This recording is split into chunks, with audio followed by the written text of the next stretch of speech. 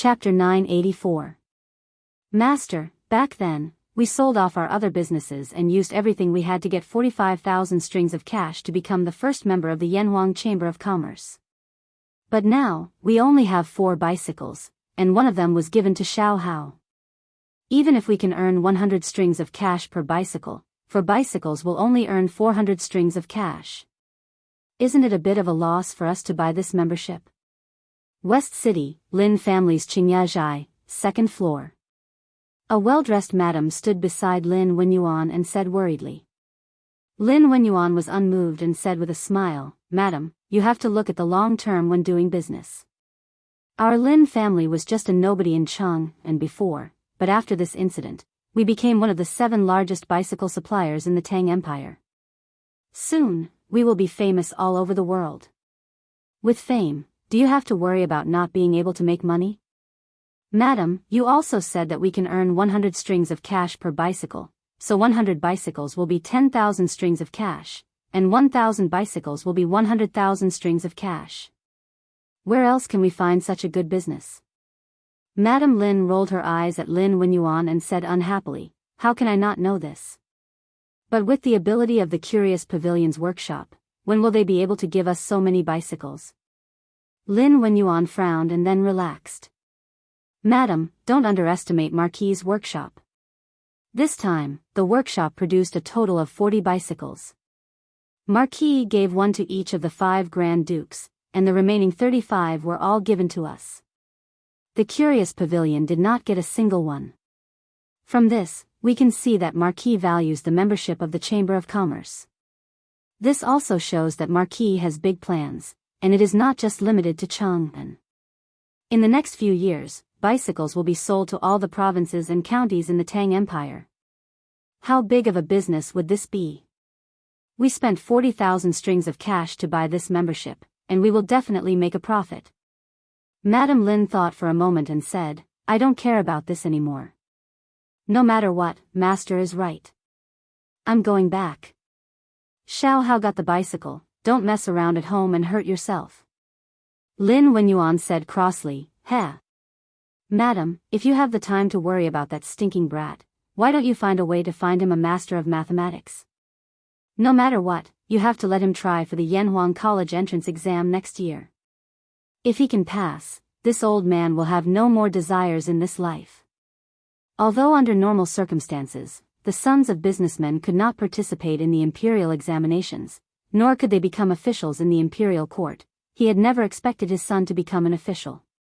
He only hoped that his son could learn some knowledge in Yanhuang College so that he could inherit the family business in the future. Madam Lin rolled her eyes at her husband again. "Master, don't you know what kind of nature our family's Xiao Hao has? It's fine if you want him to lie down and read novels, but aren't you making things difficult for him by asking him to read books to get into Yanhuang College?"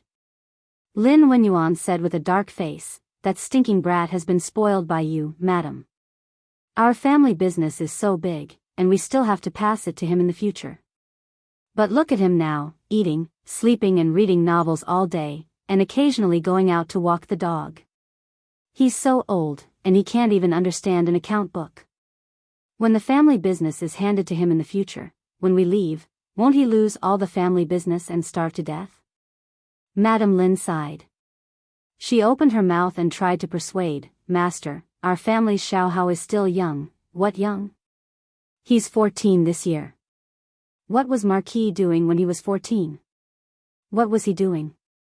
"I say, madam, you can't continue to spoil him like this, you're harming him," Lin Wenyuan advised with a serious expression. Madam Lin thought for a moment, and finally nodded, "Yes, master. I'll help Xiao Hao find a master soon." After saying that, Madam Lin turned around and went downstairs. However, she was shocked by the bustling scene at the entrance of the shop. "I have the Strange Interest Pavilion." "Oh, no, I have the purple membership card of the Yanhuang Chamber of Commerce. I want to cut the queue, I want to buy a bicycle." "You think you're so great because you have a purple membership card? I have one too, and it's also purple. What right do you have to stand in front of me?" "Hey! Get out of the way, my family's young master has the red Supreme membership card." All of you get out of the way. Wow. Red Supreme membership card? Madame Lin couldn't help but be stunned. She knew that the elegant pavilion only had 3 bicycles, but there were hundreds of people queuing up in front of her. Basically, everyone had a membership card of the Yanhuang Chamber of Commerce, and most of them were too embarrassed to take out their purple membership cards. This meant that they were all rich people in Chang'an City. Maybe Master's decision is right. As long as Marquis gives us enough goods, our Lin family can definitely become rich with this membership of the Chamber of Commerce. Madame Lin muttered to herself. Actually, there weren't many people in the elegant pavilion, but there were many people in Chang'an City who knew the inside information. They all ran to the Chow family's appraisal pavilion to queue up. That was because they had the most bicycles, with a total of 8 bicycles, which was the most in Chang'an City. Actually, the Wang family's treasure house should have the most bicycles, with 10 of them. But for some reason, the Wang family's treasure house was not open today. It was probably because the Wang family didn't want to expand their market in Chang'an City. Boss Chow, I have my Master's Red Supreme membership card, and I'm the first one here. No matter what, I have to get a bicycle today, right? Hee hee. Of course. Little brother, please go in and hand over your bicycles. Someone will deliver them to you. Chow Wendong said with a smile when he saw the young man in front of the queue holding the red membership card of the Strange Interest Pavilion. Thank you, Boss Chow.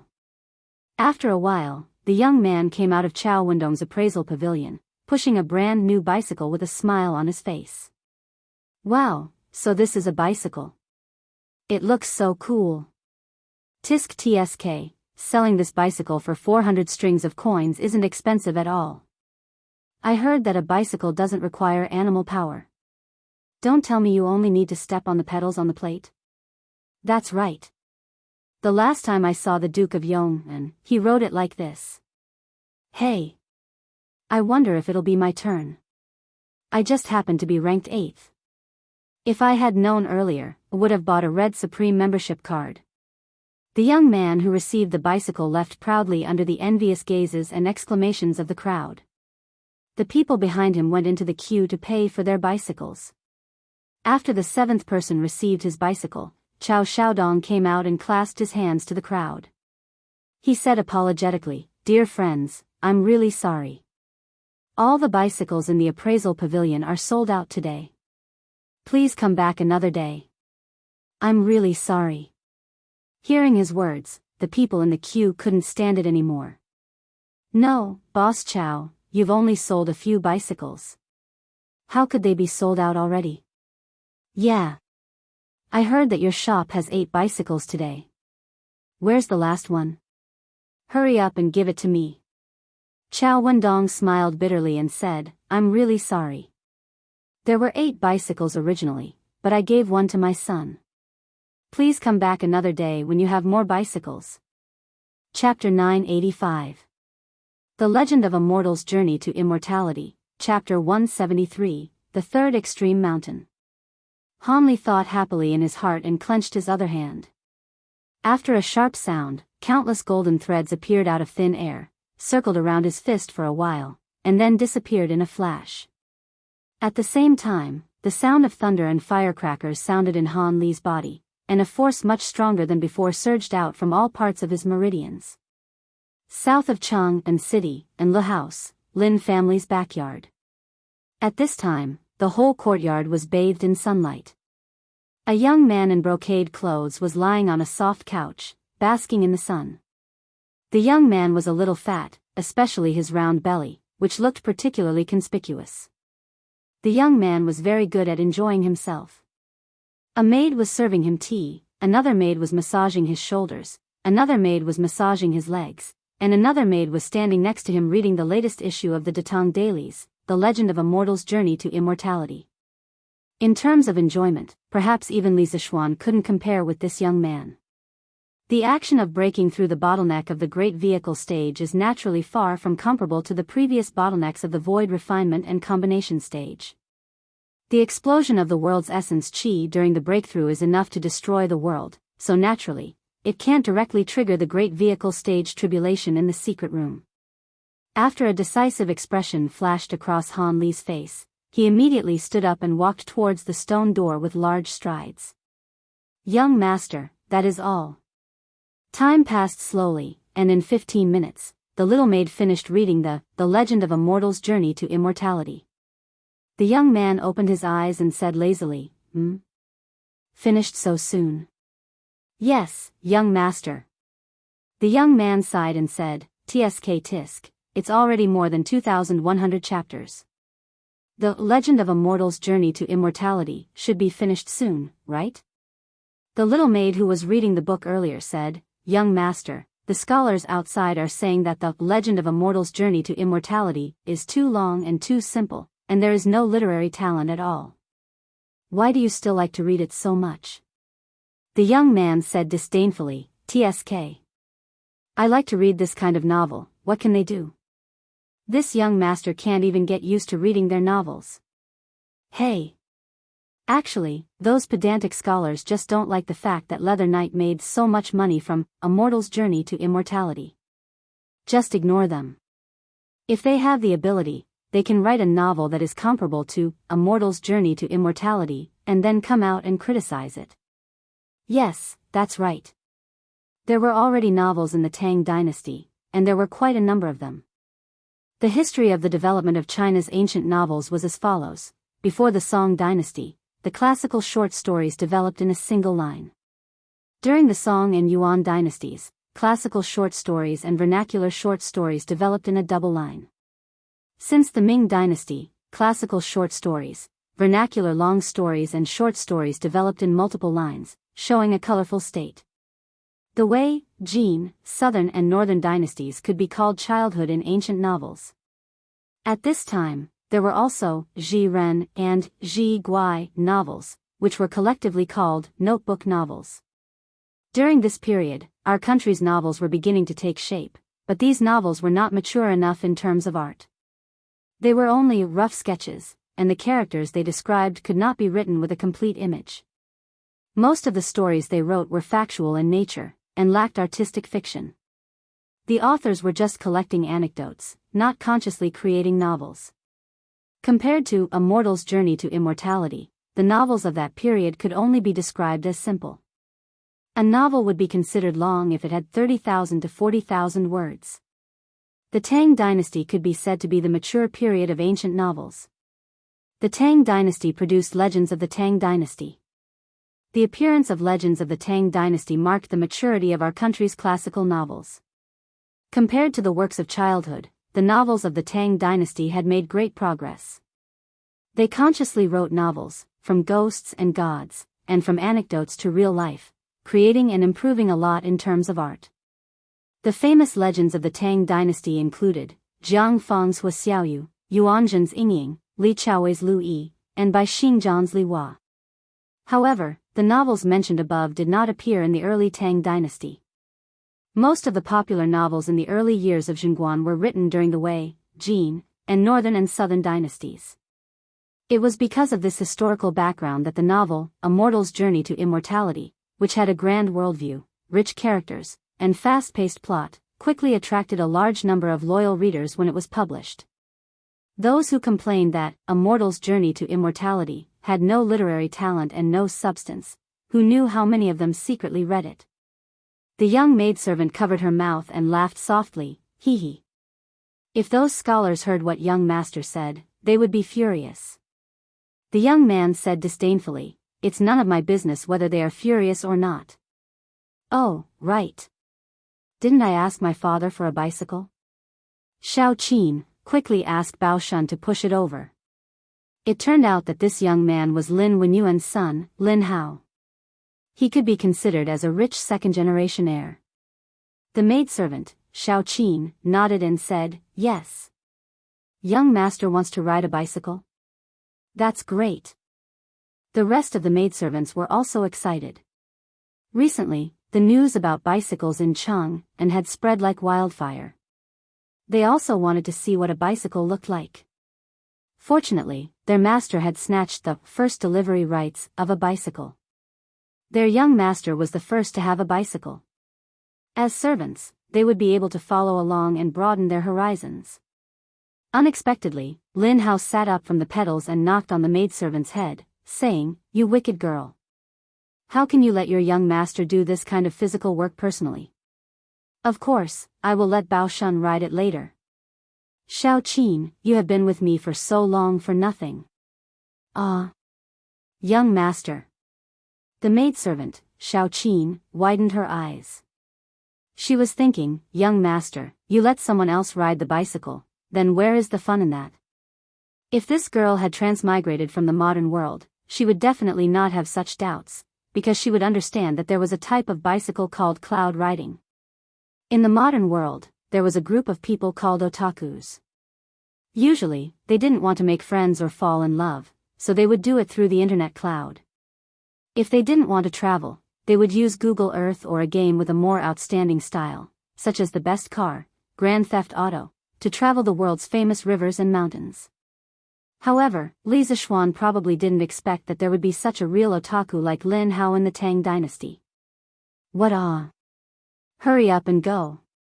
Lin Hao reprimanded, then lay down again. Oh. The maidservant responded and hurriedly went to pass down the instructions. A short while later, a very spirited young man in green pushed a bicycle over. Without waiting for him to bow, Lin Hao got up and said excitedly, "Ah. Bao Shun, come and ride this bicycle.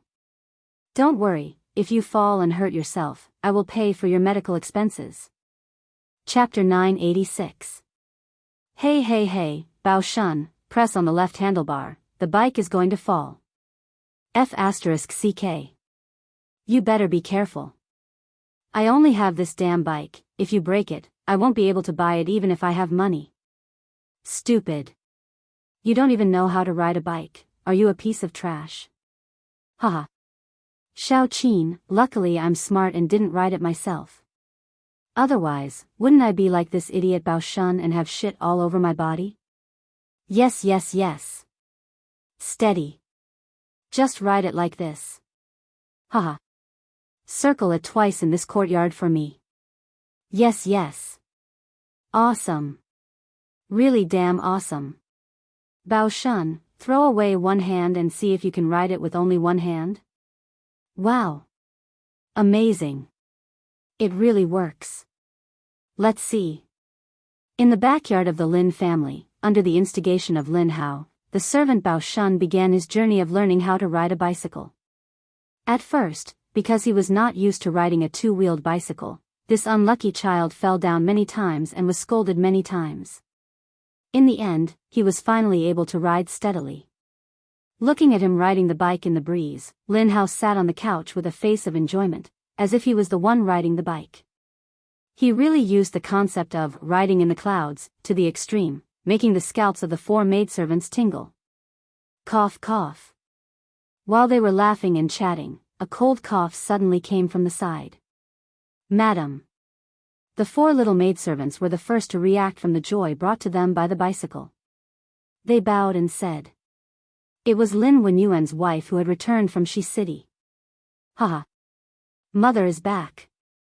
Mother, come and sit. Xiao Hua, the weather is so cold, quickly pour a cup of hot water for my mother. Lin Hao noticed the movement beside him, turned around, and hurriedly stood up with a smile. Yes, young master. The maidservant who helped massage Lin Hao's legs before went to carry out the order. A trace of warmth flashed through Madame Lin's eyes, and she swallowed the words of reprimand that were about to come out of her mouth. This young man in front of her was indeed a little ignorant and incompetent, but no matter what, he was still born from her 10 months of pregnancy. Xiao Hao, this bicycle was obtained by your father with great difficulty. How can you let a servant ride it? What if it breaks? Mrs. Lin patted her son's hand and motioned for him to sit down. Then, she sat down beside him and said. Before today, she might have thought that a bicycle was nothing. It was only a few hundred strings of coins, and the Lin family could still afford it. But today in Shi City, when she saw hundreds and thousands of people queuing up just to grab a few bicycles, she finally understood how precious bicycles were. Even if you had money, you might not be able to buy one. Wasn't the reason why the Lin family had it because they were members of the Chamber of Commerce? After Lin Hao heard his mother's words, he smiled and said, "Mother, this bicycle is so dangerous to ride. If I try to ride it, I might fall and hurt myself. When that happens, you will definitely be heartbroken. That's why I let Bao Shun ride first." When Mrs. Lin heard this, she also felt that it was reasonable. She dropped the topic and changed the topic. "Xiao Hao, have you finished the homework that Mr. Yichuan left for you?" This Mr. Yichuan, whose surname was Wang, was a famous scholar in Wanyan County of Chang'an. In the previous dynasty, he was a scholar. After the Sui dynasty destroyed the Tang dynasty, although he didn't participate in the imperial examinations again, he was still very famous in Wanyan County. Lin Wenyuan had spent a lot of money and pulled a lot of strings to finally invite this old man to teach Lin Hao one day every 10 days. Lin Hao's face was full of resentment and said, "Mother, that old man looks down on us from the bottom of his heart. Why should I do the homework that he left for me? We don't owe him anything. What right does he have to look down on us? If it weren't for you and father stopping me, I would have already gotten someone to beat him up. How dare you?" Lin Mu glared at her son. Then, she said to the maids and servants around her, "All of you, leave. If anyone dares to say what Hao said just now, I'll tear his mouth apart." The servants were shocked and hurriedly said, "Yes, madam." After they all left, Mrs. Lin looked at Lin Hao and said earnestly, "Xiao Hao, I know that Mr. Yichuan looks down on us, but I don't blame him. Since ancient times, scholars, farmers, workers, and merchants. Our Lin family has been doing business for generations. Although we don't have to worry about food and clothing, in the eyes of scholars, we are destined to be inferior. This is something that no one can change. Your father invited Mr. Yichuan to teach you poetry, but he didn't expect you to participate in the imperial examinations and pass the imperial examinations. He only hoped that you can be reasonable and have a clear mind so that you can inherit the family business he created for you. After all, the children of merchants can't enter the imperial court and become officials." Lin Hao immediately said unconvinced, "Mother, isn't Marquis Yong and from a merchant family? Isn't he a noble marquis now?" Mrs. Li patted her son's arm and said unhappily, "Marquis Yong and is a special case. He has an immortal master and has a lot of skills. How can we, mere mortals, compare to him?"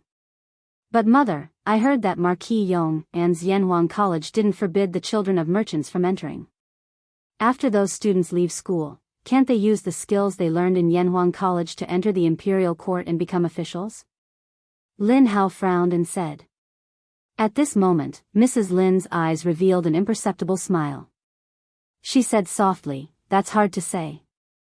However, if they can enter Yanhuang College, even if they can't learn 50% of Marquis Yong and skills, they should be able to learn 10% or 20%. Just based on this 10% or 20% of skills, they are people with great prospects. Let's not talk about anything else. Just the fact that Marquis Yong and is willing to give the children of merchants this opportunity to enter the imperial court is worthy of our gratitude." It was rare that Lin Hao didn't refute. He nodded and said, Marquis Yong and is indeed different from others. He is an interesting person."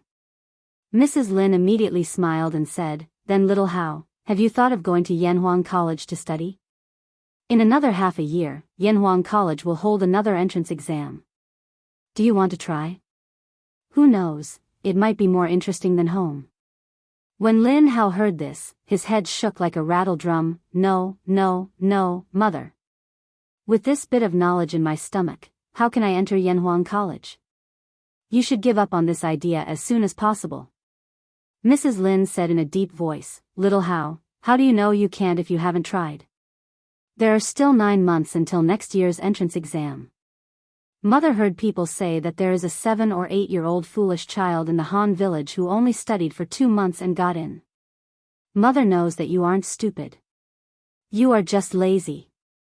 If you are determined to enter Yanhuang College now, Mother believes that you will be able to get in next year." Chapter 987. Mother. How can Yanhuang College be more interesting than home? Ahem, what I mean is, I just want to stay at home and be filial to you and father. I don't want to go anywhere.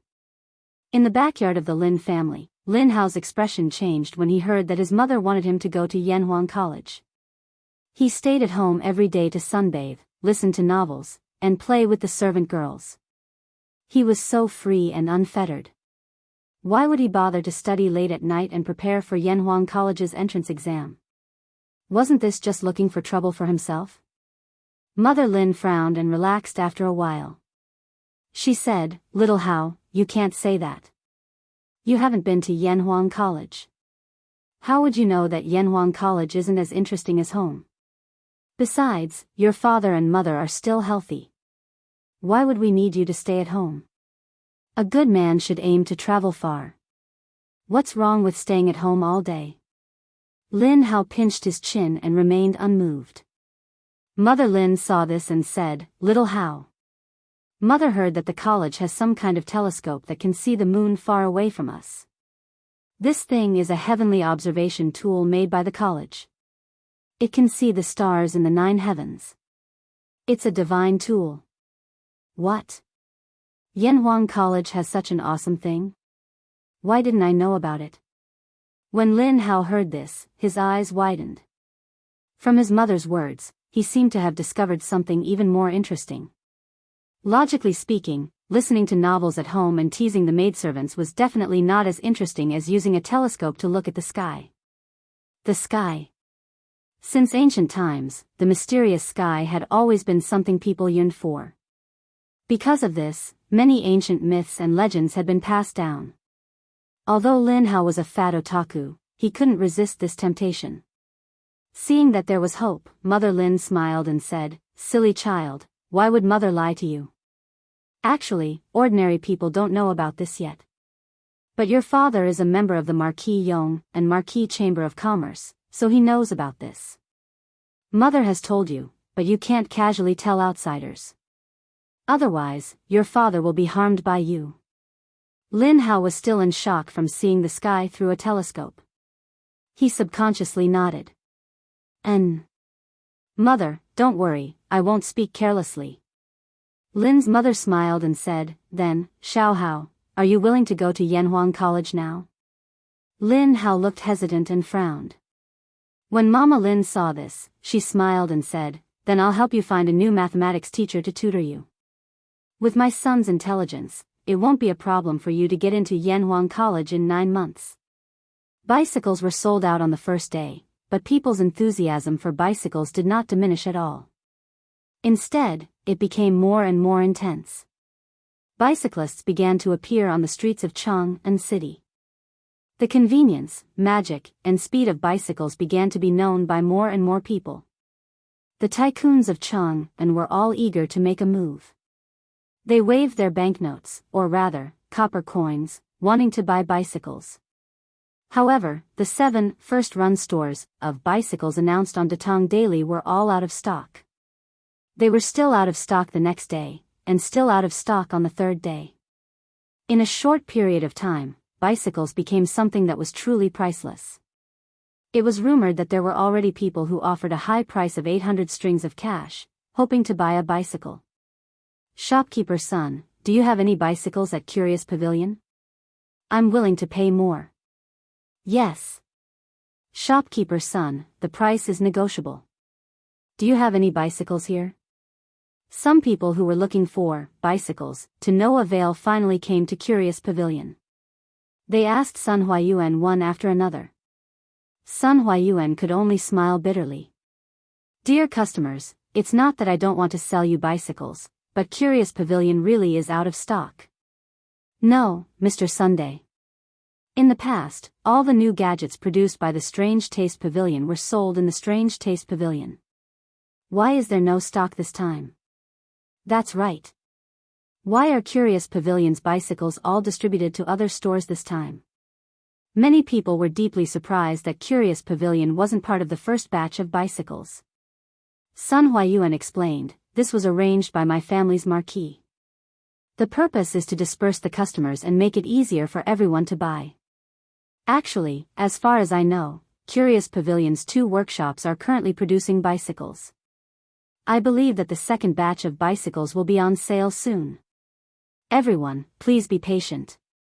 Hearing Sun Huayuan's words, although the crowd was unwilling, they could only go back and wait for the news. Although Li Zishuan had heard about these things, he didn't care much about it. Because the workshops were all following procedures, it was useless for him to worry about it. He still had other things to do. Mr. Yen, have the exam questions for each subject been released? In Yanhuang College, Li Zishuan asked in a low voice in Yen Sila's office. Yes, that's right. Yanhuang College's first monthly exam was about to be held. Due to the late start of the semester and the military training in the first month of the semester, the real time of classes in the first semester was only 2 months. After the monthly exam, the next big exam would be the final exam, and then it would be the winter vacation. Yen Sila pointed to the 5 craft paper bags on the table and smiled. Yes, it's all ready. Yamacho, do you want to take a look at it yourself? Li Zishuan thought for a moment and nodded. Yes, I'll take it back to have a look later. The exam rooms should have been allocated, right? Yen Sila replied, it's all arranged. Every seat has an exam number, and the other teaching rooms in the teaching building have all been opened. Each teaching room will only seat 20 people, and the allocation of exam rooms will be messed up. It should be able to prevent the students from plagiarizing. Li Zishuan had used the modern exam system as a reference for the allocation of exam rooms. Li Zishuan would learn from modern systems whenever he could. He wasn't polite at all. Well, if that's the case, I'm relieved. Li Zishuan nodded. He had been in Chang'an City for a few days because of his personal affairs, so he was a little negligent in the management of the college. However, the current leadership of Yanhuang College had begun to take shape. Even if he wasn't in the college for a short time, the operation of the college wouldn't be in trouble. Inform the head teachers of each class to emphasize the discipline of the exam room to the students. Those who cheat will have their grades nullified or be expelled directly. So I don't want to see any students cheating. No teacher wanted their students to cheat in the exam, and Li Zishuan was no exception. Yes. Yamacho, don't worry. I'll explain it to them clearly. Yen Silu stroked his beard and responded. Li Zishuan learned about the recent situation of the college, and then took the exam papers to the other courtyard. Yesterday, he had already brought his wife back to the side courtyard to stay. Chapter 988. Li Zishuan took the test papers home and skimmed through them. The next day, he sent them back to the college. This time, Li Zishuan didn't mess around with the test papers. Overall, the difficulty of the questions was only average. There weren't any weird questions and it tested the students' foundations. Li Zishuan didn't make any changes because there was no need to make weird questions to make things difficult for the students every time. Hey! Chonyo, Zifan, Baolin, do you guys want to play football after school? Yanhuang College, Guanghua Building, Class 1, Li Tai stood up and asked a few people who often played football with him during the break. Now, football had become a part of the students' lives. Li Tai did not like sports in the past, but ever since he successfully lost weight during the military training, football came out of nowhere. He began to be infatuated with this hot-blooded sport. Basically, he would find some friends to play football on the field every few days. F***CK. The monthly test is tomorrow and you're still in the mood to play football? You're not treating us students with bad grades as human beings. Ching Chumo immediately said indignantly. Oh. Chingke, I won't play football with you tonight. I still have to review my homework. Yuchi Baolin stood up and scratched his head with a silly smile. Li Tai pursed his lips and said unconcernedly, isn't it just a monthly test? Is it necessary? You've already learned what you need to learn. It's too late for you to learn what you haven't learned. Why don't you play football and relax? Who knows, maybe you'll get better results. Ching Chimo rolled his eyes and said, Chingke, it's easy for you to say that. It doesn't matter if your grades are good, you can play blindly. But Bao Lin and I are different. We'll take advantage of this time to learn as much as we can. Hey. Qingke, don't you want to be first in this monthly test? Li Tai shook his head without hesitation and said, let's leave it to fate. If I get it, it's my fortune. If I don't, it's my fate. Why force it? Ching Chumo laughed. This guy suddenly said sarcastically, yo, yo, yo. I haven't seen you for a few days and you've already become desireless. Could it be that you want to become a monk and practice Buddhism? Li Tai laughed and scolded, F***CKU. You're the one who wants to be a monk. Hee hee. In my opinion, Cyan Sparrow no longer has the motivation to fight for first place. Haha. Otherwise, with Qing K's personality, she will definitely not give up until she gets first place. Seeing this, Sun Zifen smiled and revealed the truth. The truth was indeed as he said. If it had been a month ago, Li Tai would have been very concerned about the ranking of this monthly exam. At that time, Li Zishuan had said that football could only be obtained by passing the top 3 of the monthly exam. It could not be bought anywhere else even if one had the money. But later, Li Tai did not know why Li Zishuan went back on his word and actually took out a large number of footballs to sell. For Li Tai, anything that could be solved with money was not a problem. Since he could buy football with money, why would he work so hard for the monthly exam? The monthly exam was just a small test in the learning process. It was not worth his attention. Hence, his very Buddha-like answer just now. Li Tai was seen through, but his expression did not change as he said, after the exam, I'll treat you to a meal at a small shop to celebrate. How about that? That's fine with me. Then are you two going to play football in the afternoon? No. F***CK. What about you, Zifen? Sun Zifen shook his head and said, Cyan Sparrow, I'm not going either. The weather today is not good. Li Tai had no choice but to find someone else. The next day, Yanhuang College's first monthly exam officially kicked off. As the college bell and drum rang 3 times in a row, the invigilators in the 32 examination halls began to distribute the exam papers at the same time. The teachers of the college's inspection team also started to patrol the examination halls one by one to prevent students from cheating in the exam. In fact, in terms of invigilation, Yanhuang College's monthly exam was almost as strict as the Tang Empire's imperial examination. This was also because Li Zishuan wanted to do his best to create a fair learning and competitive environment for the students. That was why he paid so much attention to the examination hall's discipline. There were a total of 5 subjects in this monthly exam. Among them, classics and geography were combined. On the first day, they would be tested on mathematics in the morning. The difficulty of the first exam was maxed out. In the afternoon, they would be tested on physics. On the second day, they would be tested on chemistry. In the afternoon, they would be tested on classics and geography in the afternoon. After the exams, they would have a holiday because tomorrow was Friday. The monthly exam's mathematics paper was set by Su Hongji. He had worked with Li Zishuan in the mathematics school for a period of time. He had learned a few points from Li Zishuan's craftiness in setting the questions. In the beginning of the mathematics paper, most of the questions relied on some basic questions related to the knowledge points in books. These questions were not difficult, but they were not easy either. Only those who had a thorough understanding of the knowledge points could get them all correct.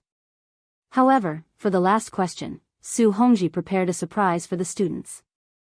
Let's say there is a pond with an infinite amount of water. There are 2 empty water bottles with a capacity of 5 liters and 6 liters respectively. Deduce how to use these 2 bottles to obtain 3 liters of water from the pond. This was a logical deduction question related to mathematics. Compared to the previous questions, this question was undoubtedly more flexible because it did not test a certain knowledge point in books. It tested one's reasoning ability. This question was worth a total of 15 points, so no one took the initiative to give up on this question. Each and every one of them racked their brains and calculated the answer on the draft paper. Meng Wenhao, who was sitting in exam room 16, thought for about half an hour before he finally started writing. First, fill the 6-liter bottle. Then, pour it into the 5-liter bottle. There is 1 liter left in the 6-liter bottle. Then, empty the 5-liter bottle. Pour the remaining 1 liter of water from the 6-liter bottle into the 5-liter bottle. Then, fill the 6-liter bottle with water. Pour it into the 5-liter bottle until it is full. Pour in 4 liters of water, leaving 2 liters of water. Finally, empty the 5-liter bottle. Pour the remaining 2 liters of water from the 6-liter bottle into the 5-liter bottle. Then, the 5-liter bottle will have 3 liters of space left. Fill the 6-liter bottle with water. Then, pour it into the 5-liter bottle until it is full. Pour in 3 liters of water, leaving 3 liters of water in the 6-liter bottle. After he finished writing, Meng Wenhao shook his head and thought to himself, this question is quite interesting. It seems that Mr. Su's problem-setting skills are gradually approaching that of Yamacho. If Meng Wenhao could solve this question, how could Li Tai, who was in exam room 1, not be able to do it? He only thought for half an hour before he came up with an answer. Moreover, it was a different answer. First, fill the 5-liter bottle. Then, pour in the 6-liter bottle. Then, fill the 5-liter bottle. Pour in the 6-liter bottle. Then, there will be 4 liters of water left in the 5-liter bottle. Then, empty the 6-liter bottle. Pour in the 4-liter bottle from the 5-liter bottle. Then, there will be 4 liters of water left in the 6-liter bottle. Finally, fill the 5-liter bottle with water. Then, fill the 6-liter bottle with water from the 5-liter bottle. Then, there will be 3 liters of water left in the 5-liter bottle. After he finished writing, Li Tai nodded with satisfaction and whispered, in the past, Yamacho came up with a question about putting water in the pool. Now, Mr. Su came up with a question about getting water from the pool. This is really interesting. Chapter 989. At 4:00 in the afternoon of the next day, the last exam of Yanhuang College's first monthly exam was over. After going through 2 days of high-intensity exams, the students were all physically and mentally exhausted. After handing in their papers, no matter if they did well or not, they all couldn't help but heave a sigh of relief. Hey! Qingke, didn't you say yesterday that you'd treat us to a drink after the exam? Let's go now. After the students in the exam room returned to their respective classrooms, Ching Chimo patted Li Tai's shoulder and winked. Li Tai said unhappily, F***ck, you guys weren't loyal yesterday and didn't accompany me to play football. Today, you want to drink with me? No way. He did say yesterday that he'd treat them to a meal, but there was a prerequisite. Ching Chimo took advantage of the situation and said, hee hee. Qingke, Chitsu culture is flourishing.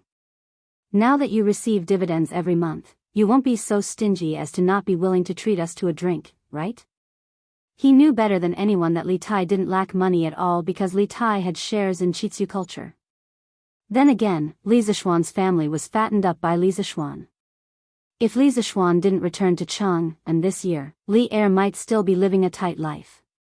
Li Qingxian and Li Tai might still be by Li Er's side fighting for favor. Now, history was changing little by little. Hee hee. That's right, that's right. Qingke, you're the richest among us. It's not too much to treat us brothers to a drink, right? Sun Zifan also chimed in. Oh.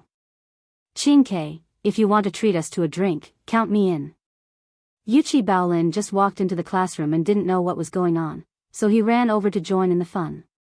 Li Tai almost vomited blood. He thought about it and finally said helplessly, okay. Pack up, let's go to Xiaomao's a small shop for a meal tonight. I'm really scared of you bad friends. Ever since Gu Xiaomao's have a small shop opened, it became extremely popular in Yanhuang College. In the beginning, his family's supermarket had given the academy students a huge surprise. In this era, people would go to the rice shop to buy rice, to the market to buy shoes, to the grocery store to buy pots and pans, to the rain gear store to buy umbrellas, and to the snack stalls in the eastern and western markets to buy snacks. However, once Gu Xiaomao's store was opened, the students discovered that shopping had suddenly become very simple. Food, drinks, and necessities could basically be bought from his store. Moreover, they had to choose what they wanted to buy. After choosing, they just had to pay the bill at the counter at the entrance. This kind of novel shopping method also made the students feel very refreshed. When they had nothing to do, they would often come in groups of 3 to 5 to shop at the supermarket. Other than the supermarket, there was also a small shop that provided gourmet service. This was also a campus restaurant. There was a row of sheds outside the store. Under the sheds, there were tables and chairs. The store mainly served noodles or small dishes. The person who cooked was usually Old Man Gu. Sometimes, when Old Man Gu couldn't free himself, Gu Xiaomao's sister, Gu Yunshuang, would come out to cook. Haha. Xiaomao, today we're here to take care of your business. Li Tai brought a group of people out of Guanghua building. After a short while, they arrived at a small shop. He shouted at Gu Xiaomao, who was chopping firewood in front of the store. Behind him were Qing Chumo, Yuqi Baolin, Qin Huayu, Li Huiran, Li Ku, Zhang Sun Chong, and Sun Zifan. They were all a group of second-generation officials. Your Highness. Gu Xiaomao was shocked. He quickly put down the work in his hands and hurriedly greeted him. Although the ordinary students of Yanhuang College often came here to shop at the supermarket, Li Tai rarely came here. This was because the little fatty basically didn't lack anything in daily life. Every weekend, there would be servants who would come over to help him replenish his goods. The little fatty was either studying or running off to play football. Naturally, he rarely came to the supermarket. Screw you. How many times have I told you not to call me Your Highness? Just call me Qin. You just don't listen. Do you believe that I won't beat you up next time? Li Tai walked over and punched Gu Xiaomao's chest as he jokingly scolded him. When Yanhuang College was being built, one of them was the captain of the 8th team of the 1st Regiment, while the other was the vice-captain of the 8th team of the 1st Regiment. That construction life left a deep impression on Li Tai. At the same time, during that time, Gu Xiaomao took good care of Li Tai. Therefore, Li Tai treated Gu Xiaomao as a friend. He. This. Gu Xiaomao looked troubled. He really didn't dare to call Li Tai's name directly. Forget it. I won't make things difficult for you. Xiaomao, I'm inviting my friends over for drinks today. Make some good food and think of a way to get some girls. Li Tai saw this and helplessly patted Gu Xiaomao's shoulder. At the same time, he felt a little disappointed. Actually, he wanted to casually make friends like ordinary people. Hey! Everyone, please wait. The drinks and dishes will be here soon. Gu Xiaomao breathed a sigh of relief and immediately beamed with joy. Hey. We haven't eaten together in a long time. Xiaomao, why don't you come over for a drink later? Li Tai grabbed Gu Xiaomao's shoulder and said. Gu Xiaomao couldn't bear to refuse.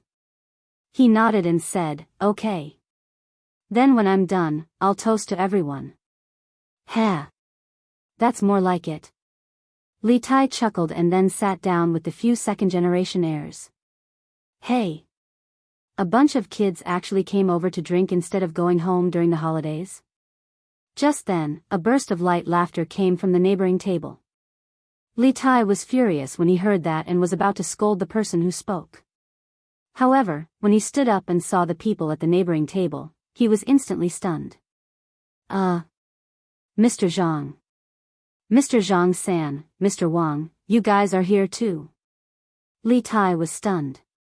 The rest of the people then realized that the bearded man and Wang Ji were sitting at the neighboring table. They almost forgot that these two old drunkards were regulars at a small shop.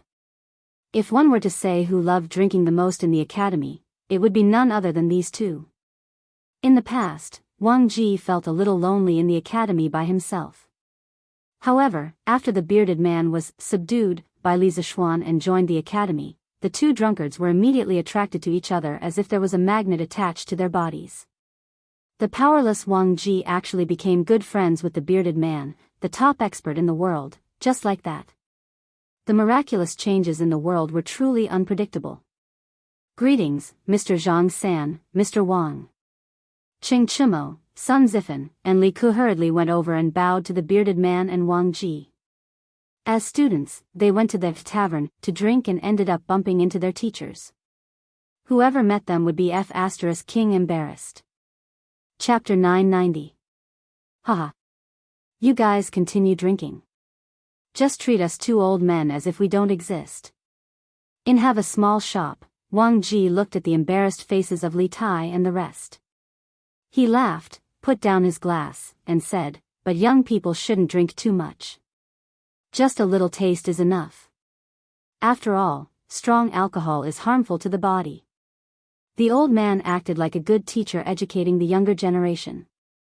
He completely forgot that he was an old drunkard. How could he have the right to advise others to drink less?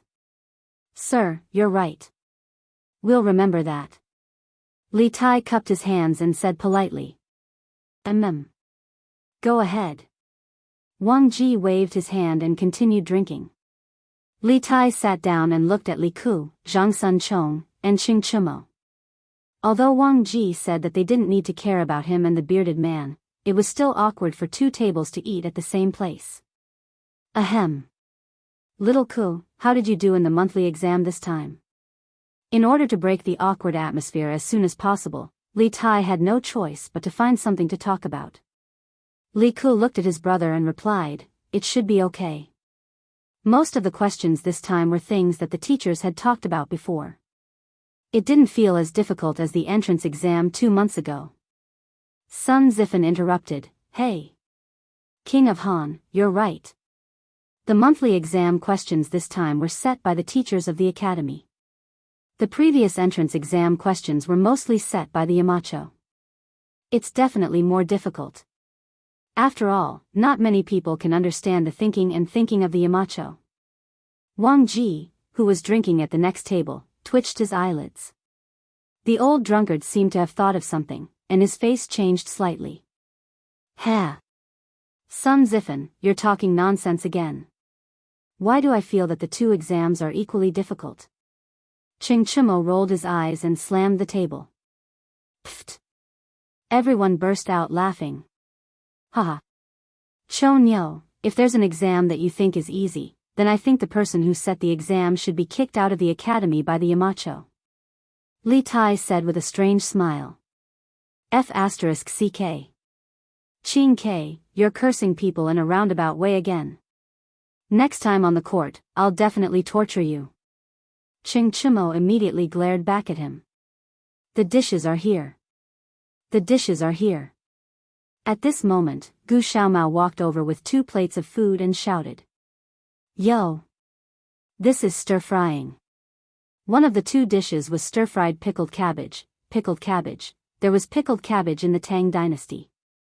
Due to the high price of salt and the lack of vegetables in winter, pickled cabbage was considered a relatively luxurious dish in winter, and the other dish was fried chicken with scallions. Seeing these 2 dishes, Li Tai raised his eyebrows and said with some surprise. Hey!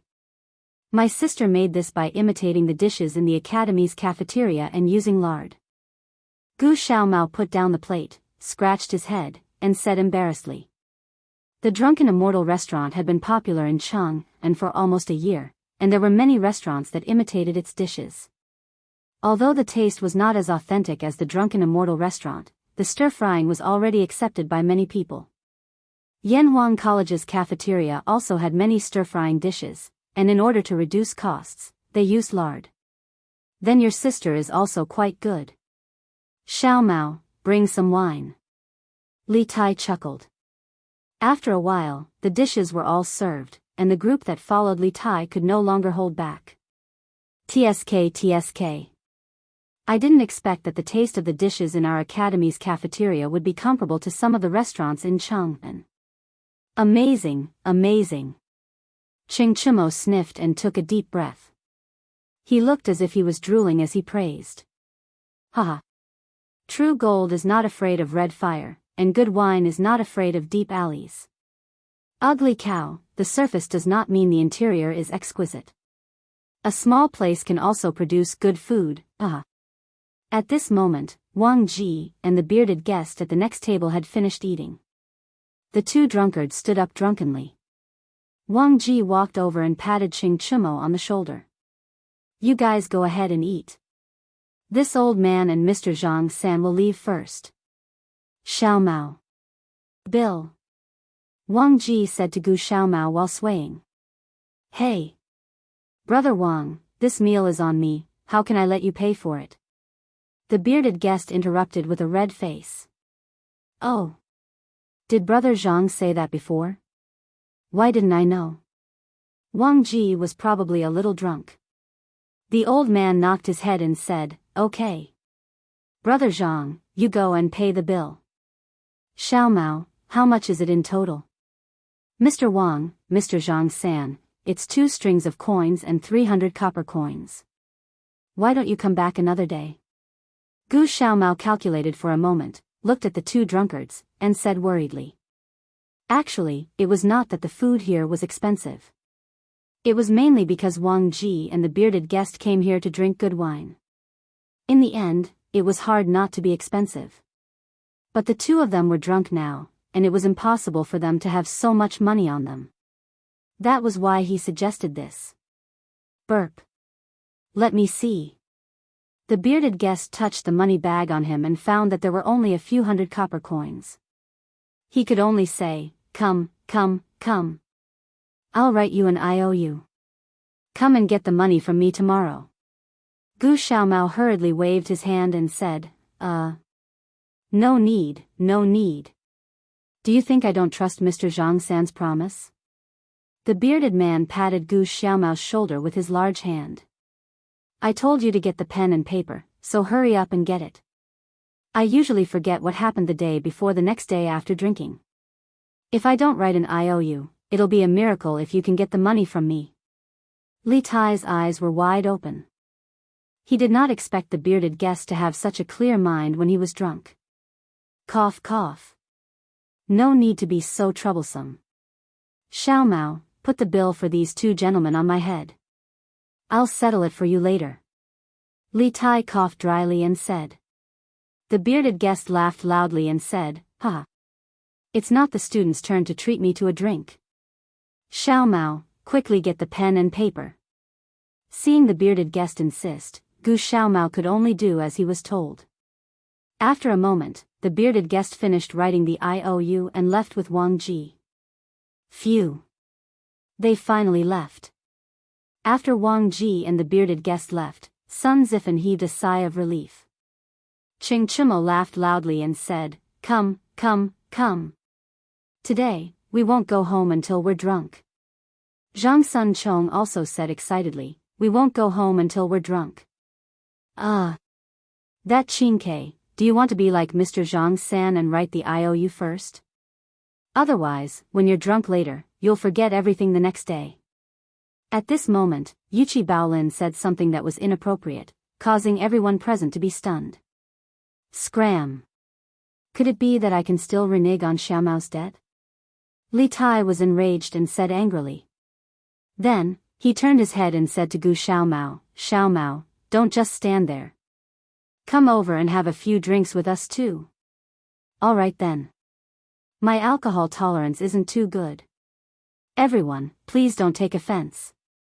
Chapter 991. Oh. My head hurts. What time is it now? The next day, the sun shone through the window and into the dormitory. Li Tai's bed was at the door, so the sun shone on his face. He didn't know when he finally woke up, but he suddenly felt a headache. After waking up from a hangover, people usually felt uncomfortable. Last night, they drank until 6:30 p.m. Ching Chumo, Yuchi Baolin, Li Ku, Sun Chong, Qin Huayu, and Li Huairan were good drinkers. After eating and drinking, they could even ride back to Chang'an. He and Sun Zifen were not good drinkers, so they directly passed out. Naturally, they slept in the dormitory that night.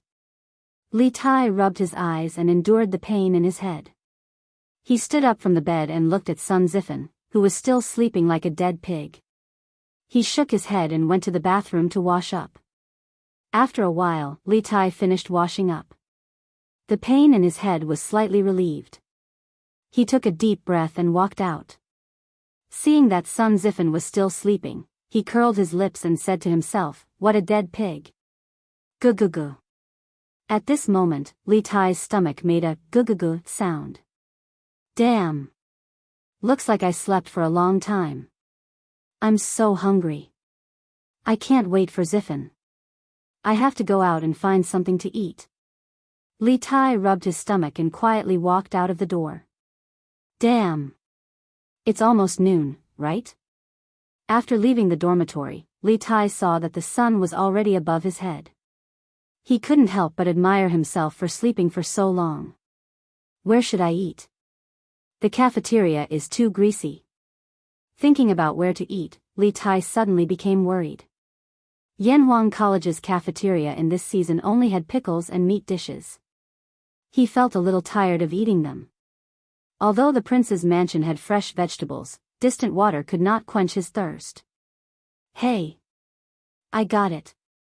Husband, you're back. The food is ready. Please wash your hands and come eat.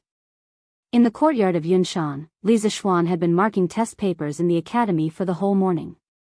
When he returned home near noon, Han Yushi came up to him and considerately took off the cloak for Li Zixuan. She said with a smile. Haha.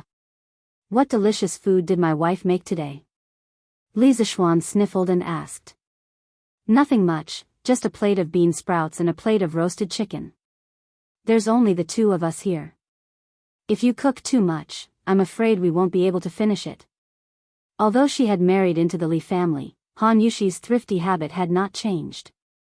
Hey! That was enough. That's enough. Li Zixuan was not a wasteful person. Not only did he not dislike his wife's character, he even faintly admired it. In his previous life, he had seen a piece of news saying that the couple went to a restaurant for dinner. When they were about to leave, the woman saw that there were still a lot of dishes left, so she asked the waiter to pack them up. In the end, when they returned home, the man thought that the woman had embarrassed him and beat her up. When Li Zixuan saw this piece of news, he was speechless. He could only sigh. Why would a good girl always meet a scumbag man? Knock, knock, knock. Yamacho. At this warm moment, there was a knock on the door. Chinke? Why is this guy here at this time? When Li Zixuan heard the voice, he knew that the person outside was Li Tai. He had some doubts in his heart. Husband, go and take a look. Han Yushi looked out of the window and said with a smile. Okay. Li Zixuan responded and went to the front yard. When he opened the door, he saw Li Tai outside the yard and said, Chinke, are you looking for me? Li Tai rubbed his hands and looked as if he was afraid of the cold. He said, yes, there is something. Yamacho, why don't we go in and talk? After saying that, the little fatty actually wanted to go into the house. Li Zixuan was speechless. Was this his house or Li Tai's house? The little fatty wanted to declare war and seize control of the house. Grumble, grumble, grumble. Li Tai hadn't even taken 2 steps when his stomach failed to live up to his expectations and made 2 rumbling sounds. Li Zixuan's hearing was extremely sharp, and he immediately understood what was going on. F***CK. I say, you brat, are you here to freeload?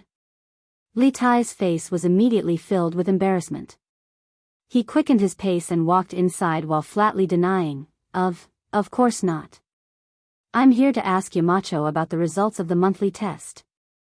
After saying that, he had already walked to the door of the house. Master's wife is really good at cooking. This dish smells so good. How delicious would it be when it is eaten? Even the imperial chefs in the palace are not as good as Master's wife's cooking skills. As soon as the little fatty entered the house, he immediately smelled the fragrance of fried bean sprouts and braised chicken floating in the air. This fellow did not care what dish was on the plate and praised it fiercely. If he lived in modern times, this fellow would definitely be a bootlicker. Han Yushi was elated by the praise and was a little overwhelmed. She hurriedly said, Chinke, you must be joking. You haven't eaten yet, right? I'll go to the kitchen and get you a bowl and chopsticks. Li Tai had been to the Li family more than once. At first, Han Yushi called him Your Highness. Later, under the insistence of Li Tai and Li Zishuan, she had long since changed her way of addressing him as Qin Ke. Li Tai's eyes lit up. He came all the way here just to hear this sentence. Hearing this, he immediately beamed with joy and said, "Thank you, master's wife." He previously thought that Li Zishuan had asked him for vegetables before and guessed that there should be vegetables to eat here. Thus, he gave up on eating in the cafeteria and directly ran here. Li Zishuan, who had just entered the house, could not help but shake his head. He thought to himself that this little fatty was becoming less and less arrogant as a dragon's descendant. He could actually do such a thing as freeloading. Han Yushi went to get a bowl and chopsticks for Li Tai, but Li Tai had already moved a chair and ran to the table to sit down. At this time, he saw that there were only 2 dishes on the table and could not help but be a little disappointed. However, when he saw the sparkling and white bean sprouts, he could not help but say in surprise, "Eh? What dish is this? Why have I never seen it before?" Li Zishuan came over and sat down. He picked up a bean sprout with his chopsticks and ate a mouthful of rice as he said unhappily, "This is bean sprout. It's taken from the sprouts of soybean seedlings and stir-fried." Li Tai's eyes lit up and said, "So it's vegetables. That's great. I want to try it." At this time, Han Yushi brought a bowl and chopsticks. Naturally, the bowl was filled with rice. Li Tai did not say anything and directly picked up the bean sprout. When it was close to his nose and mouth, a burst of fragrance entered his nostrils. He could not help but salivate. He quickly put the bean sprout into his mouth and chewed lightly. It was crispy and delicious. There was a hint of sourness and saltiness in the fresh fragrance. It whetted his appetite. Oh!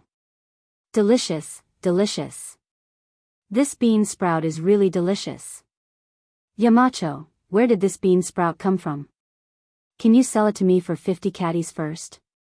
After Li Tai took a bite of the bean sprout, he felt as if he had eaten a peerless delicacy. His eyes widened as he looked at Li Zishuan excitedly and asked. Chapter 992. 50 genes? Are you still asleep? In the Yunshan residence, Li Zishuan almost spat out the food in his mouth after hearing Li Tai's words. At the same time, he cursed this little fatty in his heart. Although he had bean sprouts at home, it probably didn't even amount to 50 genes. If this wasn't an exorbitant demand, then what else could it be? Is 50 genes too much? It's not much, Yamacho. 50 genes of bean sprouts isn't enough for me to eat for a week. Li Tai fiercely picked up a large chunk of bean sprouts and put it into his bowl. That small porcelain bowl suddenly became a small mountain. The little fatty fiercely stuffed food into his mouth as he quibbled with Li Zishuan. Scram! 50 genes isn't enough for you to eat for a week? Do you want to eat bean sprouts as rice? Li Zishuan really wanted to pick up the little fatty and beat him up. Li Tai vaguely said, let's exchange it as rice. I can eat 50 genes a week. Yamacho, if you don't believe me, then give me 50 genes of bean sprouts to try. You really know how to scheme. What good will it do me to let you try? No way. Li Zishuan wasn't an idiot. Why would he fall for this little guy's trick? Hee. Yamacho, you can't say that. As the Yamacho of Yanhuang College, shouldn't you be concerned about the students of Yanhuang College? The college's cafeteria recently has only pickled vegetables and meat dishes. We really need these fresh vegetables. If it's really not possible, how about I exchange the vegetables from the imperial residence for bean sprouts? 1 genes for 1 genes? Li Tai bargained with a cheeky grin. Li Zishuan frowned and didn't say anything. Although Li Tai's words were somewhat shameless, there was some truth to it. If the human body didn't eat fresh vegetables for a long time, the immune system would likely decline. He didn't care about other people, but he had to care about the students of the college. He had to ensure that the students could study healthily. In a few days, there should be bean sprouts in the academy's canteen. After pondering for a moment, Li Zixuan said softly. Haha. Mighty Yamacho. Li Tai slapped the table and shouted excitedly. Humph. Don't be happy yet, I still have a debt to settle with you. Li Zixuan snorted coldly. Seeing Li Tai's stunned expression, he continued, I heard that you and Xing Chimo were drinking at Gu Xiaomao's tavern last night. You drank for more than 2 hours and all of you were dead drunk. Is that true? Hearing this, Li Tai's face fell. He quickly put down his chopsticks and shrunk his neck. He was a prince. Logically speaking, there was no need for him to be afraid of Li Zixuan. However, in the past year, Li Zixuan had conquered him with his knowledge and saved his life twice. Therefore, he couldn't help but respect and fear Li Zixuan. Yamacho, we were on holiday yesterday afternoon. It shouldn't be a problem for us to drink a little, right? The academy didn't forbid drinking during the holidays. Li Tai met Li Zixuan's aggressive gaze and braced himself. Humph. The academy didn't forbid students from drinking during the holidays, but students are not allowed to openly gather and drink in the academy. Gu Xiaomao has already broken the rules by selling the wine to you. I will settle this with him later. Li Zixuan snorted coldly and said. Li Tai was stunned and hurriedly said, Don't. Yamacho, this has nothing to do with Xiaomao. I was the one who forced him to give us the wine. The main responsibility is on me. Li Zixuan's eyes were cold, but a trace of relief grew in his heart. Probably no one would have thought that the high and mighty king of Wei, Li Tai, would actually plead for leniency for a lowly commoner, in the eyes of the upper echelons of society. This scene would have been impossible to happen a year ago. However, Li Zixuan was gratified by this. A person who knew how to think for others, no matter how bad they were in the future, they wouldn't be too bad. For Li Tai to be able to do this, it meant that he had matured. The arrogant, headstrong, and temperamental Li Tai from history would never appear again. Husband, Xiaomao's family doesn't have it easy. Why don't you let them go this time? Han Yushi said at this time. Li Zixuan secretly praised his wife for pleading at the right time. In fact, he wasn't very angry. He just wanted to use this opportunity to test Li Tai's character. He played the bad guy, and Han Yushi played the good guy. Yes. Yamacho. It wasn't easy for Xiaomao to open a shop in the academy. His family depends on this shop for a living. Please don't punish him this time. Li Tai cast a grateful look at Han Yushi and quickly said. Li Zixuan didn't say anything, but pretended to be deep in thought. The atmosphere in the room was a little tense. Li Tai didn't care about enjoying the food at this time. He stared at Li Zixuan without blinking, looking a little nervous. Forget it. Since it's your first offense, I'll forgive you this time. As for Gu Xiaomao, I'll send someone to warn him not to sell alcohol to students in the future. As for the few of you, each of you write a self-reflection letter and hand it to me before class next Monday. After some time, the little fatty's eyes were a little sore from staring. Li Zixuan finally spoke. Li Tai heard this and couldn't help but breathe a sigh of relief. However, he was puzzled and asked, Yamacho, what is a self-reflection letter? How should it be written? Li Zixuan patted his head and replied, it's a self-reflection letter. It's similar to the self-reflection letter written by Emperor Wu of Han. Actually, in history, Li Er had also written a self-reflection letter, but that was after the outbreak of the locust plague in the second year of Zhengguan. There was no such thing now. Li Tai suddenly understood, but he felt that Li Zixuan's analogy was a little inappropriate. Okay. I'll inform Chu Mo and the others to write a self-reflection letter. Li Zixuan nodded and thought to himself, who can be more awesome than me if I ask the Tang dynasty's prince to write a self-reflection letter? Let's eat. When the little fatty heard this, his mood improved. The hunger in his stomach made him transform into a glutton. The big plate of bean sprouts that Han Yushi had fried was all eaten by this guy in no time. However, he didn't touch the plate of braised chicken at all. Burp. Master's wife's cooking is really superb. Yamacho really has good taste. Hee, if there were more bean sprouts, it would be even more perfect. Next time, it's best to use a porcelain bowl. After finishing the bean sprouts, Li Tai took a glance at the braised chicken and instantly lost his appetite. He rubbed his stomach and sighed as if he hadn't had enough. Hee. Since you like it so much, Xianxia, I'll cook another plate for you. Han Yushi stood up with a smile and said. Okay, my ass. Wife, sit down. This kid has been on a diet recently and is full. Don't worry about him. Li Tai cheered loudly, but Li Zixuan interrupted mercilessly. Someone had snatched all his dishes and wanted to trouble his wife to cook another plate. How could there be such a cheap thing in the world?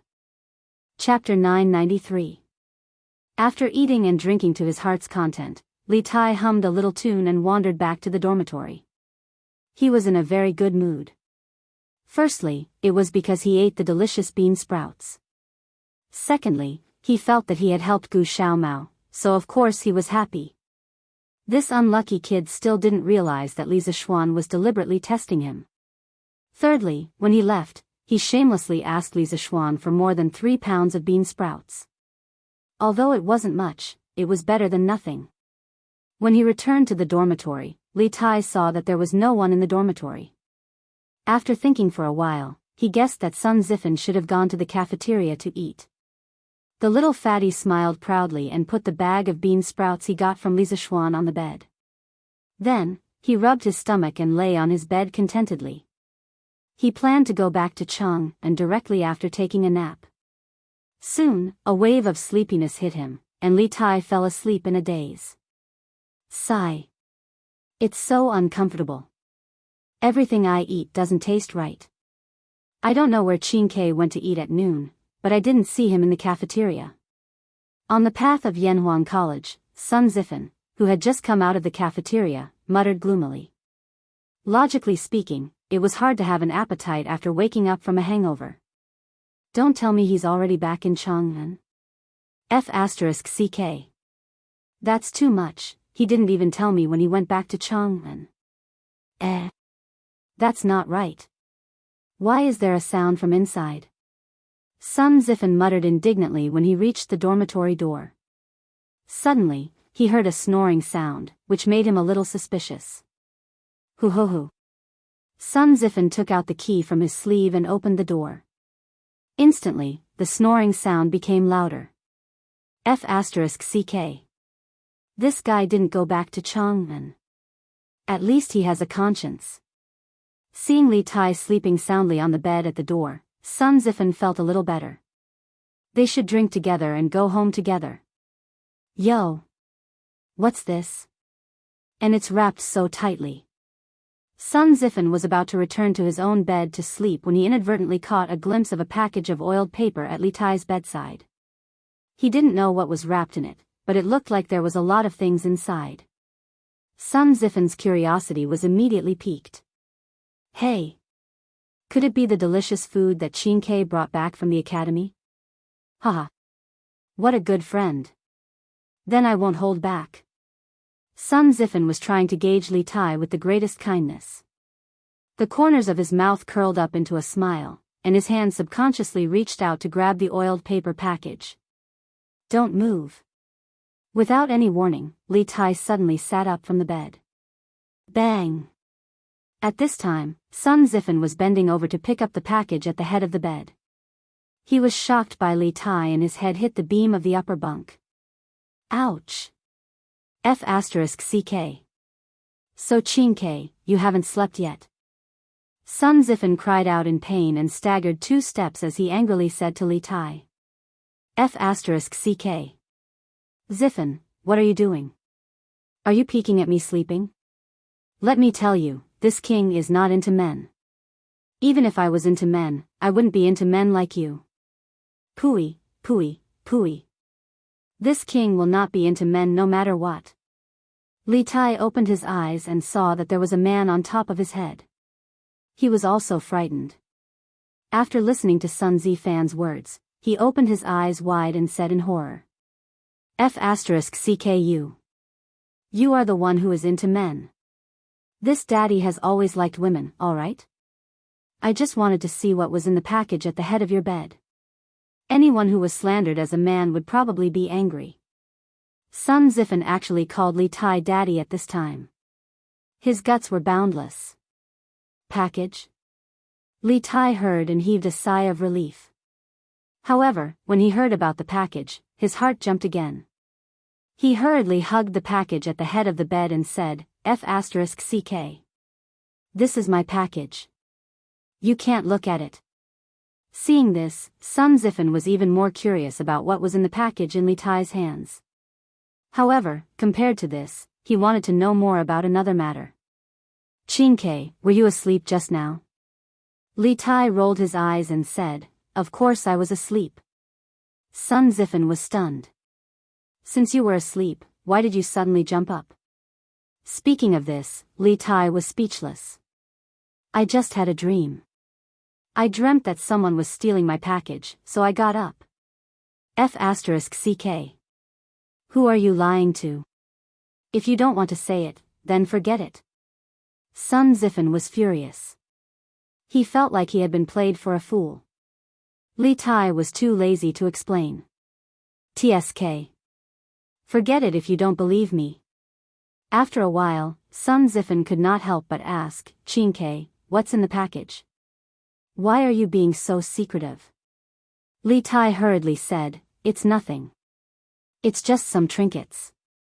Sun Zifen said in disbelief, Trinkets? What are you doing if it's a trinket? Quick, let me see what it is. After saying that, he went up to snatch it. F***CK. Stop it. It's really a trinket. It's definitely useless to you. Li Tai panicked and hurriedly hid the package behind his back. Sun Zifen was even more unconvinced. Hey. If you don't open it and let me see, then we'll just wait like this. If I don't sleep, you don't sleep either. Li Tai's fat face darkened. He could only accept his bad luck to have met such a shameless friend. He said in exasperation, F***CK. You win. Come here.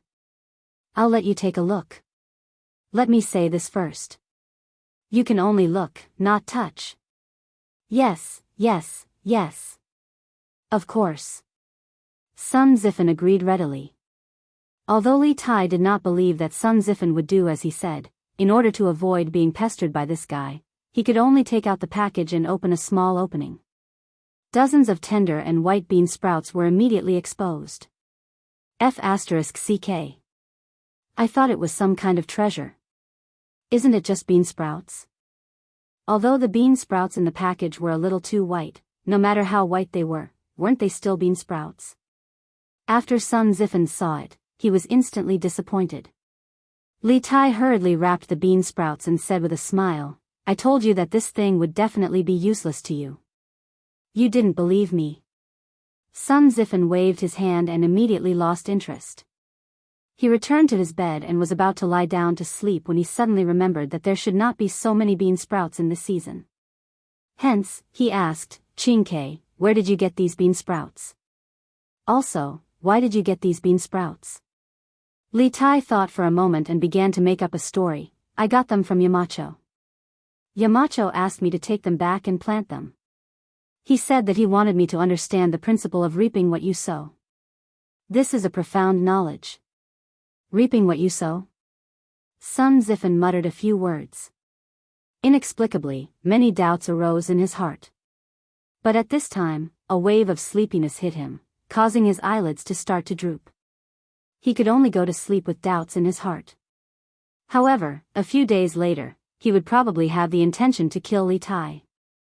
What the F***CK do you mean by reaping what you sow? I really believed in your nonsense.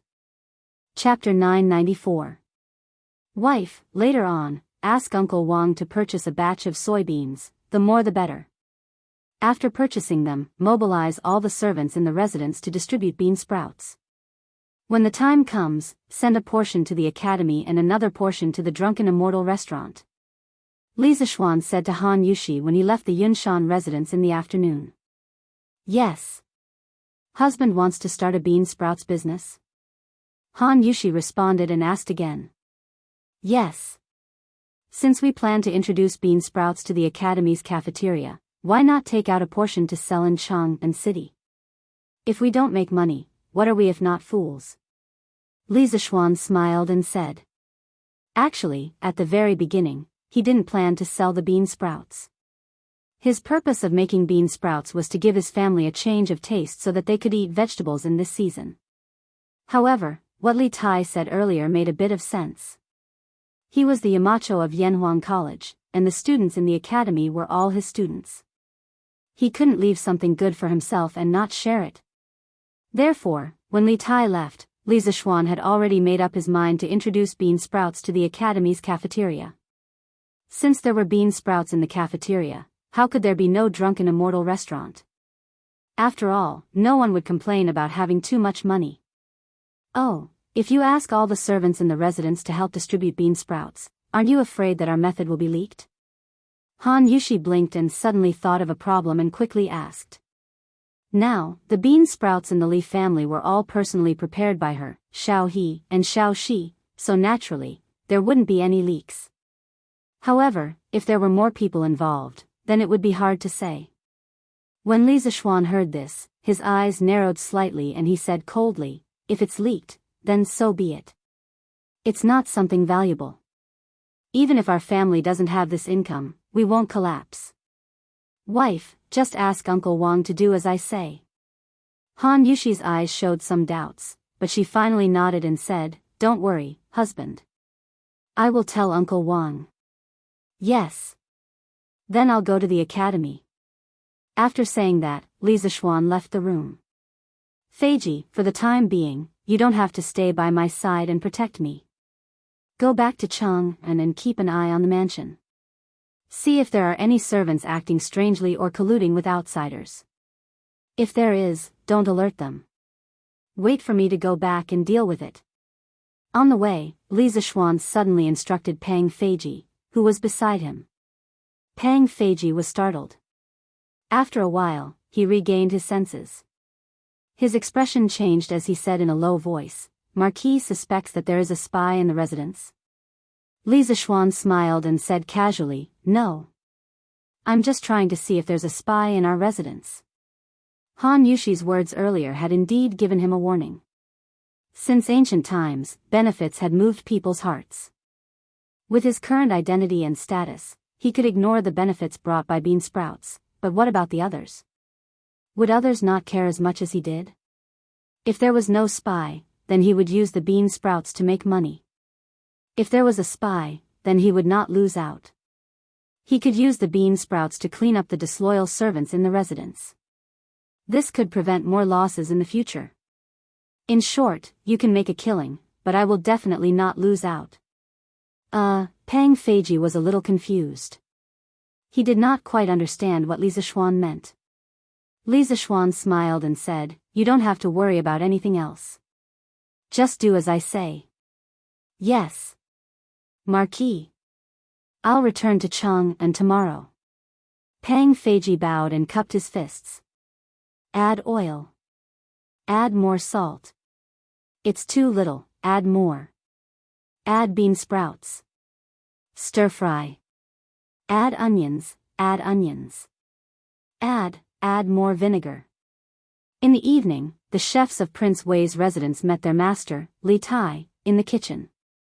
They heard that Li Tai wanted to make a new dish, and that if they did not do well, everyone would be punished. All the chefs were under immense pressure.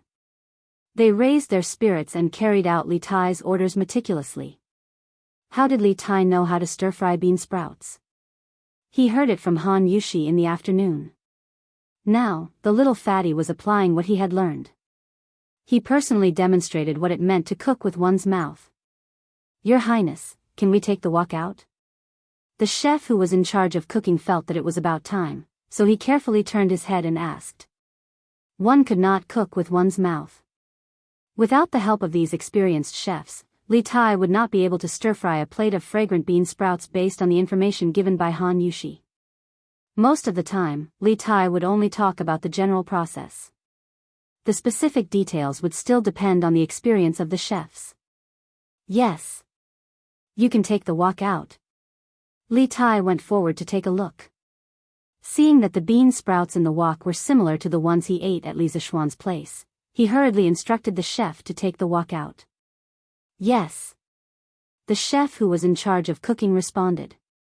Then, he picked up the wok and poured the bean sprouts into a porcelain plate that was prepared beforehand. The tender white sprouts were wrapped in oil droplets. Reflecting the light of the setting sun that shone in through the window, it looked even more appetizing. The white porcelain plate, the white bean sprouts, and the emerald green onions, made one's appetite even more aroused. The most unbearable thing was the fragrance of the bean sprouts that had just come out of the wok. The fragrance of such fresh vegetables was extremely rare in winter. Yes. Not bad. There will be rewards for all of you. In a while, all of you can go and get your rewards from Officer Wu. Li Tai went forward and sniffed. He was in a good mood and said to everyone in the kitchen. Thank you, Your Highness. Everyone heaved a sigh of relief and hurriedly bowed to thank him. Li Tai was about to instruct the servants to bring the dishes to the main hall when he suddenly paused inexplicably, as if he had thought of something. After a while, he said, fry the remaining bean sprouts and put them in the food box. This prince is going to the palace. Yes, Your Highness. The people in the kitchen bowed and answered. A quarter of an hour later, Li Tai carried an exquisite wooden food box and rode a carriage toward the palace. Reporting to Your Majesty, Prince Wei requests an audience. West Court of the Imperial Palace, Empress Jianghu's bedroom. Li Er was eating with Empress Jianghu when the palace maid outside the door suddenly came in and bowed. Qingke? Let him in. Li Er nodded and instructed the palace maid. Then, he looked at Empress Jianghu and said with a smile, "Oh. How strange. This boy actually thought of his father and mother? Your Majesty, what are you saying? Back then, you agreed to let Qingke study at Yanhuang College. Now that Qingke is busy with her studies and doesn't often enter the palace, Your Majesty is blaming her." Empress Jianghu smiled and exonerated Li Tai. Your son pays his respects to father and mother. While chatting, Li Tai had already walked in. The little fatty carried a food box in his hand and couldn't salute, so he could only bow. Chapter 995. Dispense with the formalities. What is that in your hand, Qingke? In the Lijiang Palace, Li Er was sitting cross-legged on the couch. Seeing that Li Tai was holding a food box, his curiosity was piqued and he asked. A smile immediately appeared on Li Tai's face. He took a step forward and said, replying to Imperial Father, "This son happened to come across a delicacy today. The taste is very good, and I specially brought it for Imperial Father and Imperial Mother to enjoy." Li Er's eyes lit up, and he immediately said, "Oh? What delicacy is it? Quickly bring it up." Zhao Song quickly took the food box from Li Tai's hand, opened it, and brought it to Li Er and Empress Jianghu. Then, a silver needle quickly popped out from his sleeve and fell between his fingers. Just as he was about to secretly check if the bean sprouts were poisonous, Li Er grabbed his wrist and pushed it to the side. His meaning was self-evident. Tender and white, fragrant, and with soybeans stuck to the tail, is this a bean sprout? Li Er glanced at the things on the plate, then looked at Li Tai and asked. Your Majesty, this shouldn't be a bean sprout. Firstly, there shouldn't be so many bean sprouts in this season. Secondly, bean sprouts from the ground shouldn't be so white. Empress Jianghu's observation was very detailed. After hearing Li Er's conclusion, she softly retorted. Oh. It really isn't a bean sprout. Maid Guanyin is indeed attentive. Li Er looked carefully and found that it was as Empress Jianghu said, so he changed his words. Qingke, quickly tell Imperial Mother what kind of dish this is. Where did it come from? Empress Jianghu said with a smile. Mother, this dish is called bean sprout. It is raised with clear water and changed the water daily. When the stem is an inch long, it is stir-fried in a pot to obtain this delicacy. Li Tai stepped forward and answered. I see. Empress Jiangsun was enlightened. Then she said, Qingke, you haven't said where this bean sprout came from. Could it be that you asked the servants of your mansion to train him? When she said this, even Empress Jiangsun herself didn't believe it. Her own family knew her own matters. Li Tai was a person who liked to eat and didn't like to move. Wasn't it making things difficult for him to do these things? Replying to Imperial Mother, this bean sprout was obtained from a Yamacho family. This son did not create it myself. Li Tai replied honestly. Marquis of Yongmen? No wonder. Sure enough, it's easy for greedy people to discover delicacies. After Empress Jiangsun finished speaking, the corners of her mouth couldn't help revealing a trace of a smile. Li Er coughed lightly, interrupting the mother and son's conversation. Then he said, I've only been talking about it. Guanyin maid, quickly taste it. See if this dish is as good as Qingke said. After 20 years of mutual help, Empress Jiangsun knew that Li Er truly wanted her to try first, so she didn't refuse. She reached her chopsticks into the plate, picked up a few bean sprouts, and then put them into her mouth. Her eyes seemed to brighten a bit. How is it? Li Er asked. Yes. It was fragrant and juicy, crispy and sweet, with a hint of sourness. It was very appetizing. Your Majesty, please try it too. Empress Jiangsun smiled and said. Li Er nodded, picked up a bean sprout with his chopsticks, and put it into his mouth. Yes. Not bad, not bad. After eating a bean sprout with his chopsticks, Li Er praised. Gu-gu-gu. Just as Li Er's voice fell, a series of gu-gu-gu sounds suddenly came from the main hall. He saw Li Tai with one hand on his abdomen, his face full of embarrassment. Actually, at this moment, the little fatty wasn't embarrassed at all. Instead, he secretly rejoiced. Abdomen. Abdomen. UF** King made a contribution again. Well said, well said. Hee hee. So you didn't eat Qingke either? Come over quickly and eat with Imperial Father and your Imperial Mother. Come, add a set of chopsticks for Prince Wei. A trace of warmth flashed in Li Er's eyes, and then he ordered. Many thanks, Imperial Father. Li Tai had been waiting for this sentence. Hearing this, he eagerly rushed over. Yo! Dr. Qin? Dr. Wang? The next morning, Li Zishuan went to Yanhuang College after breakfast.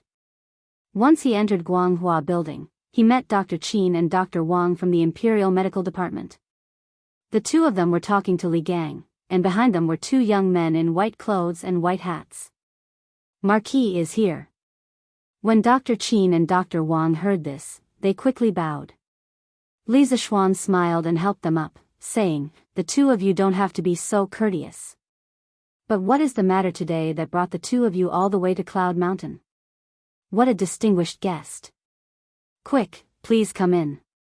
Li Zishuan didn't only admire these two doctors from the Imperial Medical Department for their medical skills, but also for their character. As the saying goes, doctors have a benevolent heart, and these two were truly benevolent doctors. A moment later, they arrived at the meeting room on the first floor. After taking their seats, Dr. Qin smiled and said, Marquis, this old man has already resigned from the Imperial Medical Department yesterday. After Brother Wang found out, he also resigned from his position. Today, we're here to seek refuge with Marquis. Li Zishuan had already guessed the purpose of Dr. Qin's visit, but when he heard that Dr. Wang also came to seek refuge with Yanhuang College, he couldn't help but feel a burst of joy. That's great. You two came at the right time. Yanhuang College's medical school has already begun preparations, and the academy's medical hall has already been set up. Moreover, the daily necessities have already been prepared. I'll have to trouble the two of you to first set up the academy's medical hall to solve the current problem of the students. Next year, we'll prepare for the medical school's enrollment. Li Zishuan's face lit up with joy as he said. Dr. Qin waved his hand and said, everything else is fine. But now that Brother Wang and I have resigned from our positions in the Imperial Medical Department, Marquis, Please don't call yourself doctor in the future, lest you become a laughingstock. Li Zishuan chuckled, then shook his head and said, although the two of you are no longer doctors in the Imperial Medical Department, you will soon become doctors in Yanhuang College's medical school. Therefore, it's not inappropriate for me to call you that just now. Li Gang, who was sitting to the side, couldn't help but raise his eyebrows when he heard this, but he didn't say anything to oppose. Dr. Qin and Dr. Wang looked at each other, and finally, Dr. Qin said, absolutely not. I've heard before that Yanhuang College's doctor selection requirements are very strict. The two of us have just entered the academy, and we haven't even made a single contribution. If we were to be conferred the title of doctor by Marquis, I'm afraid that others won't accept it. I hope that Marquis will take back his order. Li Zishuan smiled indifferently and said, if anyone doesn't accept it, let them come find me. The two of you have worked so hard to protect everyone's health, and you deserve to be awarded a doctor. I'd like to see who else won't accept it. Li Gang finally opened his mouth and said, Yamacho is right. Yinshan is remote, and it's extremely inconvenient to see a doctor. If a student is sick, they have to be sent to Chang'an City. Therefore, the Academy's medical hall is very necessary. The two of you should also be worthy of the title of Doctor of the Academy. Chapter 996. Thank you for your trust, Marquis and Mr. Li. In the conference room, the two doctors from the Imperial Medical Department cupped their hands and said to Li Zishuan and Li Gang. Li Zishuan waved his hand and said, you don't have to thank me. As long as the two of you can help run the Academy's medical center, it will be the best reward for me. Later, I will give you a copy of the medical center's regulations. In the future, all the medical centers in the Tang dynasty will follow the Academy's medical center. Dr. Qin said solemnly, Marquis, don't worry. The two of us will do our best. Li Zishuan smiled and looked at the two young people behind Dr. Qin and Dr. Wang. He asked, the two doctors haven't introduced them to us yet. Dr. Wang hurriedly said, oh. Look at our memory. Marquis, they are my and brother Qin's students in the Imperial Medical Department. He is Zhou Zichang and Gao Guangwen. When they knew that brother Qin and I were leaving the Imperial Medical Department, they dropped out of the Imperial Medical Department and followed us here. The Imperial Medical Department was not only a medical institution that served the royal family and the dignitaries, but also an institution of higher learning to cultivate medical talents. During the Tang dynasty, the Imperial Medical Department had more than 300 medical students at its peak. It could be said that it was the largest medical institution in ancient times. Oh. Zhou Zichang, Gao Guangwen, why did the two of you give up the great future of the Imperial Medical Department and come to Yanhuang College? Li Zishuan asked curiously. The two of them looked at each other. Finally, Gao Guangwen cupped his hands and said, Marquis, a teacher for a day is a teacher for life. Wherever master goes, we will follow. Zhou Zichang nodded, showing that he agreed with Gao Guangwen. Li Zishuan looked at them with appreciation and then laughed, haha. Good. Those who value friendship and righteousness will be rewarded with good fortune. The two of you can stay in the academy. After the medical department is established, you will be medical students. Thank you, Marquis. When the two heard this, they hurriedly cupped their fists with joy. Li Zishuan chatted with Professor Qin and Professor Lu for a while more before he left. The results of the monthly exam had been tabulated and he had to go take a look. As for the Academy's medical center, it was managed by Dr. Qin, Dr. Wang, and Li Gang. Nothing would go wrong. Chang'an City, Yongla Lane, Lord Ho's mansion. Today, the Marquis's mansion was unusually lively. Housekeeper Wang Zhong had bought 4 carts of soybeans from the West Market, which added up to about 1,000 caddies. All the servants in the mansion were assigned to work, moving the soybeans, carrying water, washing the soybeans, and washing the pots and pans. It was as if the new year was coming. It was very lively. San Bao, bring someone to the kitchen and get a bucket of water. All right. Young madam. Ah Fu, bring a few people to help Uncle Wang unload the soybeans. Yes. I'm on my way. Xiao He, get someone to wash these gauze. We need to use it later. In the front yard, Han Yushi was commanding. Now, all the internal affairs of the Li family were under her control. Li Jingma and Mrs. Li rarely interfered. The old couple was now living a leisurely life. If there was anything they were dissatisfied with, it would be that they were short of a grandson. After all, when people got older, they especially liked children. Yes, young madam. Xiao Yi responded and skipped down to make the arrangements. Xiao Shi, let's go see if the first batch of soybeans is done. Han Yushi said again. Yes, young madam. The master and servant walked towards the backyard. In the main hall, the old lady of the Yi family said with a smile, it's lively. Yuzhu, although there are not as many people in this mansion as in Nanyang, without the scheming, it's more lively. In a big family, there were many open and secret struggles between the branches and the first and second branches. Of course, the Yi family was no exception. The old lady of the Yi family had stayed in the Li mansion for so many days, and she liked the atmosphere here more and more. Yi Guizhong's old face darkened. Was this a roundabout way of scolding him, the former head of the Yi family, for not managing the Yi family well? Mother. It's not the new year yet. It's even more lively during the new year. Yi Yuzhu sat beside the old lady of the Yi family and said with a smile. Hee hee. Good, good, good. My family's Yuzhu is indeed blessed. Mother is also blessed. This time, the mansion got so many bean sprouts. This old one is blessed. The old lady of the Yi family narrowed her eyes, and her face was full of happy smiles. At the same time, her heart was full of gratification. Before she left for Chang'an, who would have thought that there would be such a perfect ending? Now that she saw that her daughter and grandson were living well, how could she not be gratified? I'm afraid that it won't be long before the method of making bean sprouts is spread out. At that time, won't it be a wedding dress for others? Xiao Xian didn't consider it thoroughly this time. You can't be too hasty in everything. While everyone was laughing and chatting, Yi Guizhong said something that ruined the atmosphere at the wrong time. Master, I think you're used to fighting and scheming with people in Nanyang. How can the servants in this mansion be as bad as you say? I don't think there will be anyone gossiping outside. The old lady of the Yi family said unhappily. Yi Guizhong didn't give up and said, Madam, you can't say that.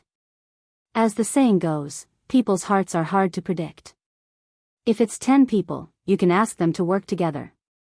But if it's hundreds of people, it's too difficult to ask them to work together. People chase after benefits. As long as there are people who want to give benefits to the servants, they will definitely not hesitate to tell the method of making bean sprouts. That's why Xiao Xian didn't consider it thoroughly this time. Yi Yuzhu pursed her lips. It could be seen that at this moment, her heart was very tangled. Finally, she gritted her teeth and said, Father, your daughter and Jing Mo have always been kind to the servants. We have never been overly harsh. Although people chase after benefits, your daughter believes that the Li family servants will not do such a treacherous thing. Yi Guizhong sighed and said, Ai. Then let's wait and see. Father Li, who was in the room, didn't say anything from the beginning to the end. But in his eyes, there seemed to be a flash of light. Yun Xiang, why do you think young madam suddenly bought so many beans? In the backyard of the Li family, Lan ran off to play somewhere. The maids were washing the beans diligently, while the servants were helping to carry water from the well. One of the maids, who was slightly plump, asked in a low voice. How would I know? Besides, Lian, why are you asking? The other maidservant who was asked answered as she washed the beans. The maid named Lian hurriedly said, No. Nothing. I was just casually asking. There was a noise at the door of the courtyard. Maid Yun Xiang quickly said, Young madam is here. Don't talk, quickly wash the beans. Oh. Chapter 997. Hey. Iron Egg, he's practicing Taiji. At the Han village, Old who had just returned from the market, in Chang, and when he saw Iron Egg practicing Taiji under the haystack at the entrance of the village. He was already used to it. After all, every weekend, the villagers would see Iron Egg practicing Taiji here. Yes. Uncle Hu. Did you go to the city to buy meat again? Iron Egg stopped and turned around with a smile. In the past, the Hu family had a dumb son and a blind daughter. Everyone sympathized with Hu Hanyun. But now, the dumb son had become a student at Yanhuang College, and the blind daughter had become the only disciple of the miracle Dr. Sun Simiao. Hu Hanyun, who was pitted in the past, had become the object of envy. Hey! Sure enough, it's rare for that kid to come home. Your uncle who went to the city to buy 2 caddies of meat for him. Iron Egg, come over for lunch. Call your father over too. Old Hu grinned. Iron Egg hurriedly waved his hand and said, No need, Uncle Hu. My father is probably cooking by now. Old Hu heard this and did not insist. After all, they were fellow villagers who had not eaten at each other's house before. 1 or 2 meals would not make a difference. Hey! That's fine. Iron Egg, if you have time, come and play with Taiji. Old Hu laughed and was about to leave when he suddenly remembered something. He stopped and said, Oh. That's right. Iron Egg. Your uncle who heard something in the city. You might be interested. Do you want to hear it? Something to do with me? Iron Egg heard this and looked puzzled. He walked over and asked, Uncle Hu, what is it? Old Hu pointed at the haystack next to him. The 2 of them sat under the haystack. Old Hu placed the things he bought on the ground and said, Iron Egg, when your uncle who was in the city, I heard that the Lin family is looking for a teacher who is proficient in new mathematics for their young master, Lin Hao. His monthly salary is at least 5 strings of coins, and there is no cap. Do you want to try the Iron Egg? Iron Egg's heart skipped a beat. The monthly salary was at least 5 strings of coins, which was a very, very good job. No one would believe him if he said that he was not tempted. After all, not everyone had a mine at home. Although Li Zishuan was his rich brother-in-law, Li Zishuan's wealth did not mean that he was rich. Most of the time, it was more comfortable to spend one's own money. However, he was still a little hesitant. Uncle Hu, I'm just a student at Yanhuang College. How can I be someone else's teacher? Aren't you making fun of me? Hu Hanyun repeatedly waved his hands and said, Hey, hey, hey. It's not like that. The steward of the Lin family even said that as long as you're familiar with the first volume of the new mathematics book written by young master, they'll welcome you, even if you're a student. As long as you can guide their young master from time to time, it'll be fine. Iron Egg said in disbelief, There's such a good thing? Uncle Hu, are you trying to trick me? Hey! You child, why would I trick you? But this position is quite suitable for sure. Uncle Hu, why don't you let Sure give it a try? Old Hu smacked his lips and said, Hey! Of course, your Uncle Hu wants that kid to give it a try, but at least your Uncle Hu knows his own limits. I know that Sure's mathematics results can't compare to yours. If he were to teach someone else, it would be a waste of their time. Besides, Tai Dan, can you guess why old Master Lin wants to hire a fortune teller to tutor his son? Iron Egg thought for a moment, and suddenly his eyes lit up. He said, Could it be that the young master of the Lin family wants to enter Yanhuang College? Under normal circumstances, no parents would be willing to spend so much effort to find someone to teach their son the new type of mathematics. After all, in this era, it was mainstream to enter the government through the study of classics. Now, the old master of the Lin family not only wanted to find a mathematics teacher for his son, but also a teacher who was proficient in the new type of mathematics. The only possible explanation was that the old master of the Lin family wanted his son to enter the Yanhuang Academy. Hu Hanyun gave him a thumbs up and chuckled. Smart. Iron Egg, there are still 8 to 9 months before Yanhuang College's entrance exam next year. At this time, many people in Jianghu have already started preparing. The Lin family is just one of them. During Yanhuang College's entrance exam this year, your mathematics results were much better than mine, so it's better for you to go. Iron Egg lowered his head and thought for a moment. After a while, he raised his head and said, "Thank you, Uncle Hu. I'll discuss it with my father when I go back later." Next. Hanli. South of Chang and City, Happy Lane, Lin family's front yard. A man in gray who looked like a butler stood at the door and shouted at the group outside. "Yes, that's right, Bruiser really did come." "What? Hanli? F***CK. Hanli, you actually came to my house?" "No. Shouldn't you be undergoing the heavenly tribulation now?" After Iron Egg walked in, he saw 3 tables and 3 chairs in the yard. There were 3 people sitting on each of them. An old couple and a young man. As soon as he walked in, the young man jumped up and made a fuss. Iron Egg didn't know whether to laugh or cry when he heard that. It seemed that he had met a true fan of A Legend of a Mortal's Journey to Immortality, but this guy was a little too obsessed. "Xiao Hao, don't be rude." Who else could this young man be other than Lin Hao? Lin Wenyuan saw that his son had lost his composure and hurriedly reprimanded him. "Oh. Dad." Lin Hao shrunk his neck and replied gloomily. Lin Wenyuan looked at Iron Egg and sized him up. He said, "Young man, do you know the requirements of the Lin family?" Iron Egg nodded and replied, "Of course I do. I'm just proficient in new arithmetic." Lin Wenyuan nodded and said, "Young man, you're already proficient in new arithmetic at such a young age. Are you a student of Yanhuang College?" Iron Egg was a little nervous. He said, "Does Master Lin not want to recruit students?"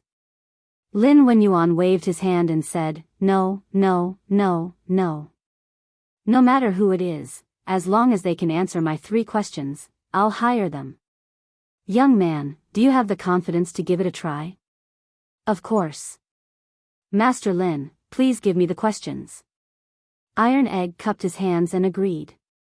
Lin Wenyuan clapped his hands and praised, "Haha. Good. Young man, you're very straightforward. Then I'll give you the questions. Please listen carefully. The first question is, today, there is an object but its number is unknown. 3 by 3 is 2, 5 by 5 is 3, 7 by 7 is 2. How many is the object?" This was an ancient arithmetic question from Sun Tzu Arithmetical Classic.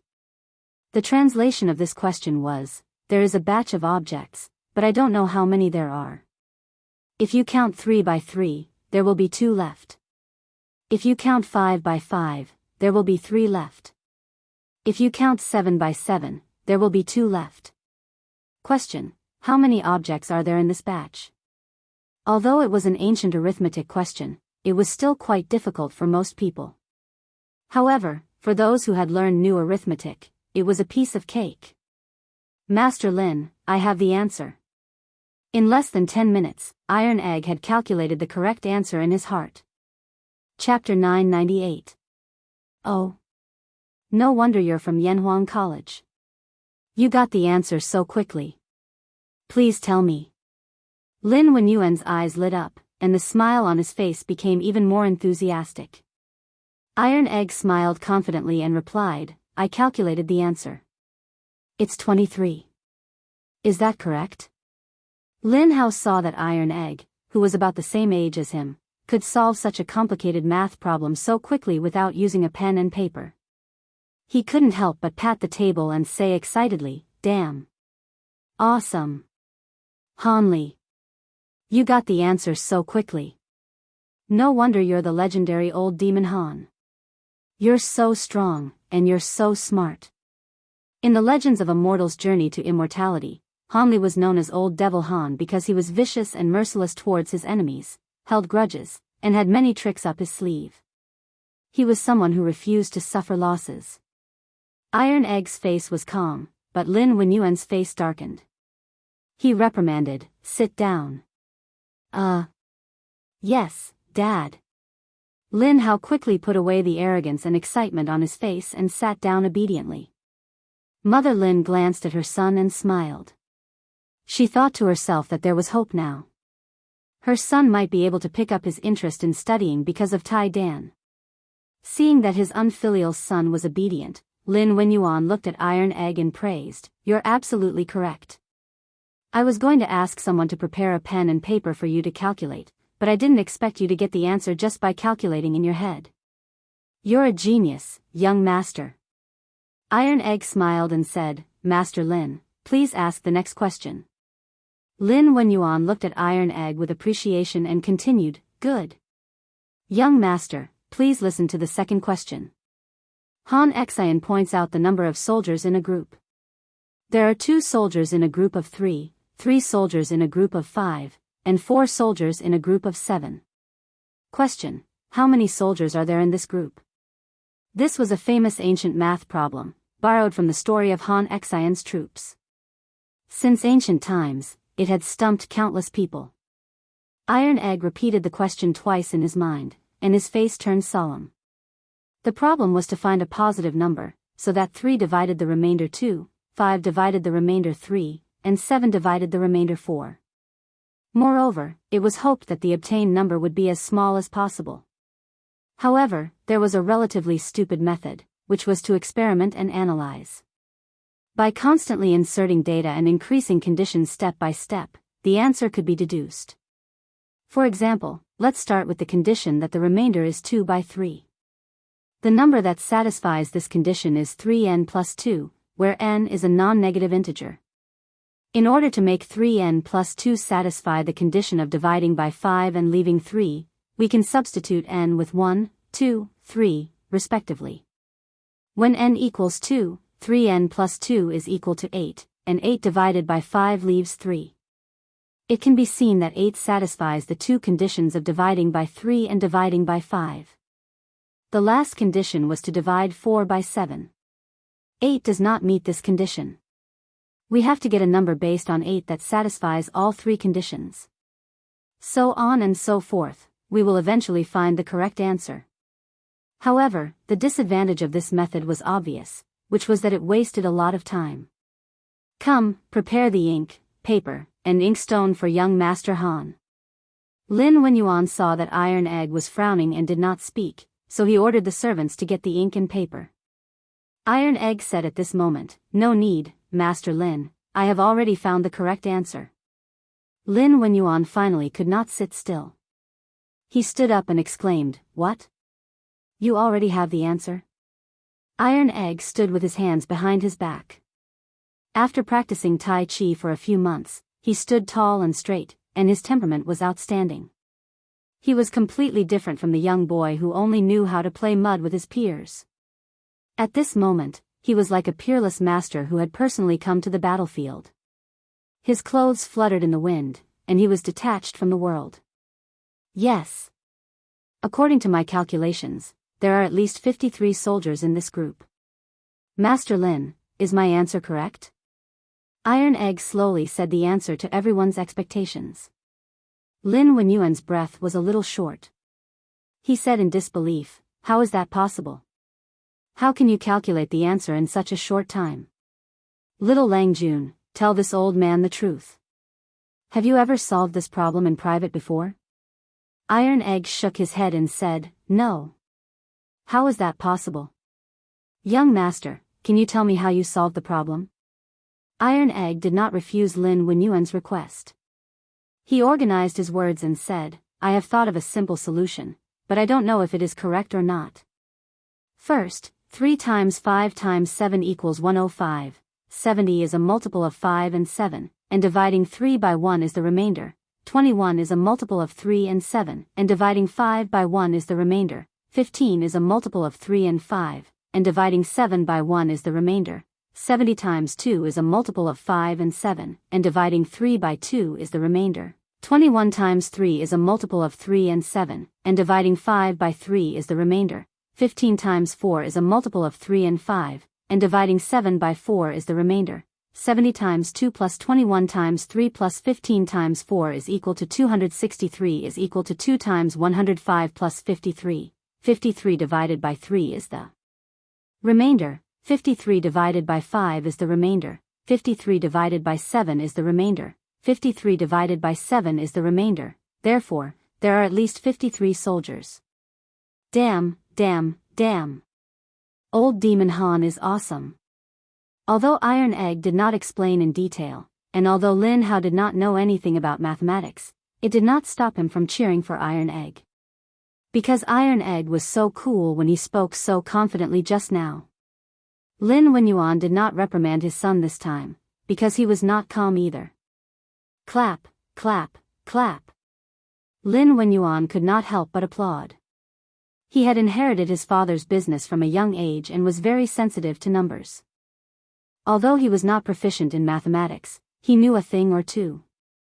Although he did not fully understand Iron Egg's explanation, it did not stop him from applauding Iron Egg's innovative way of solving the problem. Black cat, white cat, a cat that catches mice is a good cat. Facts had proven that Iron Egg's method was faster and more accurate. That was enough. Brother Han, you are a genius. This old man admires you. Previously, there were many people who had come to participate in the selection who had failed at this second question. Who would have thought that little brother Han would come and find another way to solve this question in less than a quarter of an hour? Since ancient times, heroes have been born from the young. Today, this old man has broadened my horizons. There is no need for the third question. Brother Han, you have passed. I wonder if you are willing to be my son's tutor? This old man is willing to pay you 20 strings of coins a month. You don't have to come every day. According to the school calendar of Yanhuang College, you just have to come every holiday. To be honest, my son, Lin Hao, is planning to take part in the entrance exam of Yanhuang College next year. As everyone knows, Yanhuang College emphasizes mathematics. If my son can be admitted into Yanhuang College under Brother Han's guidance, this old man is willing to pay you 200 strings of coins in one go as thanks. I wonder if Brother Han is willing? Unknowingly, Lin Wenyuan's attitude towards Iron Egg had become much more respectful. He cupped his hands and said sincerely to Iron Egg. Chapter 999. No, old Master Lin, your offer is too generous. I can't accept it. Lin Wenyuan, Mother Lin, and Lin Hao all stared at Iron Egg, but Iron Egg shook his head after some thought. Lin Wenyuan and Mother Lin looked at each other, and then Lin Wenyuan said with a smile, Little brother Han, you don't have to be modest. With your knowledge, this salary isn't high at all. Even if I don't offer you this price, I'm afraid that other people with foresight will offer you the same price. So, I hope you won't reject it. Yes, yes, yes. This money is peanuts to my father. Old Demon Han, don't save money for my father. Spend it as much as you can. Lin Hao did not mind that things were getting out of hand and interrupted. The main thing was that Iron Egg was many times better than those old scholars in their 70s and 80s who only knew how to read. Moreover, although Iron Egg was young, his ability was not small at all. It was even easier to talk to people of the same age. Maybe he could be as awesome as Iron Egg when the time came. You child, what nonsense are you talking about? Mother Lin scolded Lin Hao angrily. Then, she smiled gently and said, Little brother Han, little Hao has been spoiled since he was young. He's a little naughty and mischievous. I hope you don't mind, but he's not a bad person. Don't worry. Iron Egg hurriedly said, Auntie Lin, you're too serious. Young Master Lin is honest and straightforward. I don't mind at all. Lin Hao was amused. He smiled and said, Hee hee. Honest and straightforward? Old Demon Han, are you implying that I'm stupid?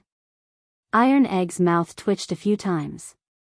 He shook his head and said, Young Master Lin, I didn't mean that. Lin Hao acted as if he didn't hear Bruiser's words and continued to speak. Hey. This young master is just too lazy to delve into the bullshit ways of the world. The human heart is complicated, how can it be as carefree as reading novels at home? After saying that, Lin Hao, who had always been cynical, actually showed a trace of loneliness on his face. Iron Egg's heart skipped a beat. He cupped his hands towards Lin Wenyuan and said, Master Lin, I am willing to accept this position. As for the salary, it is up to you to decide. Lin Wenyuan laughed loudly and said repeatedly, Good. Good. Good. Steward, go and inform the candidates outside the prefectural magistrate that they don't need to line up. I've already found a suitable candidate. Give each of them a gift as my apology. Yes. Master.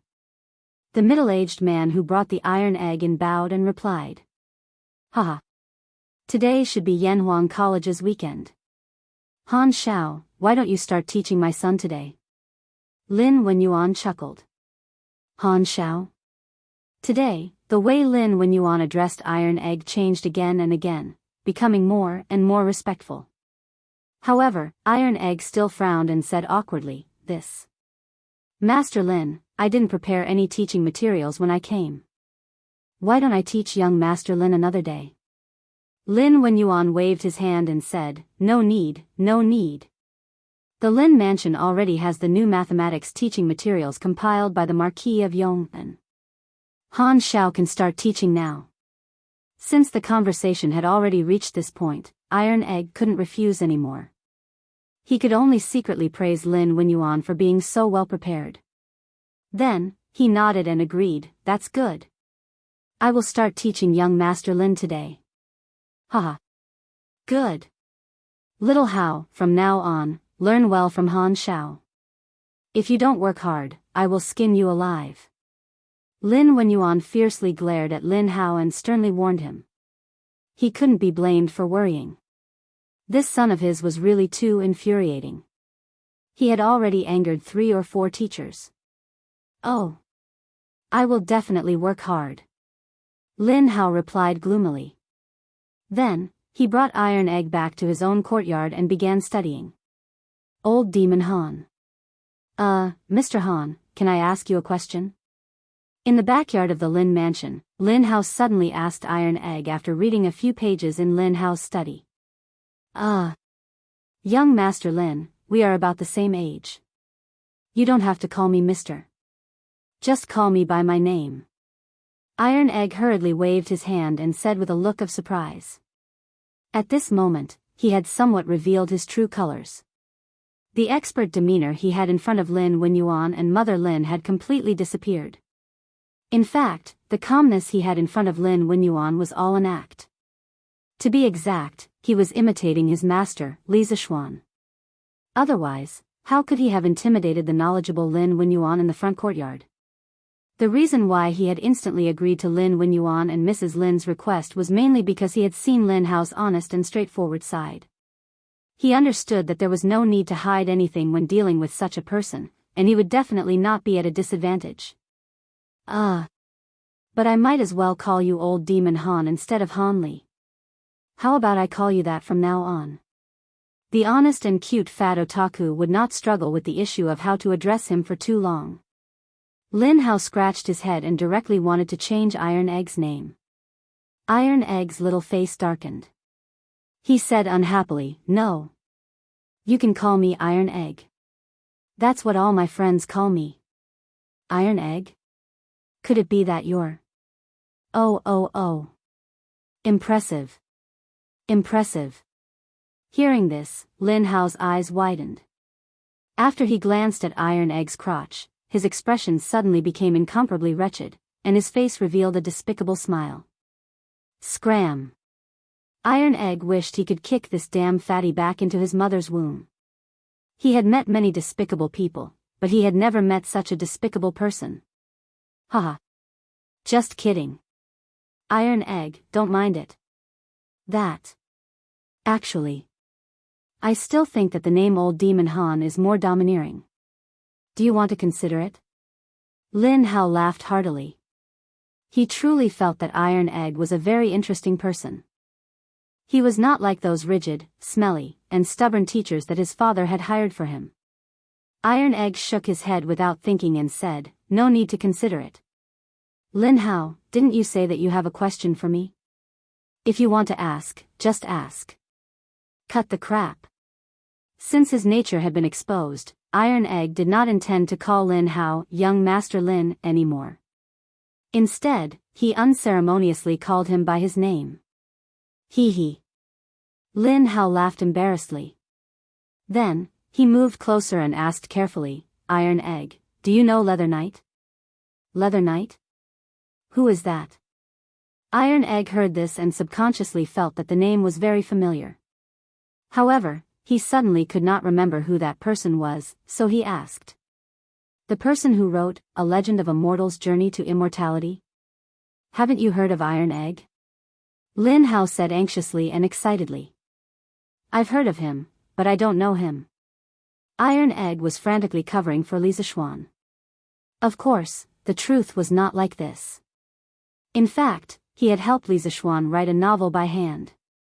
However, Li Zixuan's identity as a novel writer could not be known by outsiders. Otherwise, he would be accused of not doing his job properly. TSK. Iron Egg, if you had nothing to do with Leather Knight, would Leather Knight let you be the main character in the novel? Who are you trying to fool? You two must know each other.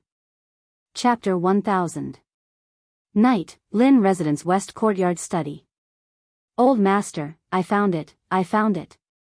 There is indeed a Hanli in Yanhuang College. The butler excitedly pushed open the door and said to Lin Wenyuan. Oh. Tell me quickly. What is his family background and character like? Lin Wenyuan turned around and hurriedly asked. Iron Egg's knowledge and ability naturally went without saying.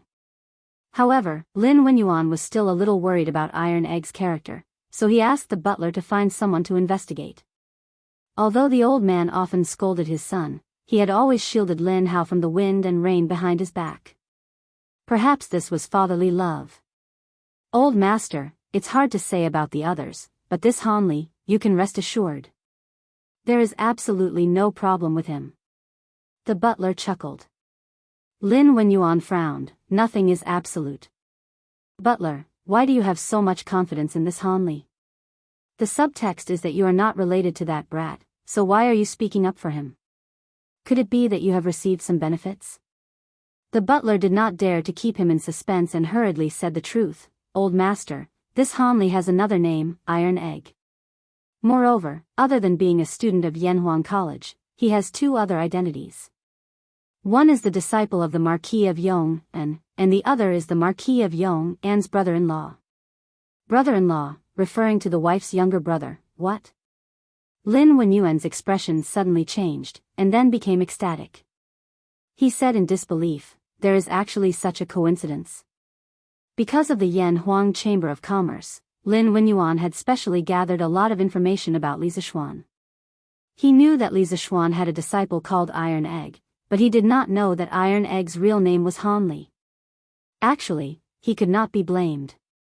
Because usually, people called Iron Egg, and very few people knew Iron Egg's real name.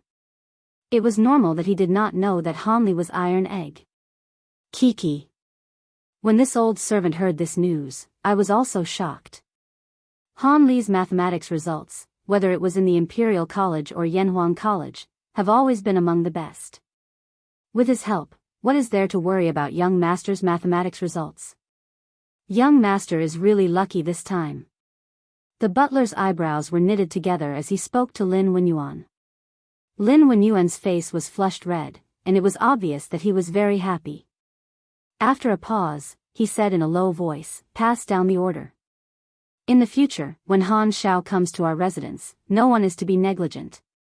Give him whatever he wants. His orders are my orders. If there is anyone who is disrespectful to Han Shao, you don't have to explain to me. Just chase them out of the Lin family. Do you understand? The butler's heart trembled, and he cupped his hands respectfully. This old servant understands. Lin Wenyuan nodded. He put his hands behind his back and paced in front of the desk. He said, pass down the order to the accounts office. Give Han Shao a monthly salary of 50 strings of coins. The butler was shocked. He hesitated for a moment and said, Old Master, this old servant doesn't think Han Shao is a greedy person. We previously agreed on a monthly salary of 20 strings of coins. If we suddenly increase it to 50 strings of coins, I don't think he will accept it. Lin Wenyuan frowned. He also felt that the old butler's words made sense. After thinking for a moment, he said, let the accounts office think of a way. If Han Shao accepts it, this old man will reward him handsomely. If he doesn't, then forget it. But there is one thing. No matter what, you must not provoke him into disgust. The butler was speechless. Who would rack their brains to give money to someone like this? The world was really big, and there were all kinds of strange things. Yes, old master. The next day, Monday, the cold wind blew. Although there was no rain or snow, the wind in this season was like a knife on one's face. *CK. The weather is getting colder and colder. I really want to stay in bed forever. Outside the entrance of Yanhuang College, Li Tai walked in while rubbing his hands and cursing. At this time, he could not help but touch his stomach. That's right, he was starting to miss the fat on his body. After all, fat could keep out the cold. The old him was not so afraid of the cold. Hee. Qingke, you can come to school with a blanket. Ching Chumo said mischievously. *CK off. Li Tai kicked Ching Chumo, but the latter easily dodged. Then, he said unhappily, Cho Nyo, have you written your self-reflection? Speaking of which, if it were not for Ching Chumo's instigation on Friday, they might not have gone to a small shop to drink. Naturally, they would not have been punished by Li Zishuan to write a self-reflection. Of course I wrote it. Then hurry up and let me take a look at yours. Why? If you want to take a look, go look at yours. Ching Chumo said with an unnatural expression. *CK. Why? You tell me, why? If it were not for your instigation on Friday, would I have gone drinking with you? Now I'm being punished to write a self-reflection. It's all your fault. When little Fatty heard this, he immediately exploded. Ching Chumo pulled Sun Zifen over and said, "Ha! I wasn't the only one who said I wanted to drink. Didn't Sun Zifen say it too? How is it only my fault?" Sun Zifen, who was implicated even when he was not doing anything, almost vomited blood. He said gloomily, *CK. Cho Nyo, you're so mean. The two of you were having a good conversation. Why did you suddenly drag me into it? All right. I'm too lazy to argue with the two of you. Let's go quickly. We'll be late.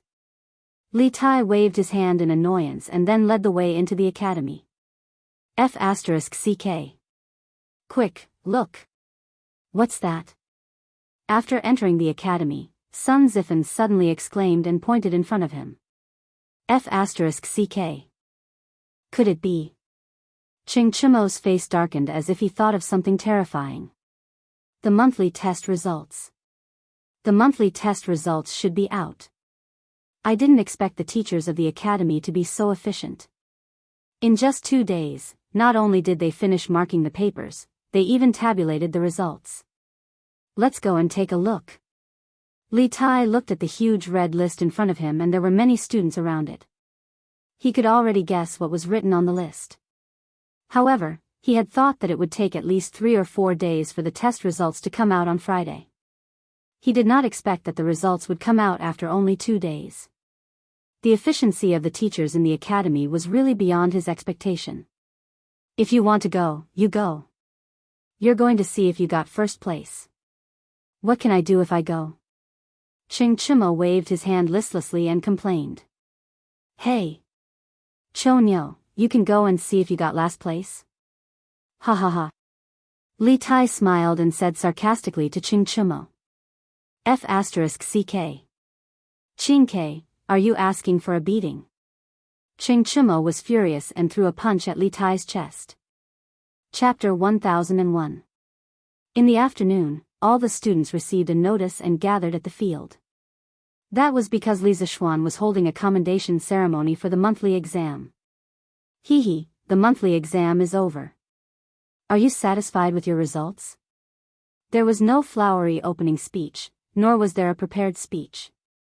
Li Zishuan went straight to the point as if he was chatting about daily life. He didn't like the formalism of his previous life. Not satisfied. Not bad. Li Zishuan's impression in the hearts of the students was still relatively amiable, so as soon as his voice fell, the students below immediately gave different answers. If it had been someone else asking, perhaps there would have been very few students who would have answered. Among the answers, most of them were dissatisfied. Only a few students said that they were satisfied. Li Zishuan pressed his hand down, and the students immediately quieted down. He smiled and said, "Hee hee. It doesn't matter if you're satisfied or not. It doesn't change the fact that the first monthly exam is over. As a Yamacho of Yanhuang College, I want to tell you today that there's no turning back in life. Yesterday was just a passing scenery. Let bygones be bygones. What you need to do is to work hard to make today a sunny day and tomorrow's hope a reality. No one is born worse than others. If you can't beat others now, it only means that you're not working hard enough. As long as you're willing to work hard, the first place in this monthly exam may be trampled under your feet next time. Do you still have confidence?" Yes. Although Li Zishuan's words were not comforting, if one listened carefully, it seemed to contain some kind of magical power.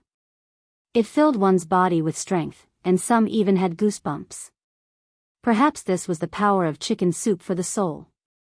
Therefore, after he finished speaking, more than 600 students immediately roared in unison. Li Zishuan pursed his lips and pretended to be disdainful. He said, Sorry, I don't feel your confidence at all with such soft voices. Tell me loudly, do you still have confidence?" "Yes." 600 people roared in unison. Their voices were more than twice as loud as before. Instantly, the sound waves shook the heavens. Below the rostrum, Li Gang, Yen Silu, and the others couldn't help but nod secretly when they saw this scene. In the morning class, they found that many students were listless. They understood that many students were not in the mood because they didn't do well in the monthly test. In private, they had also discussed possible solutions, but they did not expect Li Zishuan to stir up the fighting spirit of the students with just a few words. With this kind of ability and this kind of grand prestige in the hearts of the students, they couldn't even be envious. Good. Next up was the monthly tests award ceremony. Students, please give a round of applause. Let's welcome Mr. Li Gang to present the prizes to the top 10 students. Seeing this, Li Zishuan nodded in satisfaction. Smack, smack, smack. Li Gang slowly walked up to the rostrum.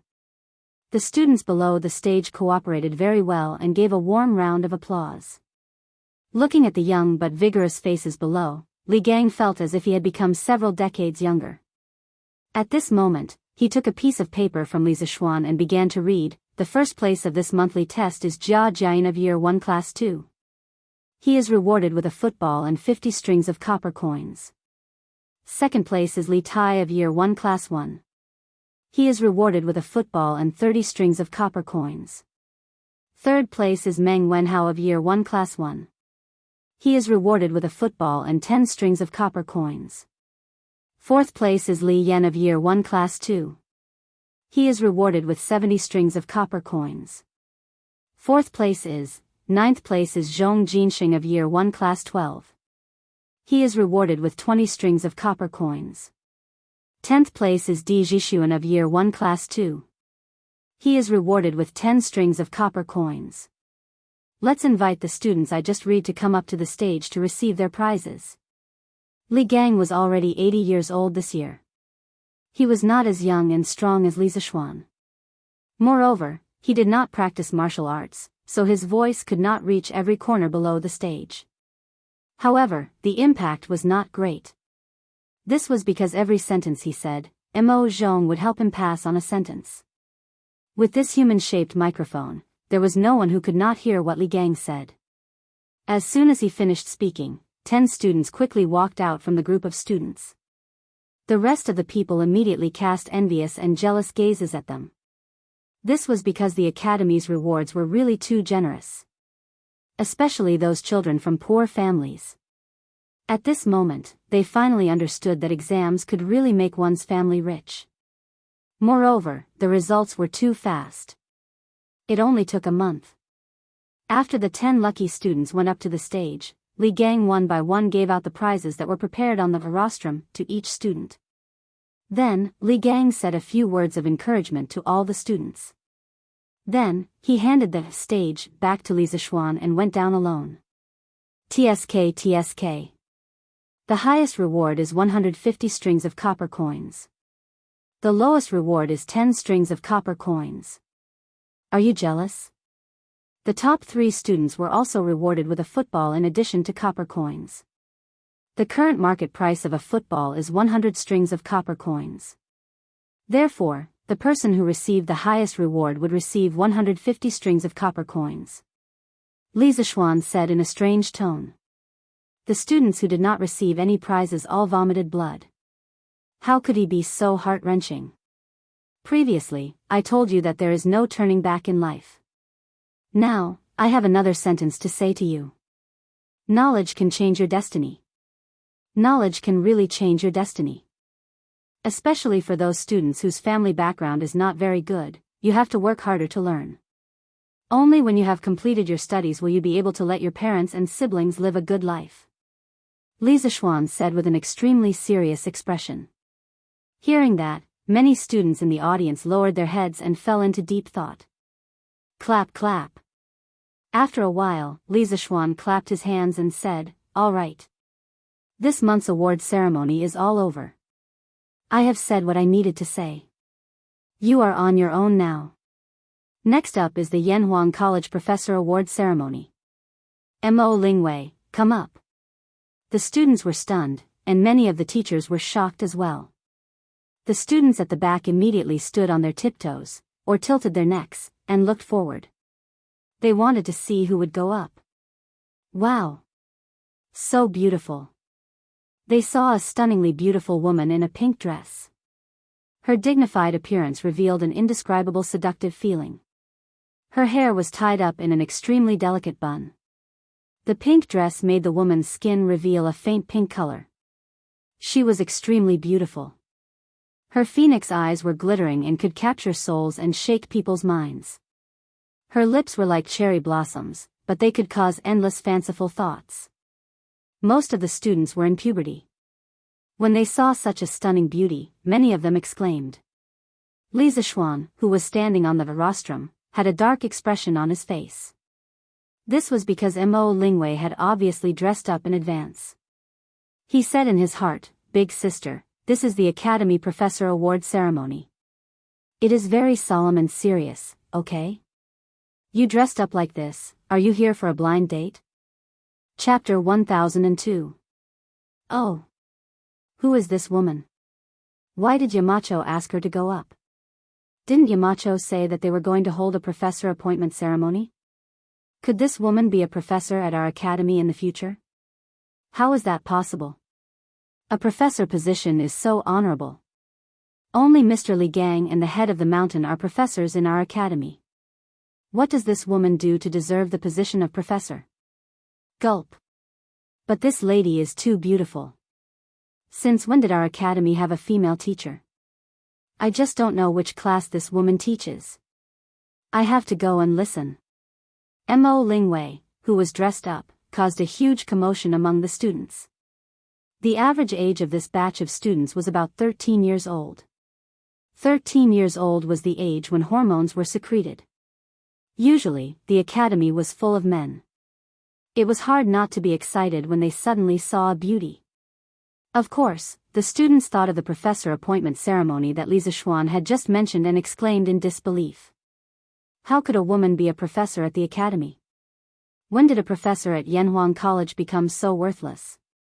F***CK. Isn't this Mo Lingwei? Is she going to become a professor at the academy?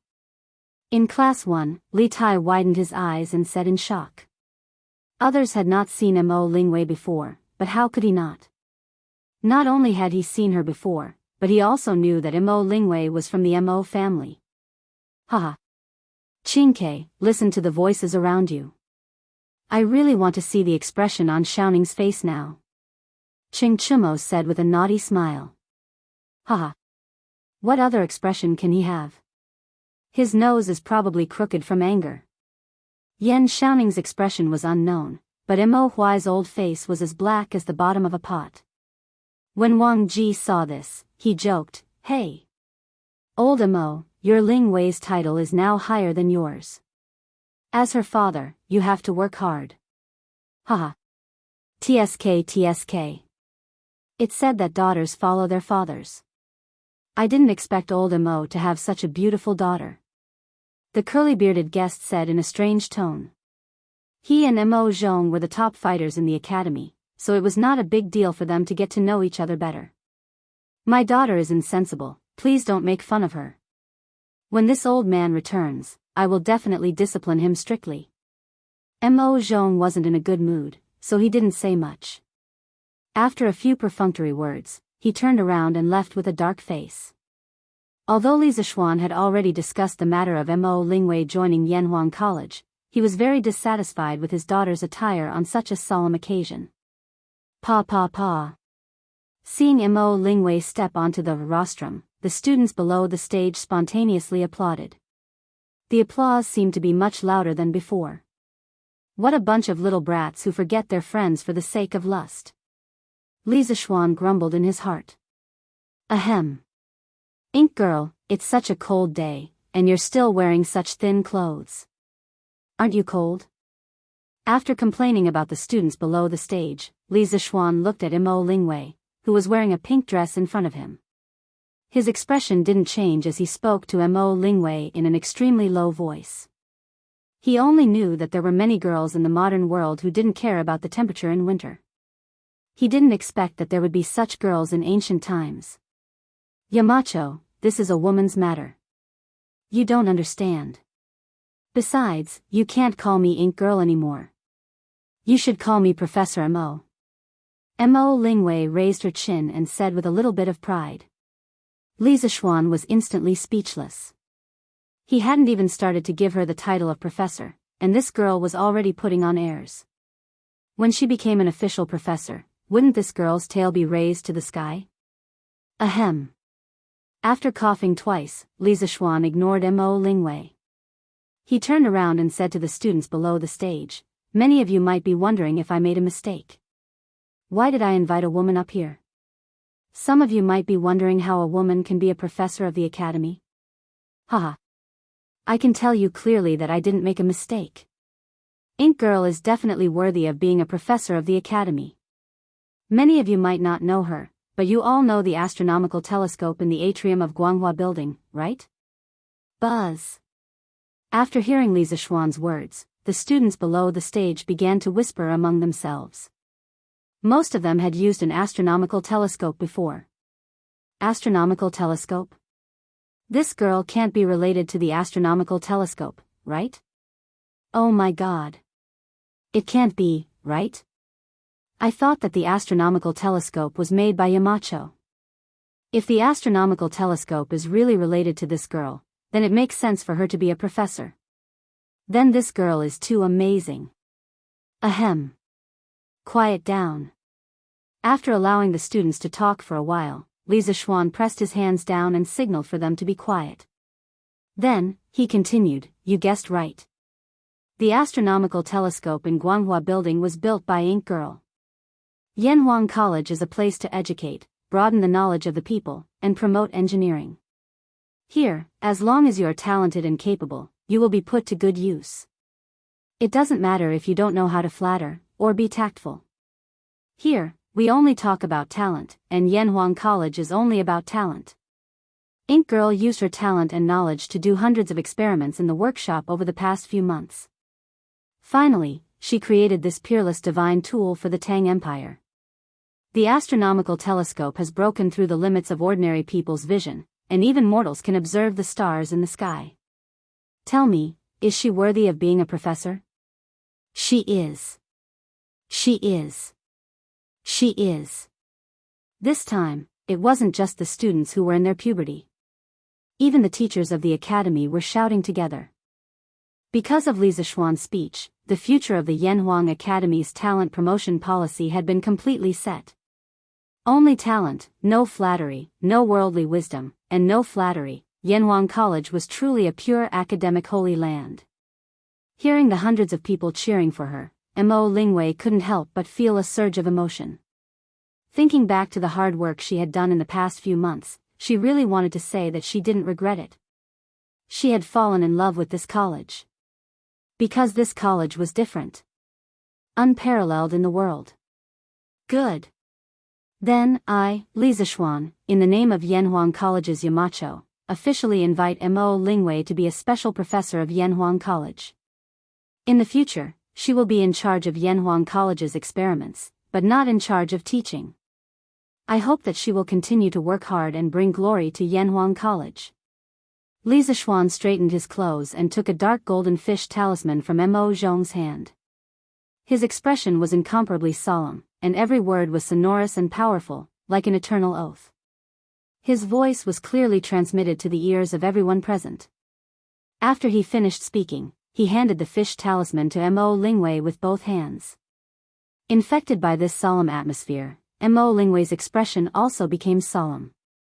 She took the fish talisman with both hands, then turned around and held it in front of her. Looking at the students, she said, Mo Lingwei accepts the order. Born as a person of Yanhuang, dead as a soul of Yanhuang. Heaven above, the thick earth is the witness. Chapter 1003. Mo Lingwei's delicate hair bun had been blown away by the cold wind. Her hair danced in the wind, but her body was like a pine tree. She stood upright on the rostrum, motionless. Perhaps she had only come to Yanhuang College for fun in the beginning. But now, she felt as if she had been given a mission. Here was a group of people with dreams. They were cute and real. She liked it here. She now somewhat understood why Li Zishuan's family was so rich, why he didn't do his job even though he was in a high position, and why he liked to come to the academy to cause trouble. Because some things were more precious than money and fame. Born as a citizen of Yanhuang, dead as a spirit of Yanhuang. Born as a citizen of Yanhuang, dead as a spirit of Yanhuang. When they heard Li Zishuan say that Mo Lingwei would only be in charge of the Yanhuang College's experiments and would not participate in the teaching, the students were disappointed. But perhaps emotions were contagious, or perhaps Mo Lingwei's words resonated with the students. At this moment, the students all unanimously cheered for Mo Lingwei's powerful and sonorous vow. After a full quarter of an hour, the cheering stopped. Mo Lingwei bowed and then walked down the rostrum. Everyone thought that today's assembly would be over and that they would return to their classes and find their respective teachers. But who knew that Li Zishuan was going to stir up trouble again? Chingchumo, come up. Li Zishuan looked at the students of Class 1 and said expressionlessly. Everyone was stunned and did not understand. This. Why did Yamacho suddenly call for Chingchumo? Could it be that they want to appoint Chingchumo as a professor of the Yanhuang College? Some students guessed with uncertainty when they thought of Mo Lingwei. But as soon as this was said, it was immediately refuted. T. How is that possible? I saw it this morning. Chingchumo's monthly test results are in the 400s. He's even lower than me. If he can be a professor, then the rest of us can too. Yeah. I'm in the 200s this time. There were different opinions. The students of Class 1 all looked at Chingchumo. Chingchumo, who always liked to be in the limelight, was now like an ostrich, lowering his head and counting ants on the grass. It was as if he did not hear Li Zishuan calling for him. F***CK. Ugly ox. Yamacho is calling for you. Why aren't you going? Maybe you'll be a professor too. Sun Zifan was standing to the left of Chingchumo. Seeing this, he could not help but touch Chingchumo's arm and whispered. T. Whoever wants to go, go. I'm not going. It's not something good. Chingchumo shook off Sun Zifan's hand and said angrily, ugly ox, how can you? Did you do something wrong and we don't know about it? Li Tai asked curiously. Chingchumo, come up. Do you want me to go down and invite you up? Just as Chingchumo was about to argue, Li Zishuan's voice came from above. Chingchumo had no choice but to walk up to the rostrum. He walked unwillingly and dragged his feet. It was as if something terrible was waiting for him. Under the gazes of tens of thousands of people, Qing Chimo slowly ascended the rostrum. Li Zixuan did not wait for him to ask, but handed him a piece of paper with some words written on it. Read it. As long as you can finish reading it, I'll let bygones be bygones. Qing Chimo was dumbfounded. The students looked at each other. They did not know why Li Zixuan had spent so much effort to invite Qing Chimo up. Li Tai, Sun Zifan, and Yuchi Bao Lin looked at each other. Li Tai said uncertainly, "What's that?" "Bao Lin, you can see very far. Help me take a look." "Okay." Yuchi Bao Lin responded and looked at the paper. After a while, he replied, "Qingke, that seems to be the self-reflection letter that we handed to Yamacho this morning. It should be Brother Cho Nyo's. I remember that he only wrote half of it." "Self-reflection letter?" Li Tai was stunned. Then, he said happily, "Hee. Chimo was unwilling to show it to me this morning. Now, it seems that Yamacho wants him to read it to us. Haha. Yamacho, don't. I'll just write another one." On the stage, Qing Chimo lowered his voice and said to Li Zixuan. However, Li Zixuan did not buy it. He said seriously, "Now you know that you're just doing it half-heartedly. What were you doing earlier? Read it quickly. Don't waste everyone's time." After hearing Li Zixuan's words, Qing Chimo knew that there was no room for discussion. He said gloomily, "Fine. Then you have to keep your word. As long as I read it, I'll let bygones be bygones. I won't have to do any self-reflection in the future." "Okay. Of course." Li Zixuan nodded. Qing Chimo took 2 deep breaths. Then, he took the self-reflection letter that he had written earlier and looked at the students in the audience. He began to read, "Due to the sudden change in the weather recently, the wind and clouds are constantly changing. It's really unpredictable. Originally, my mood and body were fine, but due to the cold wind, boom." Such a weird and uncultured opening immediately attracted the attention of all the students. The students in the audience could not help but whisper among themselves. Li Tai burst out laughing. Pfft. F***ck. No wonder Cho Nyo was unwilling to show me his self-reflection letter. It's so vulgar. Qing Chimo's face turned red. Yes, even someone as thick-skinned as him would feel embarrassed. However, he had already read it. There was no reason to back down. If he backed down, he would have to write another self-reflection letter. How troublesome would that be? He might as well read it all at once. Anyway, he had already embarrassed himself. What was there to be afraid of? Due to the cold wind, I wanted to drink. In a moment of confusion, I committed a heinous crime. At the wrong time, at the wrong place, I did a wrong thing, which was to gather people to drink in the academy. At this point, the students finally realized that Qing Chimo had committed a crime. Now, I have deeply realized my mistake. Classmate on the left, I'm sorry. Classmate in the middle, I was wrong. Classmate on the right, can you forgive me? I believe that you can forgive me. Yes, thank you. As the saying goes, practice makes perfect. At the beginning, Qing Chimo felt a little embarrassed to read it in front of so many people. However, as he read it, he became more and more fluent. He finished reading the remaining 100 words in one breath. However, the students in the audience were laughing so hard that their stomachs were about to burst. Pfft. Ha ha ha. Is Qing Chimo writing a self-reflection letter? This is too funny. How can there be such a self-reflection letter? Drinking is just drinking. How can it be related to the weather? It seems like it's really related. Ha ha ha. Chapter 1004. In the future, no student is allowed to drink alcohol in the academy. I don't care if it's outside the academy, but it's absolutely forbidden inside the academy. Violators will be publicly criticized throughout the academy. I hope everyone will remember this. In Yanhuang College, after Qing Chimo finished reading the self-reflection letter, he immediately slipped away. Li Zishuan stood with his hands behind his back and spoke to the hundreds of students below the stage. In ancient times, famous scholars generally liked to drink, as if not drinking could not reflect their heroic spirit and literary talent. For example, Li Bai and Du Fu. However, everything depended on the specific situation. Firstly, the Yanhuang College students were still relatively young. In his previous life, most of them had just entered junior high school. Secondly, with the popularity of the drunken immortal and the land of warmth, the alcohol culture of the Tang dynasty had undergone a great change. More and more people liked to drink strong alcohol like the drunken immortal.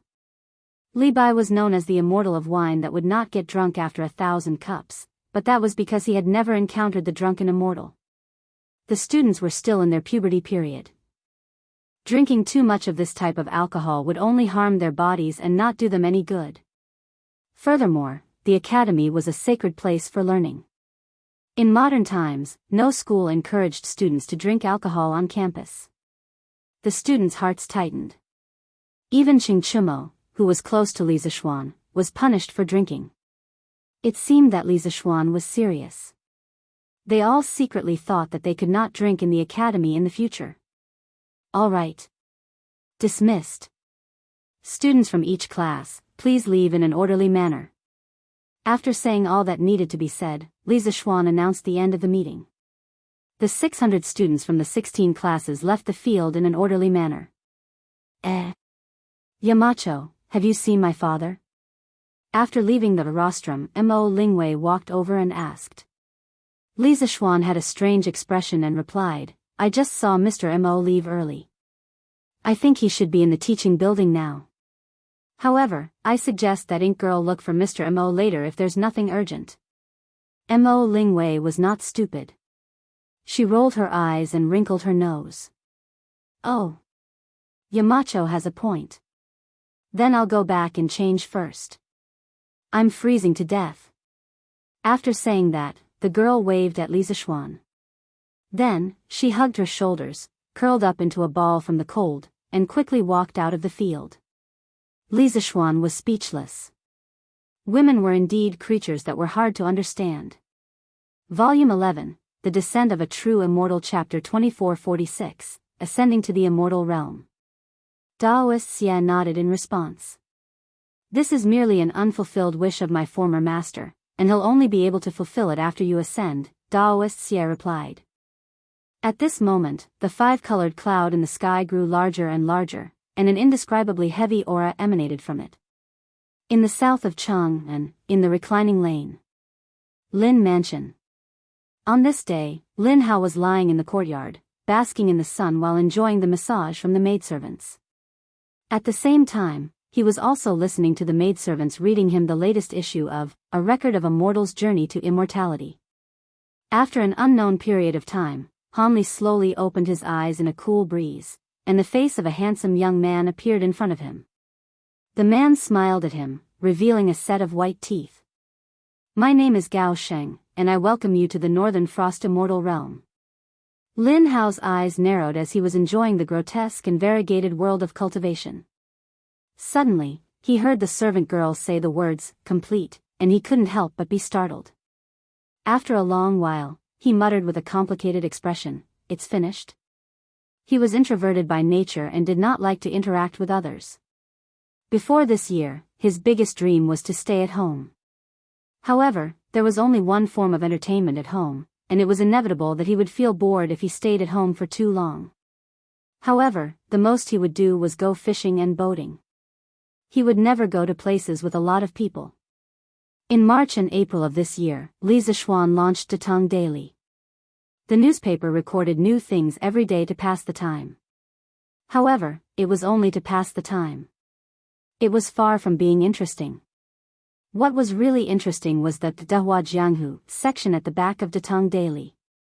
At first, this section only had A Record of a Mortal's Journey to Immortality. However, this novel alone was enough to support the entire section. The huge world structure and the magnificent scenes attracted Lin Hao almost from the beginning. Perhaps it was because he had never read this type of novel before, but he could not deny the greatness of Immortal. Other than cultivation, fighting monsters, and Leveling Up, Immortal, was also a novel that went straight to the heart. Immortal, immortal, immortal. From the beginning to the end, he never forgot his own pursuit. For people who pursued immortality, feelings were nothing. Everything was natural, and there was no need to force things. There was no ambition to instigate any fights, and there was no need to complain. Silently working hard was the true essence of being immortal. This was very immersive. That's right, Lin Hao only read it for 3 days, and he already thought of himself as the main character of the novel. The most important thing was the terrifying speed at which Immortal was updated. 10, 20 chapters were released a day, and Lin Hao was very satisfied with it. Therefore, from the moment Immortal was released, he started to completely stay at home. At that time, although Immortal was the only novel in the entire Jianghu section, the number of updates, Immortal, had completely made up for the lack of novels in this section. Later on, with the popularity of Immortal, it attracted a large number of romantic fans, and the number of novels in the Jianghu section increased. In the end, this section became an independent book, and completely broke away from Datong Daily's news section. Lin Hao was even more enthusiastic about staying at home. Going out was impossible for him. There was food, drinks, and novels at home, so why should he go out? In the blink of an eye, nearly a year had passed, and Immortal had actually ended. In Lin Hao's heart, there was suddenly a lot of reluctance. This was a novel that had brought him nearly a year of happiness. Young master. It seems like it's really over. Servant Xiao Qin saw that Lin Hao's expression was a little strange, and said in a mosquito-like voice. That's it? Then what should I do in the future? Lin Hao's expression was lonely. He put his hands behind his head and asked the heavens speechlessly. A novel that took more than 8 months, with a total of more than 2,400 chapters, and a total of more than 7 million words, suddenly ended just like that.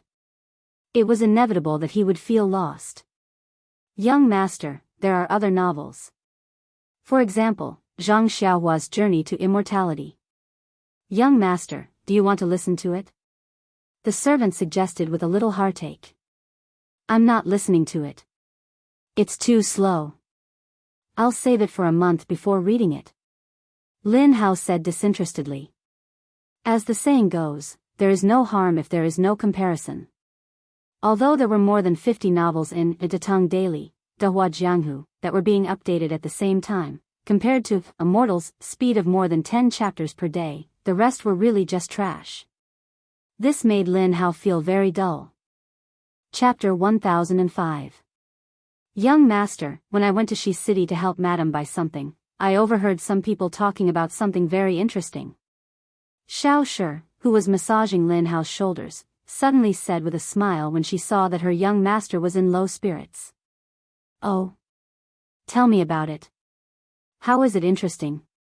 Lin Hao opened his eyes and asked with great interest. Xiao Shi thought for a moment and then began to act out vividly. Young master, one of the 2 young men was called Su Liang, and the other was called Wan Hong. When I was buying things, they were bragging. At that time, Su Liang said, Alas. Brother Wan, I was about to form my gold core a few days ago, but my father took me to see a quack. That quack used medicine to dissolve my gold core, which hadn't yet formed in my body. Now, I've completely become immortal. What a pity. Wan Hong also sighed and said, Brother Su, my condolences. You're nothing, but a few days ago, the young lady next door had the strength of a nascent soul cultivator, but she was beaten to the bottom in 1 day. Compared to that, she's the one with the greatest misfortune. Hearing this, Lin Hao couldn't lie down anymore. He stood up and asked curiously, Xiao Shi, are those 2 immortal cultivators? There are actually nascent soul cultivators in Chang'an City? As a senior fan of Mortal, he naturally knew the immortal cultivation realm in the book like the back of his hand, so when he heard Xiao Shi mention the words gold core and nascent soul, he became inexplicably excited. Pfft! Unexpectedly, the maidservant Xiao Shi giggled and continued, That's not it. Young master. At that time, I had the same thought as you, but at that time, another young man came and said, Hey. Su Liang, I heard that you had stone rain a while ago.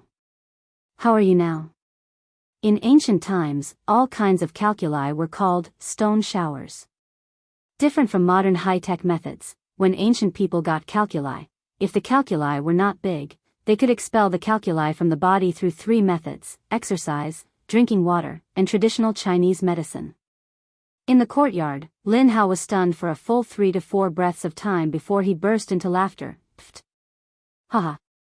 So this guy got Shi Lin and actually said he was about to form his gold core. What a joke. Ha ha ha. The other 3 servant girls couldn't help but cover their mouths and chuckle. The previously depressing atmosphere in the courtyard immediately lightened up. Xiao Shi, that guy called Wan Hong, what's going on with the little girl who's about to reach the nascent soul stage? After laughing for a long time, Lin Hao laughed until his stomach hurt. Only then did he gradually stop laughing. He thought of another person and asked. At this time, he also guessed that the nascent soul stage lady that Wan Hong spoke of was probably just a joke. Xiao Shi said with a smile, "Young master, please listen to Xiao Shi." After Su Liang saw that his secret was exposed, he quickly left with his tail between his legs. Coincidentally, at this time, a couple came out of a nearby medicine shop with a baby in their arms. Someone in the crowd shouted, "Wan Hong, isn't the little girl next to you Master Zhu's wife? I heard that his wife just gave birth to a big fat boy a few days ago. When did his wife become a nascent soul cultivator?" Pfft. Haha. Interesting, interesting. It turned out that the young lady was pregnant. Haha. This Wan Hong is too funny. He actually said that a pregnant woman is a nascent soul expert. I'm dying of laughter. Ha ha ha. I can't laugh anymore. Ha ha. After listening to the maidservant Xiao Shi's words, Lin Hao couldn't help but burst into laughter again. The maidservants also laughed until they were trembling. For a moment, the courtyard was bustling with noise and excitement. After a long time, Lin Hao's face regained its calmness. He got up and rubbed the maidservant Xiao Shi's head. He sighed and said, "Okay. I'm in a much better mood now. Thank you, Xiao Shi. It's good that the legend of a mortal's journey to immortality is over. It's time for me to review my homework." The maidservant Xiao Shi said shyly, "Young master is so hardworking. If master and old madam know, they will definitely be very happy." Haha. Lin Hao shook his head and smiled inexplicably. Then he said, "Go take 1,000 strings of cash to the Datong Daily editorial office and reward Leather Knight. Take it as a thank you to him for his The Legend of a Mortal's Journey to Immortality for half a year." Ah. 1,000 strings of cash. Young master, if master finds out. Xiao Shi said with her mouth wide open in shock. The rest of the maidservants were also in disbelief. 1,000 strings of cash was enough for a family of 6 to live for several lifetimes. This is all my pocket money. Even if my father finds out, what can he say? Go quickly. Lin Hao rolled his eyes and said unhappily. As the only son of the Lin family, he had been doted on since he was young. How could he lack money? Yes. Young master. In the new workshop of the Strange Interest Pavilion, in the editorial office of Datong Daily. When Li Zixuan moved the workshop here, in order to facilitate Ma Zhou's teaching activities in Yanhuang College, he moved the editorial office of Datong Daily over as well. In this way, Ma Zhou could take on 2 jobs at the same time. Today, the editorial office of the new workshop welcomed many people. These people were the staff of the various Datong Daily offices in Cheng and City. The eldest son of the Chao family in Cheng, and Xiao Shi, rewards The Legend of a Mortal's Journey to Immortality Leather Knight 3,000 strings of cash. The eldest son of the Murong family in Cheng, and Murong Jun, rewards The Legend of a Mortal's Journey to Immortality Leather Knight 1,000 strings of cash. The eldest son of the Wang family in Taiyuan, Wang Renbiao, rewards The Legend of a Mortal's Journey to Immortality Leather Knight 10,000 strings of cash. Ever since the first carriage full of copper coins drove into the workshop, the page boys' singing never stopped. Previously, in order to make it easier for readers to reward their favorite novels, the editorial office of Datong Daily had specially set up offices in Chang'an and even more than 300 states and counties across the country to accept rewards and give fan badges to the recipients. Normally, every 10 days, the various offices would send the rewards they received to the editorial office of Datong Daily in the workshop. However, today was different. With the completion of The Mortal, the hundreds of thousands of readers who had accumulated in the past 8 months suddenly went crazy. They lined up to the Datong Daily office to reward The Mortal. The rewards ranged from a few hundred copper coins to tens of thousands of strings of cash. The warehouses of the major offices in Chang'an City where the copper coins were stored were immediately filled to the brim. For safety reasons, the various offices hurriedly sent people to the new workshop in Plum Village to deliver the copper coins. On the cement road from Plum Village to Chang'an City, one after another, money trucks appeared in an endless stream. Fortunately, the road from Chang'an City to Plum Village had already been repaired. Fortunately, this place could be considered the foot of the emperor, so the security was not bad. Otherwise, such a huge amount of money would be tempting. What's the 100th? When Ma Zhou received the news, he immediately rushed over from Yanhuang College. Hearing the rewards coming in one after another, his head started to ache. This scene was simply too crazy. Godfather Ma, this is the 950th person who has rewarded more than 100 strings of cash. Song Xiaoxi replied, 951? Oh my God, are there going to be 1,000 league leaders today? Ma Zhou was not someone who had not seen the world. However, when he heard such a result, he could not help but be flabbergasted. 1,000 league leaders appearing in a day? Wasn't this too crazy? The income that The Mortal brought to the editorial office of Datong Daily was actually several times more than the total income of the other 50-plus novels combined. How could anyone live with this? Chapter 1006. The ending of The Mortal triggered a huge tipping chain effect. Datong Daily's offices in Chang'an City were overcrowded with people. Thousands of copper coins were being pulled in continuously. The shopkeepers of the other shops were envious. Because the income of this office in a day was equivalent to 10 or even 100 years of their income. TSK. It really made one's eyes red with envy. But the one who benefited the most should be the leather knight who wrote The Legend of a Mortal's Journey to Immortality, right? He will get a share of the tipping Datong Daily receives. I didn't expect this. Writing novels can actually make so much money. The shopkeeper of a calligraphy and painting shop next to the Datong Daily's office stood at the entrance of the shop. He couldn't help but sigh as he looked at the rich people next door. This old man must have not seen the miserable situation of the other failed authors. That's why he was so emotional, right? Xiaolu. Why did you come out from there? The shopkeeper's eyes suddenly widened. He saw his shop assistant coming out of the office. He quickly went forward to grab the assistant and asked. Shopkeeper, I saw that it was quite lively here, so I went to take a look, the assistant said hurriedly. Just to take a look? The shopkeeper was old and experienced. How could he not see that the assistant was lying? I really just went to take a look, nonsense. Tell me. How much did you tip them? The shopkeeper was so angry that he kicked him.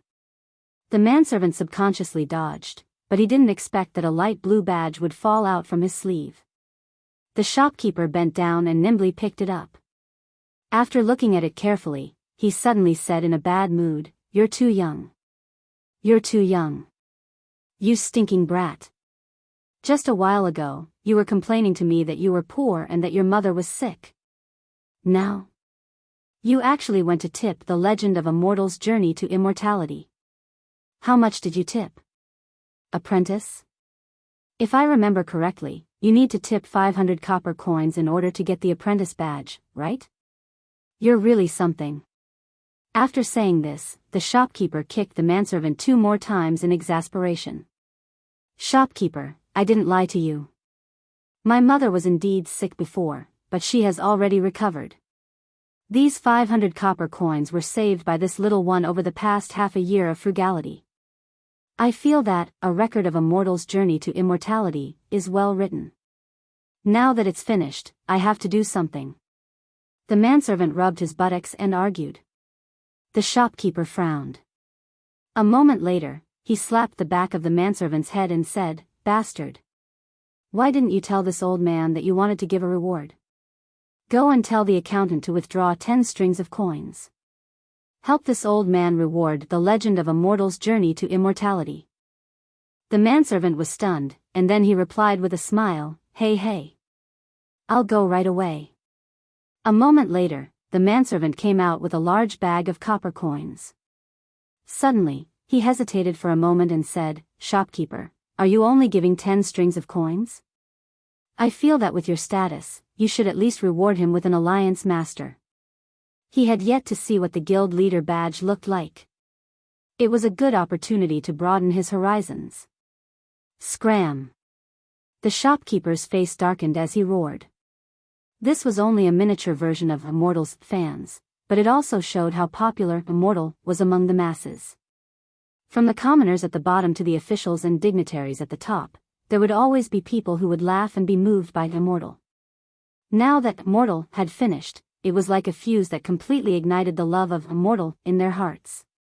Naturally, the rewards would come flooding in. In the afternoon, Li Zixuan found out about the crazy rewards caused by the ending of Immortal. In fact, he hadn't paid attention to this novel for a long time. This was because he had already finished writing the rest of the novel more than a month ago. At Datong Daily, the daily updates were the drafts that he had submitted in advance. Marquis. The reward income from this day's rewards is probably tens of thousands of strings of coins. Aren't we making too much money? Ma Zhou exclaimed to Li Zixuan as he held a report in his hand. At the beginning, the business under Li Zixuan's name was Datong Daily. Later on, when Datong Daily started to accept advertisements from commoners' shops, they recovered some of their losses. Every month, they could earn at least a few thousand strings of coins. But now, the income from the bragging world section had completely exploded, and the profits were so shocking that Ma Zhou couldn't help but admire Li Zixuan's foresight. If you want to make a lot of money, you have to have good novels. A popular novel like The Legend of a Mortal's Journey to Immortality is too rare. Li Zixuan shook his head and said. It was undeniable that The Mortal had some shortcomings, but it was also a great novel. Now, there were dozens of novels imitating the Immortal's Journey to Immortality in a Datong Daily, bragging world. This was the best proof. Ma Zhou chuckled, his eyes shining with wisdom. He said, for others, it might be extremely difficult to create a novel that is as good as The Legend of a Mortal's Journey to Immortality. But for Marquis, it shouldn't be difficult. Others might not know who the author of The Mortal was, but how could Ma Zhou, the editor-in-chief of Datong Daily, not know who it was? He had previously asked Li Zixuan for a draft. It was precisely because of his confidence in Li Zixuan that he said such a thing. After all, Li Zixuan had created too many miracles. What was there to be surprised about if there were one or two more? Li Zixuan heard that and smiled without saying anything. Ma Zhou couldn't help but ask, when does Marquis plan to write the next novel? Li Zixuan thought for a while and said, I don't plan to write it in the near future. Maybe next year. Ma Zhou was disappointed. Then I guess many people will be disappointed. Marquis, you don't know this, but many of the people who gave you tips because of the ending of Immortal Man are commoners at the bottom of society. They scrimped and saved up a few hundred copper coins and used it all to tip you. Li Zixuan was touched. In this Datong, not only were the commoners simple and honest, even the readers were so stubborn and cute. Brother Ma, you don't have to persuade me anymore. I definitely won't have time to write another novel this year. Good food is not afraid of being late. For next year's new novel, I will definitely not disappoint the readers of The Mortal. Li Zixuan shook his head and sighed. He couldn't bear it and added, in a while, I will write a speech. I'll have to trouble Brother Ma to publish it on Wuxia Jianghu tomorrow. Ma Zhou knew that it was impossible, so he didn't try to persuade him. Besides, there was only a month left in the year. He didn't have much time left. Hence, he cupped his hands and replied, "Yes, Marquis." Chapter 1007. The next day. Damn! Look, look! Something big happened. Early in the morning, cries and screams could be heard on the streets of Chang'an. What can happen? You're making a fuss over nothing. Something big really happened. Brother Chu, come and take a look. Look here. Let me see. Ouch. Holy sh*t. Are my eyes playing tricks on me? The first few pages of Datong Daily's Dahua pugilistic world were filled with lines of red text. According to the rules, anyone who tipped more than 100 strings of cash could enter the next day's tipping list. The tipping list is printed in red ink. A deluge of extravagant flowers, moving me to tears. You deserve this reward for your talent. Li Zishuan from Chang'an's Yongla Lane has tipped Leather Knight 10,000 strings of cash. This book is too well written. Let's reward him and hope that the following chapters will be more exciting. Back then, when Li Zishuan had just started writing Mortal, he had praised himself and rewarded himself with 1,000 strings of cash. Now that Mortal had ended, this fellow had decided to finish what he started. So what if he was thick-skinned? A deluge of extravagant flowers, moving me to tears. You deserve this reward for your talent. Wang Renbiao from Taiyuan's Wang family has tipped Leather Knight 10,000 strings of cash. This book is too well written. Let's reward him and hope that the following chapters will be more exciting. A deluge of extravagant flowers, moving me to tears. You deserve this reward for your talent. Chao Shi from Chang'an's Chao family has tipped Leather Knight 3,000 strings of cash. This book is too well written. Let's reward him and hope that the following chapters will be more exciting. 10,000 strings of cash, 3,000 strings of cash, 2,000 strings of cash, 1,000 strings of cash. What came into view were all these shocking numbers. At this moment, money was no longer called money. It was just a number that shocked people to the point of numbness. What the heck? There were a total of 10 pages. How much money does it add up to? Gulp. I'm afraid there are more than 1,000 people on the list. That means there were more than 1,000 people who tipped A Legend of a Mortal's Journey to Immortality yesterday. More than 1,000 league leaders appeared in a day. That's at least 100,000 strings of cash. That's crazy. Are there really so many people tipping? Of course. I even tipped him 100 copper coins yesterday. At that time, there were a lot of people who tipped him. The news of A Record of a Mortal's Journey to Immortality, collecting thousands of Alliance members spread like wildfire among the crowd. Chang'an City and some of the counties near Chang'an City immediately boiled over. In the streets and alleys, in the restaurants and tea houses, there were basically people talking about yesterday's grand occasion. Many people proudly took out their mortal badges, indicating that they were also part of the reward army yesterday. From this, one could see how popular Mortal was. However, compared to the huge amount of rewards, the Mortal section in Tang Dynasty Daily, Bragging World was even more touching. Final thoughts. I heard that the streets and alleys of Chang'an City were emptied yesterday. Countless people tipped swordsmen, ranging from dozens of copper coins to tens of thousands of strings of cash. Swordsmen were moved to tears. The Legend of a Mortal's Journey to Immortality was completed in March and finished in November. It took more than 8 months to complete, with a total of more than 7 million words. During this period of time, I would like to thank everyone for their continuous support. Swordsmen will return in March next year. Please look forward to it. Seeing this final thoughts, many people could not help but recall the various things that happened when they first started reading Mortal. Their hearts were very touched at first. However, the last sentence of Swordsman will return in March next year made many people curse. F***ck. What does that mean? It means that Leather Knight will not write another book until March next year? Isn't that too much of a scam? There are still about 4 months until March next year. How am I going to survive these 4 months? Writing for 8 months and resting for 4 months. This guy is too much of a playboy, right? I don't agree. Who knows where that Pai Xiajua guy lives? I'll bring some people to tie him up and lock him in a small house to write novels for me every day. If he doesn't write 20 chapters a day, he's not allowed to go anywhere. Li Zishuan probably did not expect that the Tang dynasty would have such a ferocious reader. Yes, yes, yes. This is a good suggestion. Tie him up. Yes. Tie him up. Tie him up. But no one knows where he lives. A certain person's suggestion received a lot of responses.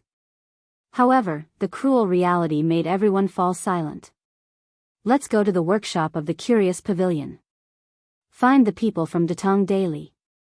They definitely know who Leather Knight is and where he lives. Yes. Let's go to the workshop of the Curious Pavilion. I know where he lives. I'll lead the way. In an instant, dozens of irritable readers rushed towards the new workshop of the Curious Pavilion. However, these people were too naive. The author of The Legend of a Mortal's Journey to Immortality was the big boss of the Curious Pavilion. How could the staff of Datong Daily tell them the real information? What's more, the new workshop of the Curious Pavilion was also guarded by a group of imperial guards sent by Li Er. A few dozen people would not be able to break through the door of the workshop. In the end, Ma Zhou comforted them for a long time and promised that he would keep urging Leather Knight to release his new book as soon as possible. Only then did the irritable readers disperse. Looking at the backs of these people, Ma Zhou wiped the cold sweat off his forehead. Of course, what he said just now was a lie. Once Li Zishuan decided on something, it was very difficult to change his mind. He definitely would not ask for a rebuff by urging him to release his novel.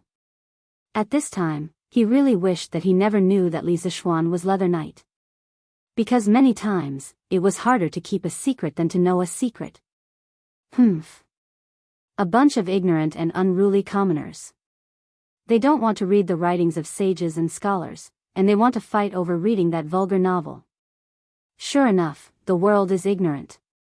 Rottenwood cannot be carved. Of course, not everyone was a die-hard fan of The Legend of a Mortal's Journey to Immortality. There was no lack of voices criticizing The Legend of a Mortal in Chang'an City, such as the Imperial College and the Hongwen School. But first, the number of people who liked The Legend of a Mortal obviously had an absolute advantage. Second, Datong Daily was run by Li Zishuan, and Li Er also participated in it. Although scholars had character, no one was willing to go through so much trouble for such a small matter. It was not worth it. What the eye doesn't see, the heart doesn't grieve over. This was the most common method used by those arrogant scholars. But there were many things that you could ignore, but you could not change its greatness. For example, the huge fan base of The Legend of a Mortal's Journey to Immortality showed that it was an irreplaceable novel. Next March. That's great. That means that these 4 months are our chance. At noon in Yanhuang College, the 3 people from Jianghu Academy had eaten lunch and were reading the newspaper on a stone bench in the woods of the academy. After seeing the acceptance speech of The Legend of a Mortal, Liao Feichen's eyes lit up and he said excitedly. Chapter 1008. Yes. Without the popular novel, A Legend of a Mortal's Journey to Immortality, we can indeed give it a try. Who knows, we might be able to reach a higher level. In Yanhuang College, Chen Tianhua nodded after hearing his good friend's words. Both he and Liao Feichen had serialized novels in Tang Dynasty Daily. His novel was Zhang Xiaohua's Journey to Immortality, and it was about 900,000 words long. Liao Feichen's novel was called The Long Road to Immortality, and it was slightly slower, but it was also about 800,000 words long. Even though they had been admitted to Yanhuang College a few months ago, they still insisted on writing novels in their free time. In fact, this kind of half-study, half-work state did not affect their studies, because there were many poor students in the college who were in this state. The difference was that the others were working at the posts provided by the college, while the two of them were using their free time to write novels. In the past, A Legend of a Mortal's Journey to Immortality was an insurmountable mountain in front of Chen Tianhua and Liao Feichen. Now that A Mortal had ended, the two of them felt that their opportunity had come. This was especially so for Chen Tianhua. Other than Mortal, his Legend of Zhang Xiaohua's Cultivation to Immortality was the novel with the best results in talking about pugilistic world. Taking advantage of the time when Mortal was finished, if he put in a little more effort, it was very likely that it would reach a higher level. Yes. Let's hurry up and try to write more during this time. Liao Feichen nodded fiercely. Hey! Hong Yi, didn't you say that you were about to start writing your novel? Why haven't you started? Are you trying to scare us?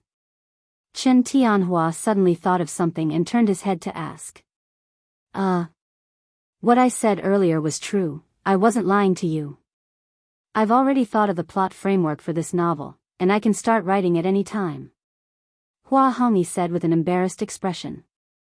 The other two obviously did not believe him. Chen Tianhua said, Hong Yi, then tell us, when do you plan to publish your novel?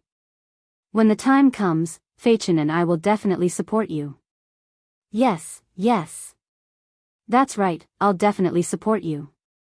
We definitely can't afford the title of Alliance Master, but we can still afford the title of Disciple. Liao Feichen echoed. Hua Hongyi rolled his eyes. After thinking for a moment, he said, although the framework of the plot has been conceived, the specific details still need to be considered. Next March, I'll publish the book next March. Poof. What? F***CK. Hong Yi, are you still asleep? Why do you want to publish your book in March of next year? Aren't you courting death? Liao Feichen almost vomited blood when he heard that Hua Hongyi was going to publish the book in March next year. He stared at his old friend as if he was looking at a madman. How is that courting death? Feichen, didn't you want to say that Leather Knight will also release a book next March? Hua Hongyi shook his head and said nonchalantly, if he wants to publish books, then so be it.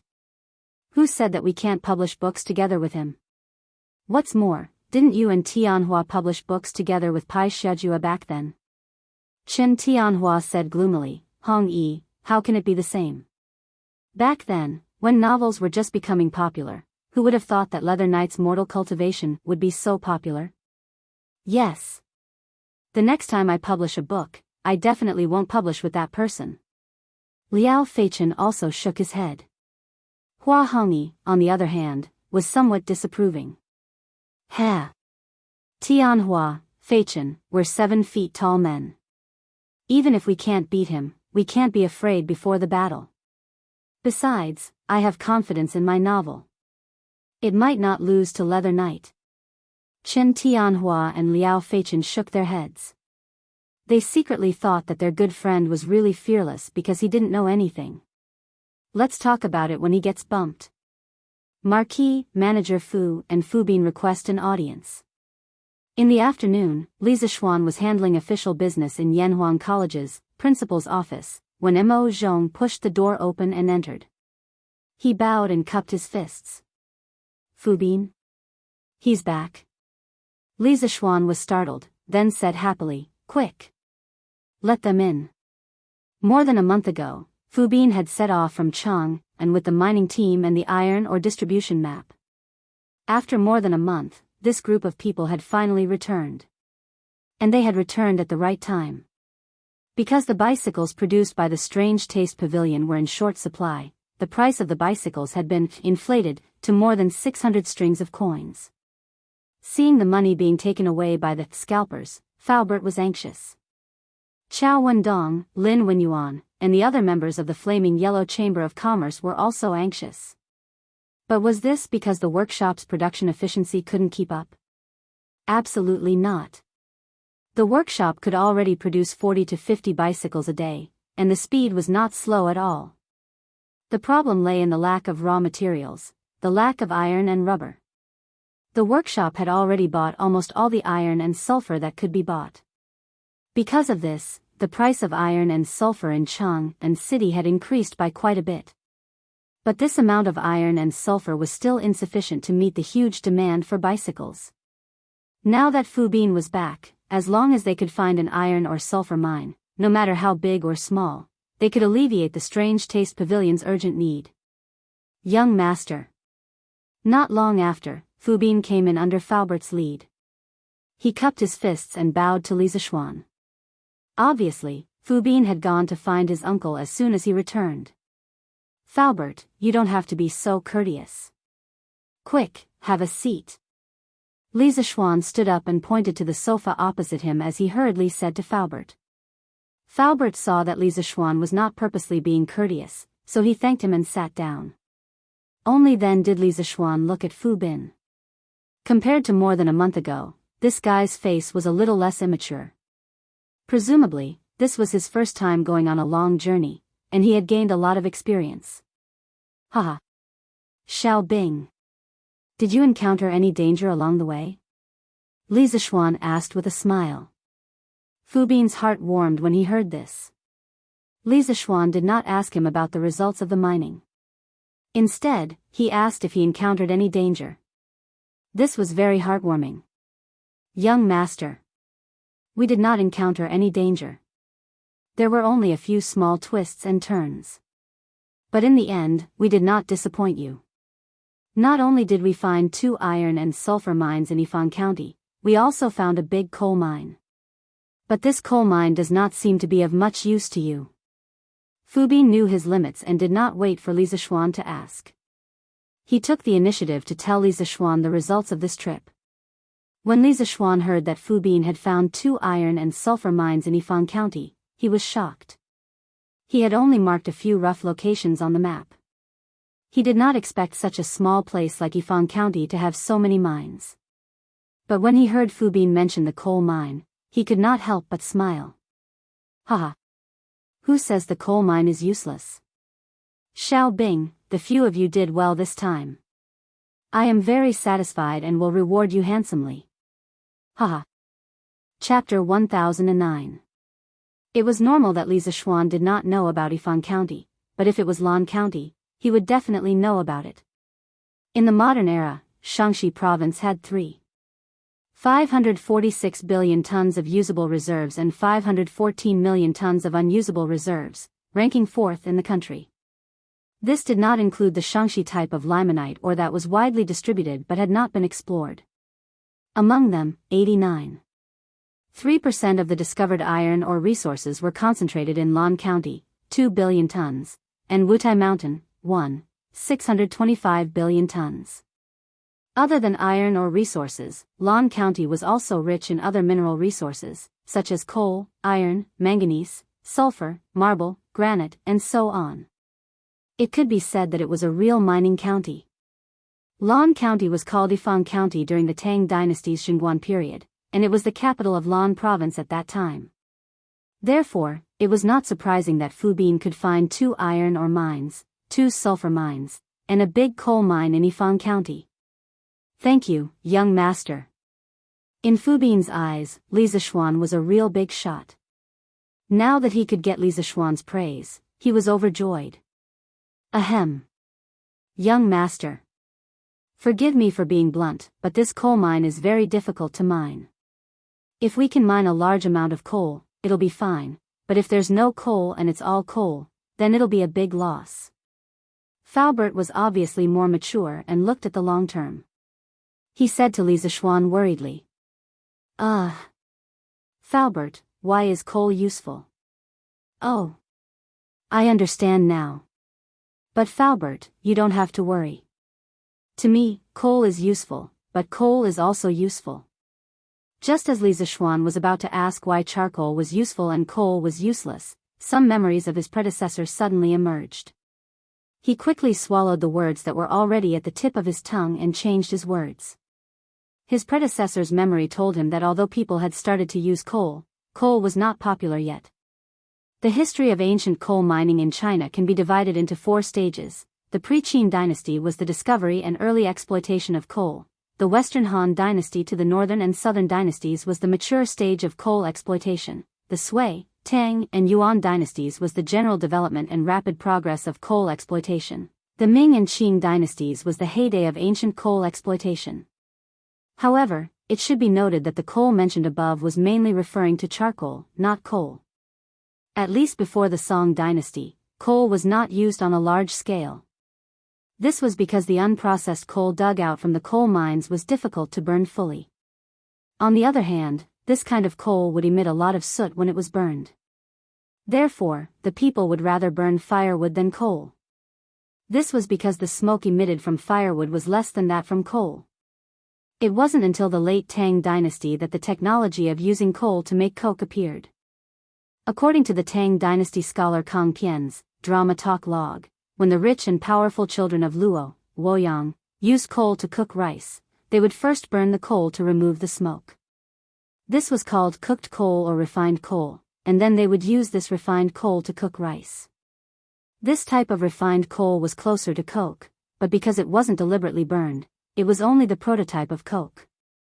In the Song dynasty, the coking technology was perfected, and the raw coal processing and utilization in our country entered a new stage, and the use of coal gradually became more widespread. During the Ming and Qing dynasties, the development and utilization of coal in our country had reached the heyday. Similar to the previous salt and iron dictatorship, the mining rights of coal had been nationalized, and coal mining taxes had been collected. What? Young master has a way to use raw coal? Fu Bin didn't think much of it, but Falbert's eyes suddenly widened. He sat up straight from the sofa and said in shock. As long as one had a little bit of common sense, they would know that if raw coal could be used, then a coal mine could bring an amazing amount of wealth. Li Zishuan didn't deny it and nodded happily and said, I do know some ways. Therefore, this coal mine must be mined. Whether it's charcoal or coal, we want it all. Falbert said excitedly, if young master really has a way to use raw coal, then of course this coal mine must be mined. Li Zishuan smiled. He muttered to himself for a while, then looked at Fu Bin and asked, Xiaobing, previously you said that you met with some problems in Yifang County. What exactly happened?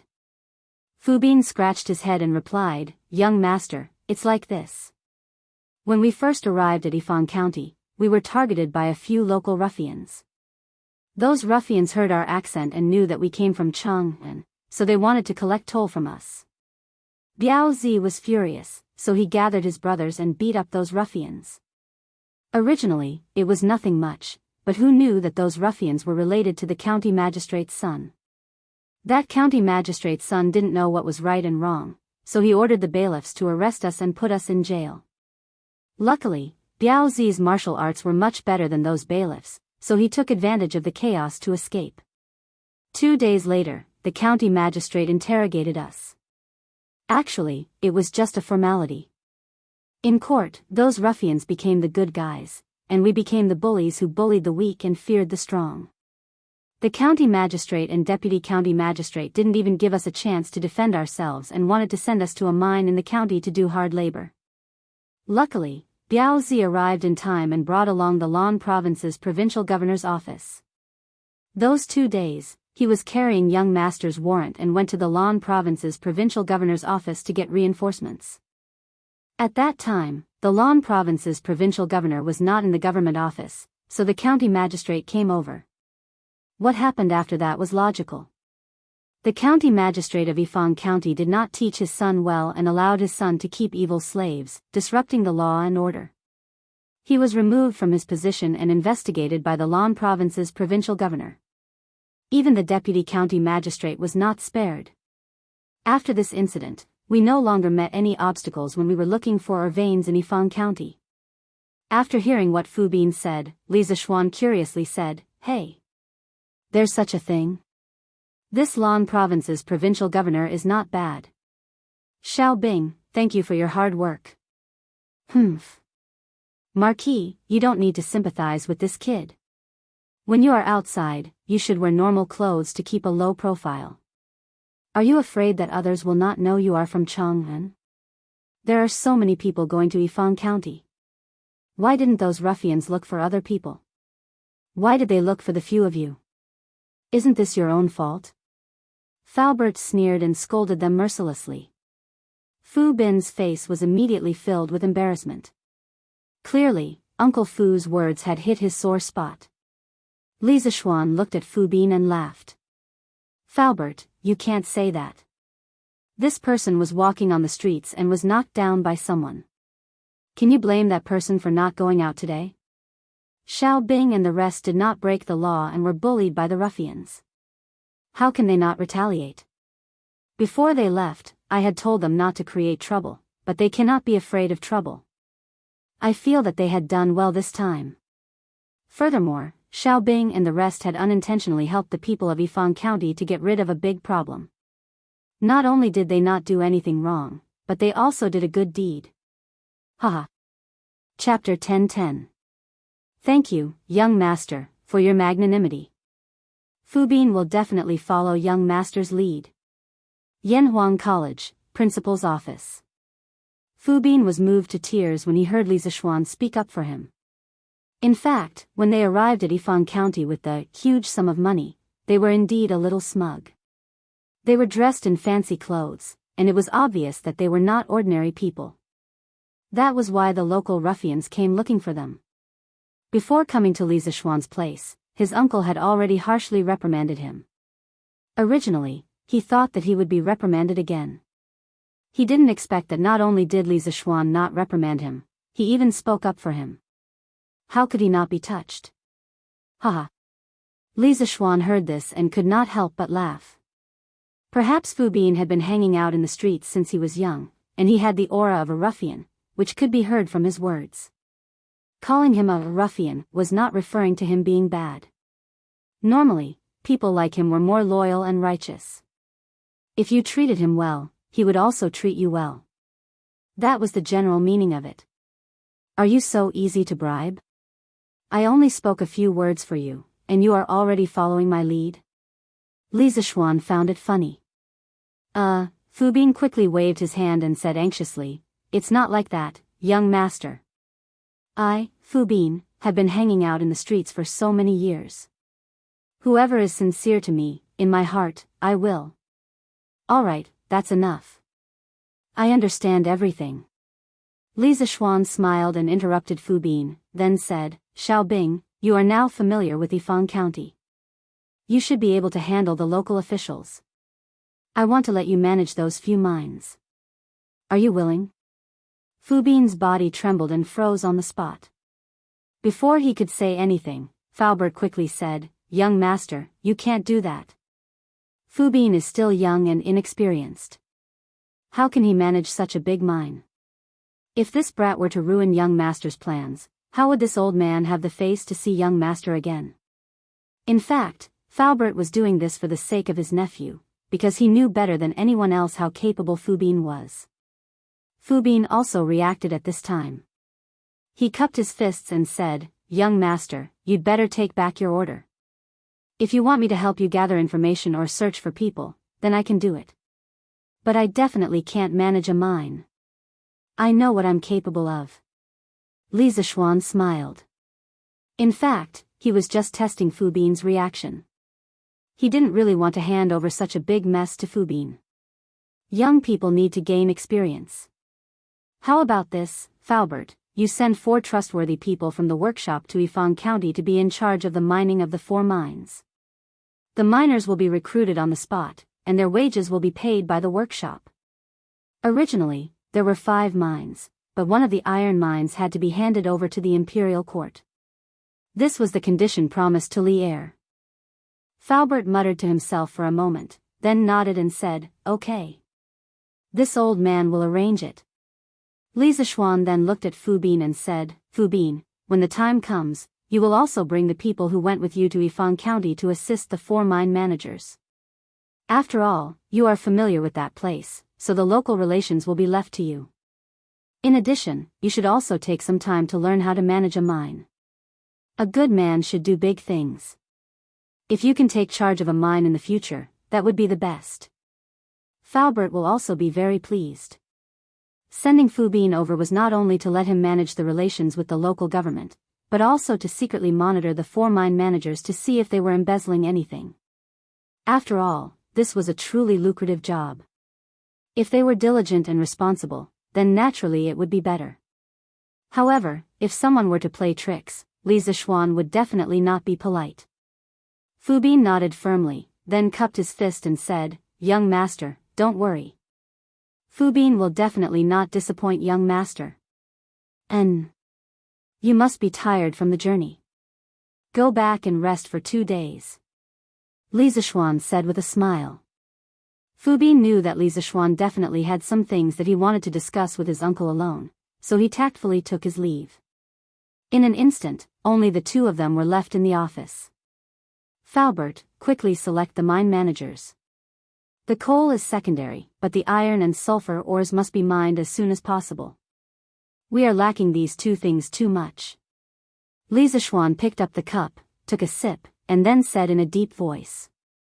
Falbert nodded and replied, "Even if young master didn't say it, this old man will do it as soon as possible." Previously, after selling the first batch of bicycles, the workshop's iron and sulfur ores were all in short supply. However, the people's desire to buy bicycles is getting stronger and stronger. If we can't solve the problem of raw materials for bicycles as soon as possible, everyone will definitely be more disappointed in us. Fortunately, Fu Bin came back in time. Otherwise, it would be a pity if our workshop couldn't produce good things even though we have them. Li Zishuan said, and then said, after confirming the candidates, "Have them come to see me before they leave. I have something to tell them." No problem. Li Zishuan stood up. He frowned and thought for a while, then said, "We have to hurry up with the Yifang mine. We also have to hurry up here." Falbert asked, "Young master, do you want to talk about iron smelting?" Li Zishuan nodded and said, "That's right. The workshop needs to prepare some iron smelting equipment. After the iron ore from Yifang mine is shipped back, we have to start smelting immediately." Falbert looked worried and said, "It's not difficult to smelt iron on a small scale, but from young master's intention, you want to smelt iron on a large scale. In this way, the furnace required for smelting iron cannot be made in a short time. Moreover, some of the key techniques have to be figured out by yourself. If young master wants to achieve his goal quickly, he can only ask the Zhangsun family for help. After all, in Chang and City, their iron smelting technology is the best." Zhangsun family? Which Zhangsun family could there be in Chang and City? Li Zishuan's heart moved. He didn't expect that Zhangsun Wuji, that old fox, had already started the iron smelting business. Salt and iron, these two businesses were the most profitable in ancient times. Zhangsun Wuji was indeed an old fox. Why do we need to ask them for help? I have an even better method of smelting iron. Later on, I will draw out the blueprints of the equipment. Falbert, you just have to get someone to follow the blueprints." Li Zishuan said to Falbert. What a joke, he was an engineering genius from the 21st century. He still had countless blueprints in his mind. If he had to ask for help for such a small matter, wouldn't he be smearing the reputation of transmigrators? Falbert's eyes lit up. Then, with a strange expression, he said, "Young master, why didn't you say earlier that you have a good method of smelting iron? It's true that our workshop lacks iron, but we don't lack iron ore. This thing is much easier to buy than iron." Chapter 10-11. Li Zishuan was stunned and asked curiously, "Why is that so? Don't tell me Chang and City has a surplus of iron ore?" When he first heard Falbert say that iron ore could not be bought, he subconsciously thought that iron ore could not be bought either. But after hearing Falbert's words, it was obviously not the case. Falbert said matter-of-factly, "Young master, isn't this normal? There are only so many iron smelting factories in Chang and City. How could they consume so much iron ore? Naturally, there would be a surplus. China started smelting iron during the spring and autumn period. Due to the rich experience of smelting bronze, the progress was very fast. Pig iron and iron smelting appeared almost at the same time. The iron smelting temperature was low and there were many impurities, but the carbon content was low. It was close to that of wrought iron, with a high melting point and a soft texture. It was suitable for forging weapons. Pig iron smelting temperature was high, with a higher sulfur and phosphorus content. It was hard and brittle, but it was resistant to wear and was suitable for forging weapons. Since the Han Dynasty, various metal smelting and processing techniques had been developed comprehensively and were becoming fixed in terms of technology. For example, the 100-tempered steel technique was not used often due to its low efficiency. As the early form of the infused steel technique, it was widely used. During the Sui and Tang dynasties, the smelting technology continued to develop, but there were not many breakthroughs. They mainly followed the infused steel technique at the end of the Han Dynasty, and the smelting efficiency was not high. Furthermore, the smelting business in this era was owned by the country. People like Zhangsun Wuji who could mine and smelt iron were few and far between. Therefore, the productivity of the people could not be unleashed, and the smelting speed could not keep up with the mining speed. Li Zishuan rolled his eyes inwardly. He thought to himself, what a shame. If I had known about this earlier, would I have waited until now? Sigh. Forget it. Since it's already like this, another 10 days or half a month won't make a difference. When the smelting equipment is completed, the iron ore from Yifang County should be transported back.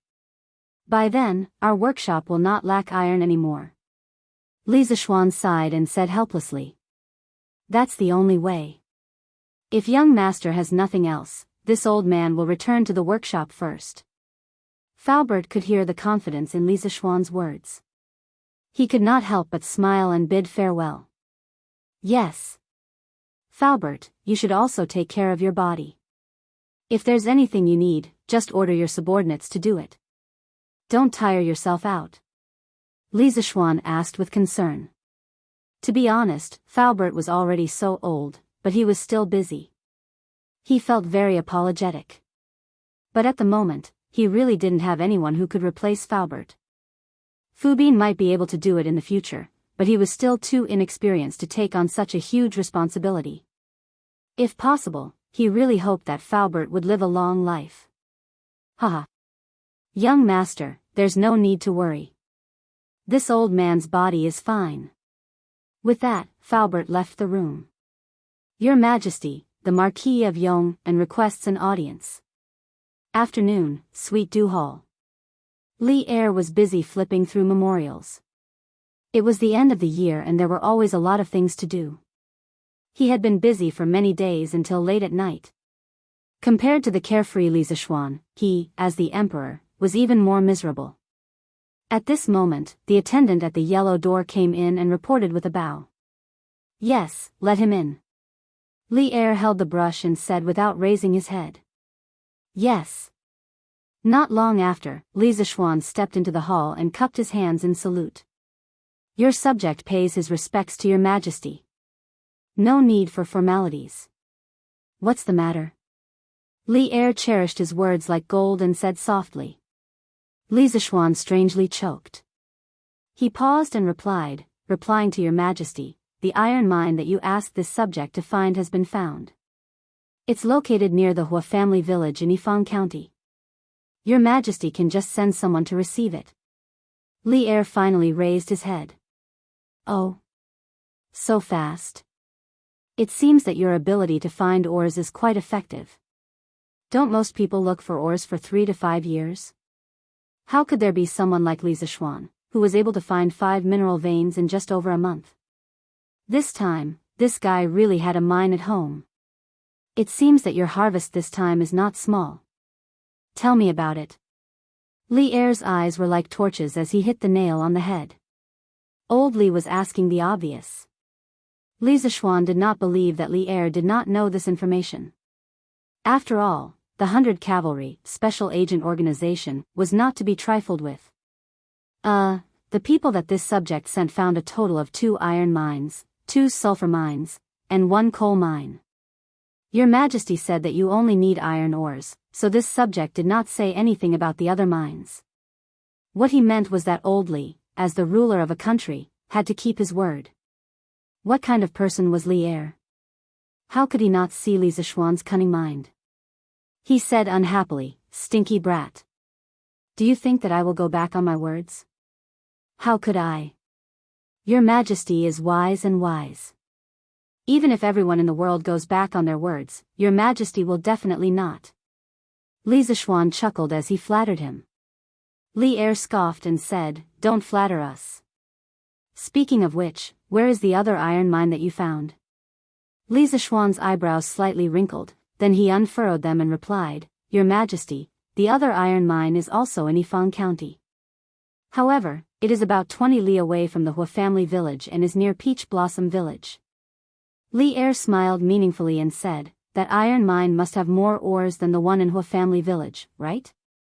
Li Zishuan secretly cursed Li Er for being a sly old fox, but he said, Your Majesty. How can this kind of thing be accurate? According to the people that this subject sent, the two iron mines look the same from the outside.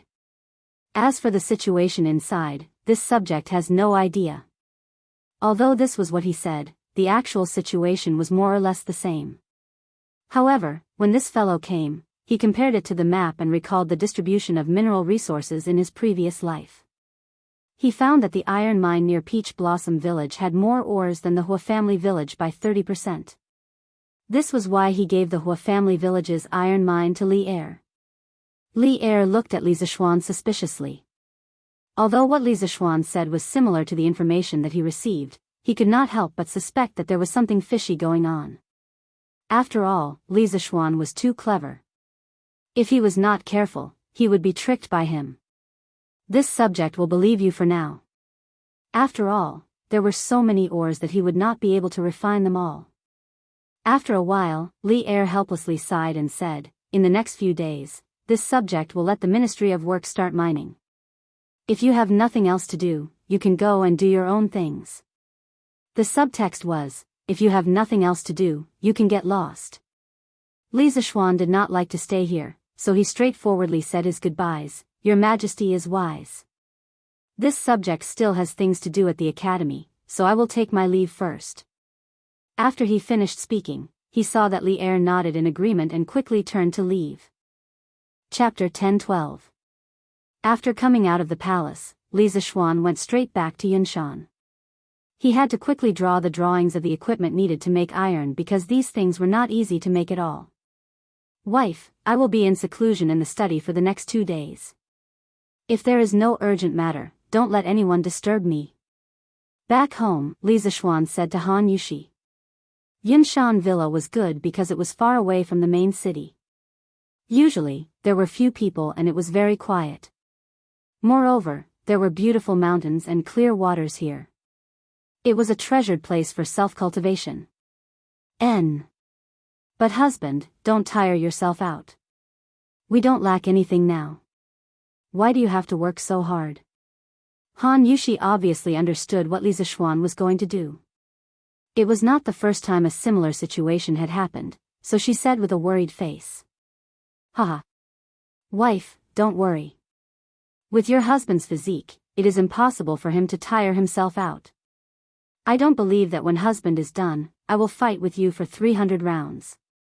Li Zishuan smiled and pinched Han Yushi's pretty face, then said indecently. Of course, even though he said that, he was still very grateful for his wife's concern. Husband. Han Yushi was ashamed and angry. She stomped her feet and said coquettishly, but Li Zishuan had already slipped away at this time. Blast furnace. If you want to improve the efficiency of iron making, you must build a blast furnace. In the study, Li Zishuan muttered to himself in front of a large piece of white paper on the desk. In modern industry, the methods of iron making included blast furnace method, direct reduction method, melting reduction method, plasma method, and so on. Blast furnace iron making was the main method of iron making in modern society. Its output accounted for more than 95% of the world's total pig iron production. Blast furnace iron making was a complicated process. The raw materials used were iron ore, limestone, and coke. The reaction in the blast furnace was mainly divided into 3 parts. The first part was the process of preparing the reducing agent, the second part was the main principle of iron making, and the third part was the process of removing impurities and forming slag. However, the iron smelted by the blast furnace was not pure and contained a small amount of impurities, so it was called pig iron.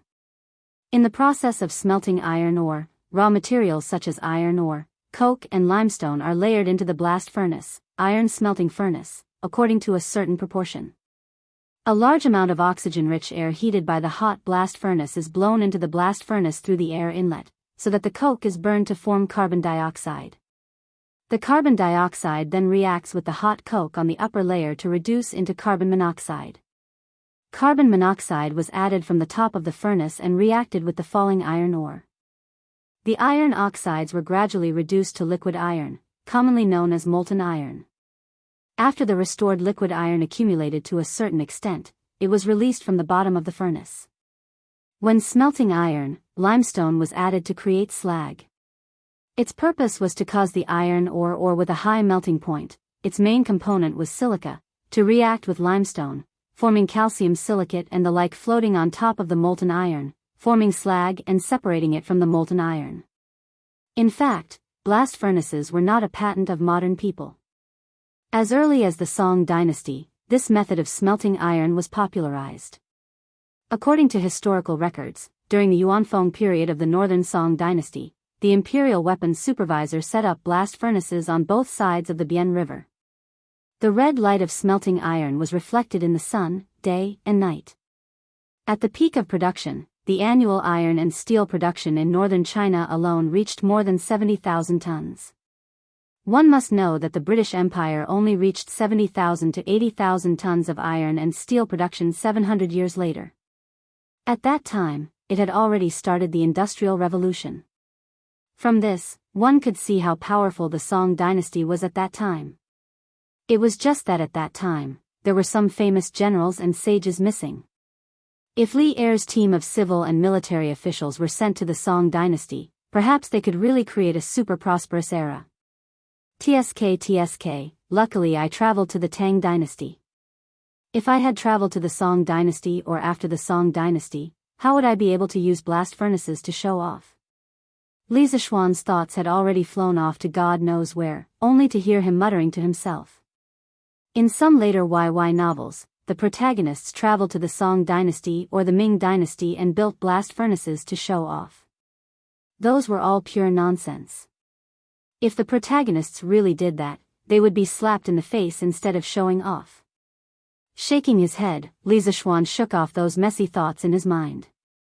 After pondering for a while, he began to draw a blueprint. At this time, he already had a three-dimensional model of the blast furnace in his mind, and naturally, he had become a human printer. He intended to completely replicate the blast furnaces that were often used in modern ironworks, and then modify them according to the current conditions of the Tang dynasty. This was not an easy job. The structure of blast furnaces was not very complicated. In the Great Movement at the end of the 1950s, people all over the country were called to smelt iron and steel. Even some elementary school students, villagers, and non-staple store clerks formed groups to build blast furnaces to smelt iron and steel. But the structure of blast furnaces was by no means simple. The technical level of blast furnaces in modern China was about the same as that of the Song dynasty. In theory, they could smelt iron, but the technical mastery was not up to standard, so most of them were left unfinished. Li Zishuan wanted to build a blast furnace, not a defective one. If he wanted to build one, he wanted to build the best one. Generally, a complete blast furnace was composed of a shell, a throat, a body, a waist, a belly, a hearth, a bottom, a foundation, a lining, and a throat guard plate. The shell referred to the outermost layer of the blast furnace. Its main function was to stabilize the blast furnace and protect the furnace body from leakage. The body of the blast furnace iron ore was mainly in the body of the blast furnace for indirect reduction. The throat of the blast furnace was the uppermost part of the blast furnace body. It was shaped like a cylinder. The raw materials for smelting iron were added from the throat of the blast furnace. The gas was also discharged from the throat of the blast furnace.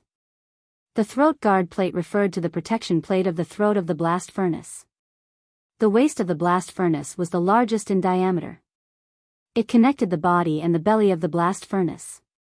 The belly of the blast furnace was in the shape of an inverted cone. It was the main area of the blast furnace for melting and making slag. The hearth was used for fuel combustion, slag and iron reaction, storage and gas emission. It was shaped like a cylinder. The bottom of the blast furnace was located at the bottom of the blast furnace. The bottom of the blast furnace was subjected to the static pressure of the charge, slag, and molten iron.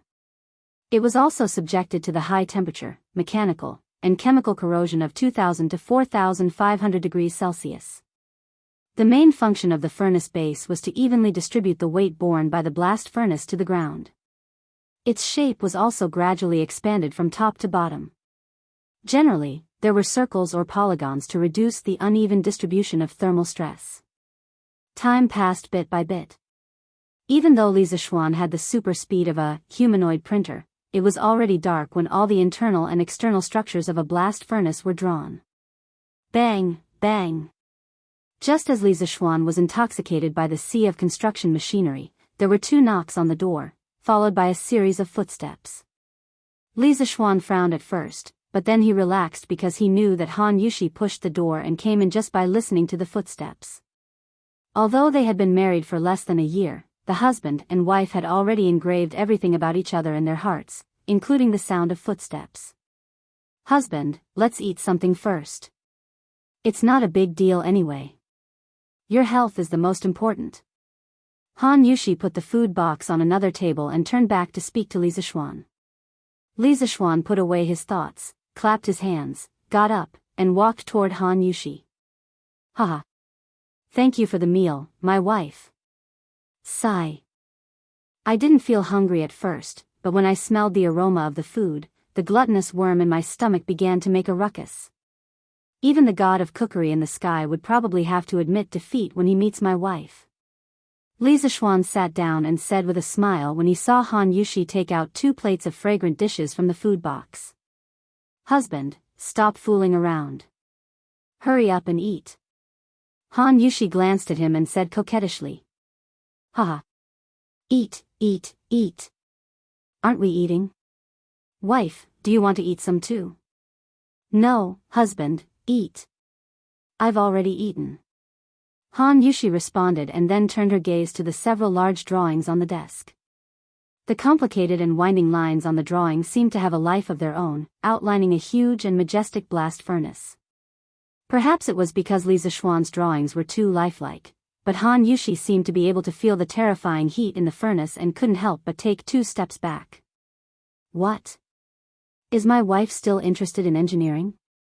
Li Zixuan asked with great interest while chewing the food in his mouth. No. I'm just looking around. Han Yushi came back to her senses. She thought for a moment and said, when I saw that my husband's drawings were so good, I was thinking that if my husband were to use this technique in painting, he wouldn't lose to Yan Shaojian, soon to be Yan Liben. Don't think that engineering drawings were all stiff and unaesthetic lines. The key was to look at the craftsmanship of the person who drew them. The engineering drawings of a skilled person could definitely feel the beauty of a work of art. Li Zixuan now belonged to this kind of person. Oh. Leave things like drawing to Yan Shaojian and the others. Your husband doesn't have the time for that. Although I'm outstanding, I can't do everything. I have to leave a way out for others, right? Li Zixuan said smugly, half-jokingly. Pfft. Han Yushi covered her mouth and laughed when she heard that. Husband, how can you praise yourself? Aren't you ashamed? Li Zixuan rolled his eyes. Why is it that my wife can praise him, but your husband can't? Han Yushi shook her head and couldn't be bothered to argue. At this moment, she suddenly thought of something and said, oh right. Husband. I helped you lock the drawings you drew last time in the cabinet. Why didn't you use them? Did you forget? She was actually referring to the generator blueprints that Li Zixuan had drawn last time. Not for the time being. It's almost the end of the year. I'm too lazy to bother with those things. Let's have a peaceful new year first. Li Zixuan replied. Yes, yes. In the past, I spent the new year with Iron Egg and Daddy. Husband, can you bring them over for the new year this year? At the mention of the new year, Han Yushi's eyes instantly glowed. Although she was already a wife, she was only 13 or 14 years old. Perhaps she still retained some innocence in her heart and looked forward to the liveliness and joy during the new year. Haha. Why can't I? As long as my wife is happy, I'll even pluck the moon from the sky for you, let alone such a small matter. Li Zishuan laughed. Logically speaking, even if Han Yushi didn't say it, he would do it when the time came. How could his father-in-law and brother-in-law be alone during the new year? Naturally, it would be lively when the two families celebrated the new year together. Hee hee. The moon in the sky is bare. What do I need it for? But I still thank you for agreeing. Han Yushi said with a smile. Obviously, she had used the Academy's telescope to see the moon before. Oh, why are you thanking me as a family? Burp. Alright, I'm done eating. Wife, you should go and rest first. I'll sleep a little later tonight. Li Zishuan put down his bowl and chopsticks and burped with satisfaction. Although the general blueprint of the blast furnace was drawn, there were still many details that he needed to consider one by one. Husband, can't you draw it tomorrow? There's no need to rush, right? When Han Yushi heard that, she knew that Li Zishuan was going to work overtime tonight, so she tried to persuade him. Hey! Some things have to be done in one go. If you let go of this breath, it will take a long time to find it again. Wife, you don't have to worry. I'll go and rest when I'm tired. I won't force myself. Li Zishuan said softly as he stroked his wife's soft, jet-black hair. In fact, with his current martial arts cultivation, even if he didn't sleep for 3 days and 3 nights, he could still endure it. That's good. Husband, you have to keep your word. I won't disturb you anymore. Han Yushi knew that she couldn't persuade Li Zishuan to change his mind, so she compromised. Wife, go and have a rest. Li Zishuan said with a smile. Han Yushi nodded and left the study with the plate and food box. The study suddenly became quiet again. Fire resistant. First of all, the furnace must be fire resistant. Li Zishuan looked at the blueprint that he had drawn before and was lost in thought. After a while, he muttered to himself. Yes. Fire-resistant cement. I'll get the fire-resistant cement by the way. Recently, I'll ask Fubin to go to Shuo province and get some bauxite back. Suddenly, Li Zishuan's eyes lit up and he said excitedly. Shuo province, Xianxia. His college roommate in his previous life came from this city. That guy really had a mine at home. It was not a coal mine, nor an iron mine, but a bauxite mine. Li Zishuan went with him to see it during the National Day holiday one year. Coincidentally, his roommate had bragged to him about the history of Shuo province, saying that the name, Shuo province, already existed during the Northern Zhou dynasty. Although it was renamed to Mai County during the Sui dynasty, Li Yuan changed it back during the Tang dynasty.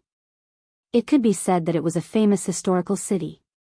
The current Li Zishuan, relying on his memory, could even mark the detailed location of his roommate's bauxite mine on a map. Hee hee. Old classmate, I'm sorry, but let me borrow your mine first. You don't mind, right? Li Zishuan was like a neurotic, talking to air. Bauxite was also known as high alumina clay. The main minerals were diaspore, baemite, gibbsite, kaolinite, etc. It had a high alumina content. After grinding and calcining with limestone, it became fire-resistant cement. It was directly pressed into bricks and could be fired into fire-resistant bricks. The lowest refractory temperature could reach more than 1,500 degrees. In fact, the small blast furnaces of the Song dynasty were generally built directly with clay, but they did not have a long lifespan.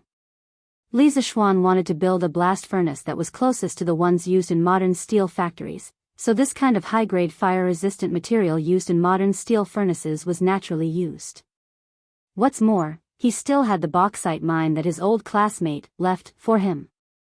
It would be a waste not to use it. Chapter 1013. According to the statistics of modern society, Xianxia was the province with the largest reserves of bauxite in the country. It was reasonable to say that it should be easy to find bauxite. However, if Li Zishuan wanted to find it in the shortest time possible, he could only go to his old classmate's iron mine. Who asked him to go to that bauxite mine? Who asked the modern Shuazhou to still be called Shuazhou in the Tang dynasty? There were so many coincidences in this world.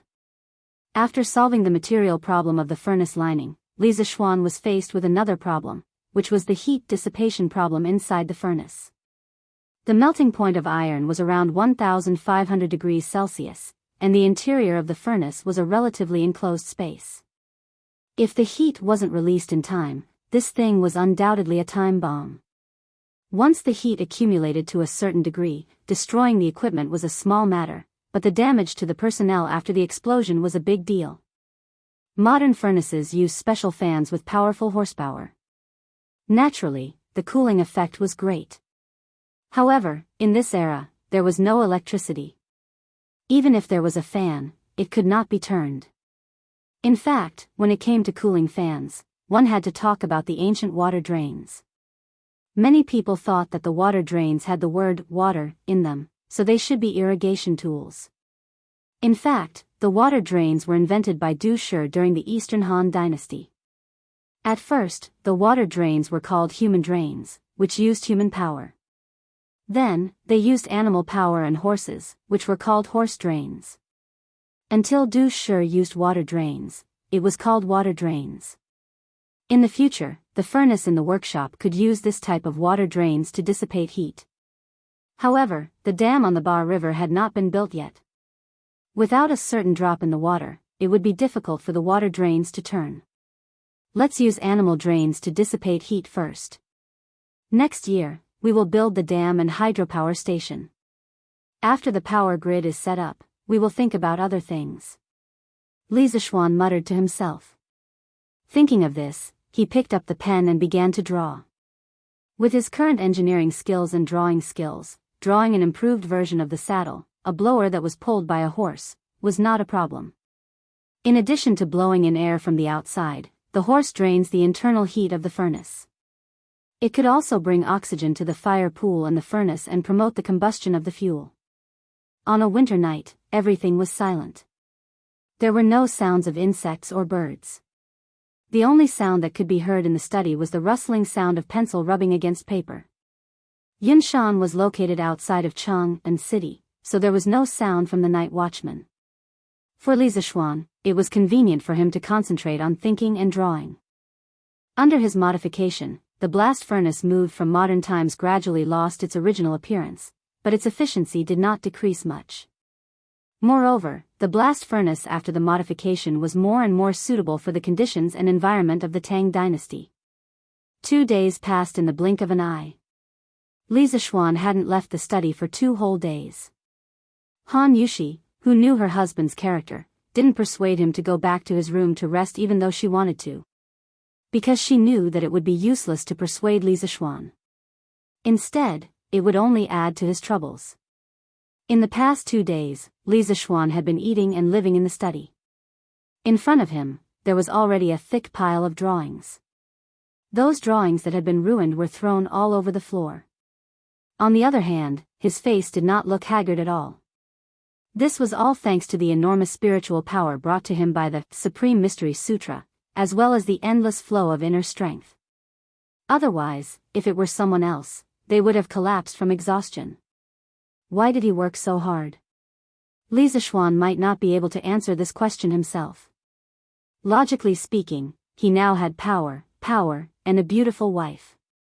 He only needed to eat and wait for death like other rich second generations. There was no reason for him to work so hard. If there was a reason, perhaps it could only be said that this was the stubbornness of an engineering nerd. Phew. Haha. Done. On the morning of the 3rd day, Li Zishuan checked all the drawings that he had drawn in the past few days. After finding that there were no problems, he let out a long sigh of relief and laughed. Creak. Almost at the same time, Han Yushi pushed the door open and entered. Her eyes were red as she said with heartache, "Husband. Since you're done, quickly go and rest. Leave this place to this concubine." Judging from her speed, it was obvious that this woman had been waiting outside the study all this time. Li Zishuan was a little touched. This little woman. How heartbreaking. Haha. Your husband isn't as delicate as you think. Don't worry, my wife. Why don't we go to the room to study the art of the boudoir? Li Zishuan touched his wife's smooth cheeks and said with a smile. Han Yushi said angrily, Husband. Why are you still thinking about this at a time like this? Go to sleep. If you're still not asleep after 15 minutes, I'll just kill myself. To be able to say such things, it seemed that she was really anxious and angry. Li Zishuan quickly said, Okay. Your husband will go to sleep now. Wife, don't say such things in the future. Sigh. It seems that I have to wait a little longer before I can rest. Just as he was about to move to the bedroom, he suddenly stopped and said. Husband. You. Haha. Wife, don't be anxious. It's not that your husband doesn't want to sleep, but there are guests. Han Yushi was about to get angry, but Li Zishuan interrupted her and said. After saying that, this guy walked out of the house slowly with his hands behind his back. The reason for that was that he heard footsteps coming from outside the house. Father-in-law. Falbert, Xiaobing, you're here. After a while, Li Zishuan's laughter came from outside the house. Han Yushi originally thought that Li Zishuan was just bluffing her, but after hearing that, father-in-law, she couldn't be bothered to be angry with Li Zishuan and quickly ran out. Outside the house, Falbert and Han Li brought Fu Bin and 4 other middle-aged men over. Young master, I didn't dare to neglect the task that you gave me earlier. I'm here today to report back to you. Falbert stroked his beard and laughed. Haha. Let's talk inside. Let's talk inside. Father? You're here? I'll go and get you some tea now. When Han Yushi came out of the study room, Li Zishuan and the rest had just entered the main hall. When she saw Han Li, she said happily. Although the Yunshan residence was very close to the Han family village, after she moved in with Li Zishuan, Han Li rarely came over. Usually, he would only come over when he had something to do. That was why she was so excited now. Haha. Wife, don't forget to get Falbert a cup of tea too. Li Zishuan laughed and joked. Ah. Han Yushi just realized that her father wasn't the only one who came. She quickly said guiltily, Of course I won't forget. Everyone let out a burst of friendly laughter. Li Zishuan looked at Han Li and said with a smile, Father-in-law, you have to visit us more often in the future. Otherwise, Yushi will treat you as a guest. Chapter 10:14. Li Zishuan understood why Han Lijing didn't come over often. It was mainly because he didn't want to disturb them, but he didn't think it was necessary. They were a family, so why did they have to make it seem like 2 different families? Besides, he and Han Yushi usually lived at night, so they couldn't be disturbed during the day. Han Lijing looked a little embarrassed. He coughed and said, This girl, sigh, it's my fault that I don't come to Yunshan often. But in the future, even if I want to, I won't have the chance to come over. Li Zishuan asked curiously, Why is that? Is father-in-law going on a long trip? Han Tianhu said, Let's not talk about this first. Manager Fu is looking for you. Let's talk about him first. Li Zishuan could only suppress the doubts in his heart and looked at Falbert. At this moment, Fu Bo said, Young master, you asked me to pick 4 people to manage the mine in Yifang County. I've brought them here today. This is Ni Taifeng, this is Yao Jia, this is Yu Xingzhen, and this is Shang Renguang. They are all old fellows in the workshop and can handle things independently. Falbert said as he pointed at the 4 middle-aged men he brought and introduced them. Li Zishuan knew Ni Taifeng. Ni Taifeng was the leader of the 5th Regiment of the Yanhuang College Construction Corps. This person had superb skills and was the technical backbone of the workshop. Do you know the mission of this trip? Li Zishuan nodded and gestured for them to sit down. Ni Taifeng said, Marquis, Manager Fu already told us before we came. We all know the mission of this trip. Then do you know that if you are busy there, you might not be able to make it back before the new year? Li Zishuan asked again. The four people's faces froze. Finally, Ni Typhon gritted his teeth and said, Marquis's big matter is important. To me, it doesn't matter where I spend the new year. Marquis, I don't care. Me too. Me too. The other three people also expressed their opinions. They knew that it was a rare opportunity to work for Li Zishuan face to face. Good. Don't worry, I will remember your efforts and I will not mistreat you in the future. Li Zishuan nodded and praised.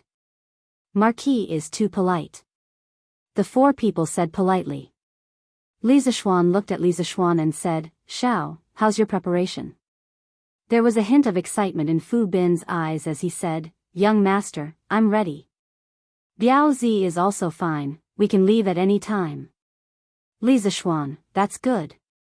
The sooner the better, the better. You will leave tomorrow. Oh. Xiao, I have something I need you to. Wait, I want to get something to get tea, my husband. I will go and get it. Coincidentally, Han Yushi came over with 6 cups of hot tea on a tray. Falbert, Han Lizheng, Ni Typhon, Yao Jia, Yu Xingzhen, and Shang Renguang each had a cup. Fu Bin was a junior and naturally did not have tea to drink. As for Li Zishuan, Han Yushi knew that he did not like tea and did not do anything unnecessary. When she heard Li Zishuan and Fu Bin's conversation, she quickly agreed to this task. After a while, she took out a stack of drawings and a map from the study. She then passed the map to Li Zishuan and said, My husband, do you want this? Not only did she know that Li Zishuan wanted Fu Bin to mine bauxite, but she also knew that Li Zishuan was going to hand over the drawings to Falbert. That was why she took them out. As for how she knew about these drawings, it was because Li Zishuan told her. Yes. This is it. Li Zishuan took the map and praised it. He then turned to Fu Bin and said, Come, Xiaobing. Look here. Fu Bin curiously looked over and stared at the map for a while before asking. Young master, why are you showing me the map of Shuazhou? Hey.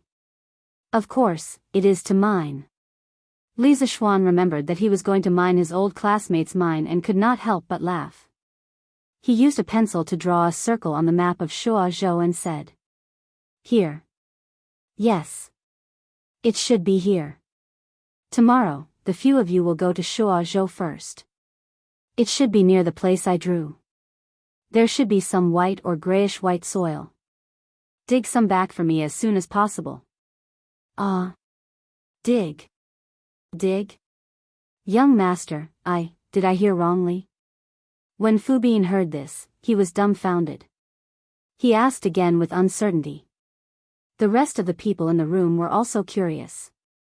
They all looked at Li Zishuan, wanting to hear an explanation. Li Zishuan said angrily, You did not hear wrongly. This thing is very useful to me. As for what it is, you will know when the time comes. Here, take the map. Now go back and pack up. Tomorrow morning, you will leave with Biaozi and the rest. Fu Bin had a stomach full of questions and replied in a muffled voice, Yes. Young master. Then he said goodbye to Falbert and left. Ni Typhon and the other 3 also said goodbye when they saw that there was nothing else for them to do. Only the 3 of them were left in the room. Young master. Why are you so sure that there is a bauxite mine there? Falbert finally could not hold back the questions in his heart and asked. At this time, no one used aluminum. The history of aluminum use in China should have started in the late Qing dynasty. Therefore, Falbert naturally did not know the term bauxite. He could only use bauxite mine as a replacement. If I said that I dreamed about it, Falbert, you would definitely not believe me. Then I'll tell you the truth. I did dream about it. Li Zishuan pretended to think for a while, then he suddenly, mischievously. Falbert's mouth twitched. He really wanted to pinch Li Zishuan's ear and ask, What kind of education did you receive? Why are you so mischievous? Cough, cough. The premise was that he had to know what mischievous meant. Xiao Xian, this time I will go with them to Yifan County, right? Han Lijing, who had been silent for a long time, suddenly said. Ah. Father, you. Han Yushi opened her small mouth in shock. Her face was full of confusion. When Li Zixuan heard this, he finally understood what Han Lijing meant when he said, even if this old man wants to come here in the future, I won't have many chances to come here. He hurriedly rejected, don't. Father-in-law. We already have enough people. You can just stay at home and enjoy your life. Why do you have to travel so far and tire yourself out? Han Tianhu slapped his daughter's hand away and said, haha. I am taking advantage of the fact that I can still do some work to help my dear son-in-law reduce your burden. Besides, now that Iron Egg has entered Yanhuang College and Yushi is married to you, I have no more worries. I can go to Hedong Road to help you look after the mine. What about the village? Li Zixuan did not want his father-in-law to go so far to work, so he tried to find an excuse. Han Tianhu said, you don't have to worry. I have already handed over all the affairs of the Han village to Brother Hanyun. There will be no trouble. Chapter 10-15. Father. Your leg is not good, how can you go so far away? Yinshan Residence, Li Family Main Hall. Han Yushi heard that her father was determined to go to Hedong Road and couldn't help but speak up. Han Lijing smiled and said, Yushi, your father is not so delicate. Besides, I'm going to Hedong Road to help Xiao Xian manage the mine, not to fight. The old injury on my leg is not a problem. Li Zixuan also wanted to persuade him a little more, but he heard Han Lijing continue. In the war between the Tang Empire and the Tujue, countless soldiers were buried in the Hedong Road. So many years have passed, this old man can still see my old comrades in my dreams. This time, this old man will also bring a few jugs of good wine to pay respects to my brothers. In the 5th year of Wuda, Shili Khan tore up the peace treaty with the Tang Empire and sent out tens of thousands of soldiers. Together with the exiled Lu Haida, they attacked the new city of Hedong Road. Li Yuan sent out 3 armies. Crown Prince Li Jianxing went to Changzhou Road and Prince Qin Li Shimin went to Qinzhou Road to resist the 2 armies of the Turks. In addition, he sent Yunzhou supervisor Guozai to Yunzhong to ambush Shili Khan's army. Left Wuwei General Duan Dicao went to Xiazhou to cut off the Turks' retreat. At that time, Qin Xiong was a general under Li Shimin and naturally went to battle with him. As Qin Xiong's personal guard, Han Tianhu naturally had to accompany him. It was also in that battle that Han Tianhu was shot in the thigh by the enemy in order to save Qin Xiong and completely became a cripple. Even so, he was considered lucky because in that battle, the Tang Empire lost thousands of soldiers. He was lucky to be able to keep his life in the end. In ancient times, when a war was over, it was impossible to transport all the bodies of the fallen back, and this was also unrealistic. In normal circumstances, the dead soldiers of one side would be collectively buried, and only the bodies of high officials and generals would be brought back to the imperial court. Thus, the soldiers who had died in battle had all been buried at the border between the Hedong Circuit and the Turks. Li Zixuan listened silently and finally stopped trying to dissuade him. In this world, other than family, friendship, and love, there was also a purer and hot-blooded feeling, and that was the friendship of a soldier. They were people who had been on the battlefield together, and they were closer than real brothers. They could truly trust each other with their backs without any scruples. After a pause, Li Zixuan looked at Han Yushi.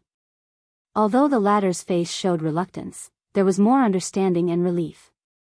He then turned to Han Lijing and said, Father-in-law, you can go. As for the mine, I will instruct Ni Taifeng and the others to listen to your orders. If anything happens over there, you can look for Fu Bin. That kid is quite familiar with the local authorities in the Lan province. Hearing this, Han Lijing's eyes revealed a trace of anticipation and excitement. He nodded and said, Don't worry. What have I not seen in my life? It's just a long trip. It's not a big deal. Li Zixuan thought for a moment and suddenly said, Father-in-law, after you go to Hedong Road, remember to tell Ni Taifeng and the others not to treat the miners harshly. They are all people who dig for food in the fields. It's not easy. This sentence made Han Lijing a little confused, but in the end, he nodded and replied, of course.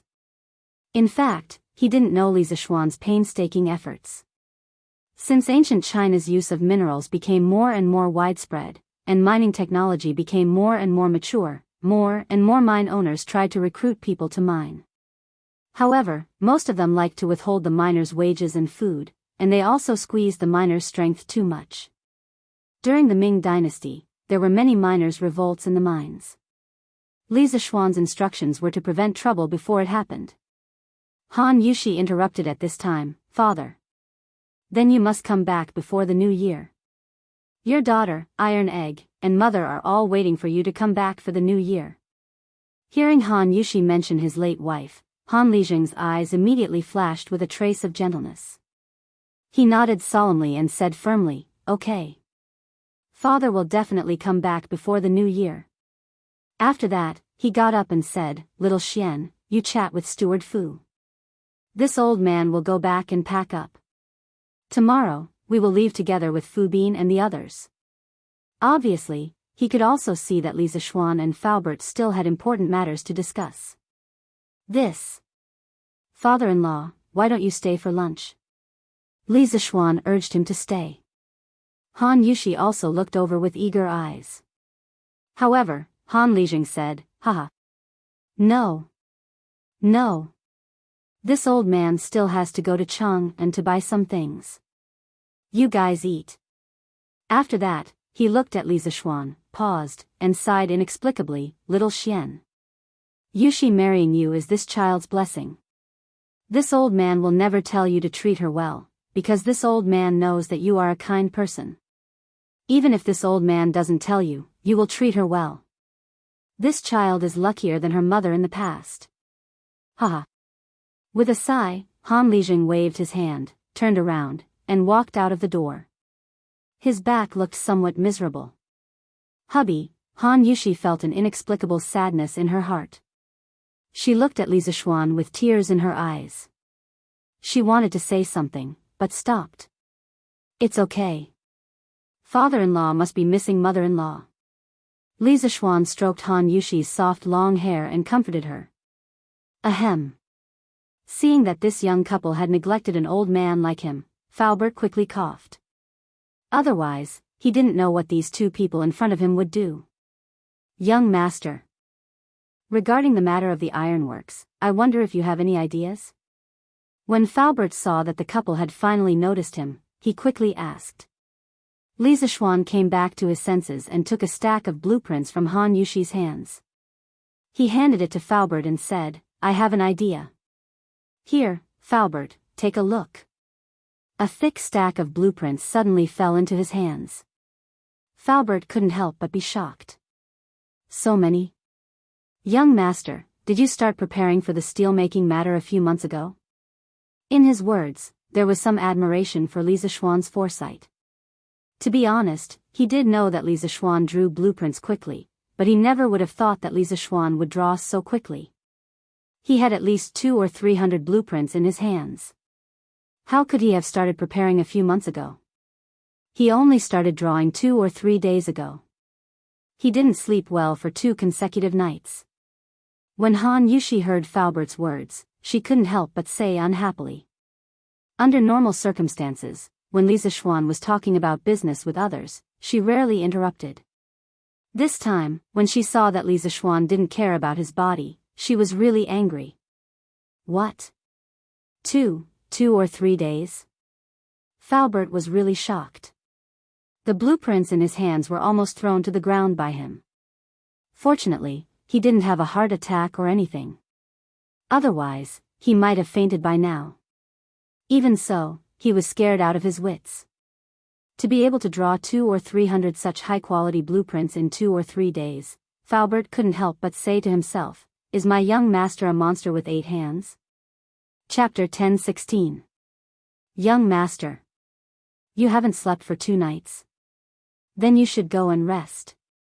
We'll talk about the ironworks later.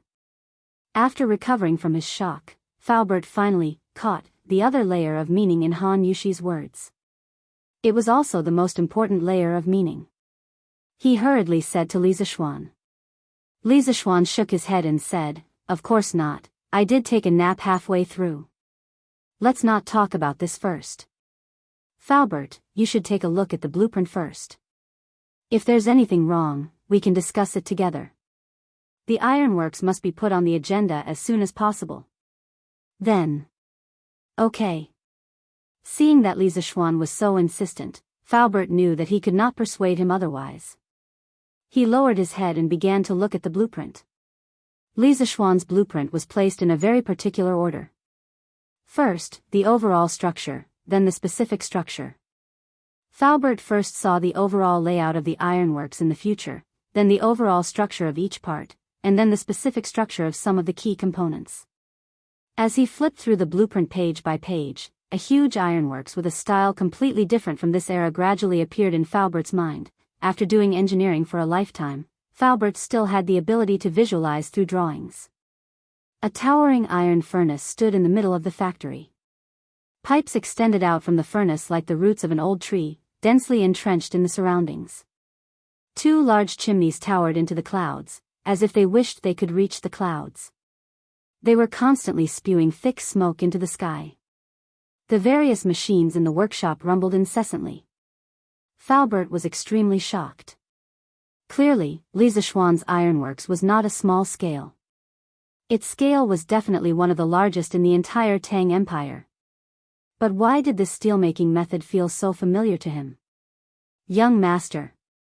Why does this look a little like a shaft furnace?" Falbert suddenly remembered and asked. China was the first country in the world to use shaft furnaces to make iron. In ancient times, our country mainly used shaft furnaces to smelt pig iron. The iron shaft furnace was developed from the copper shaft furnace. At the end of the spring and autumn period, the method of smelting pig iron with a shaft furnace appeared.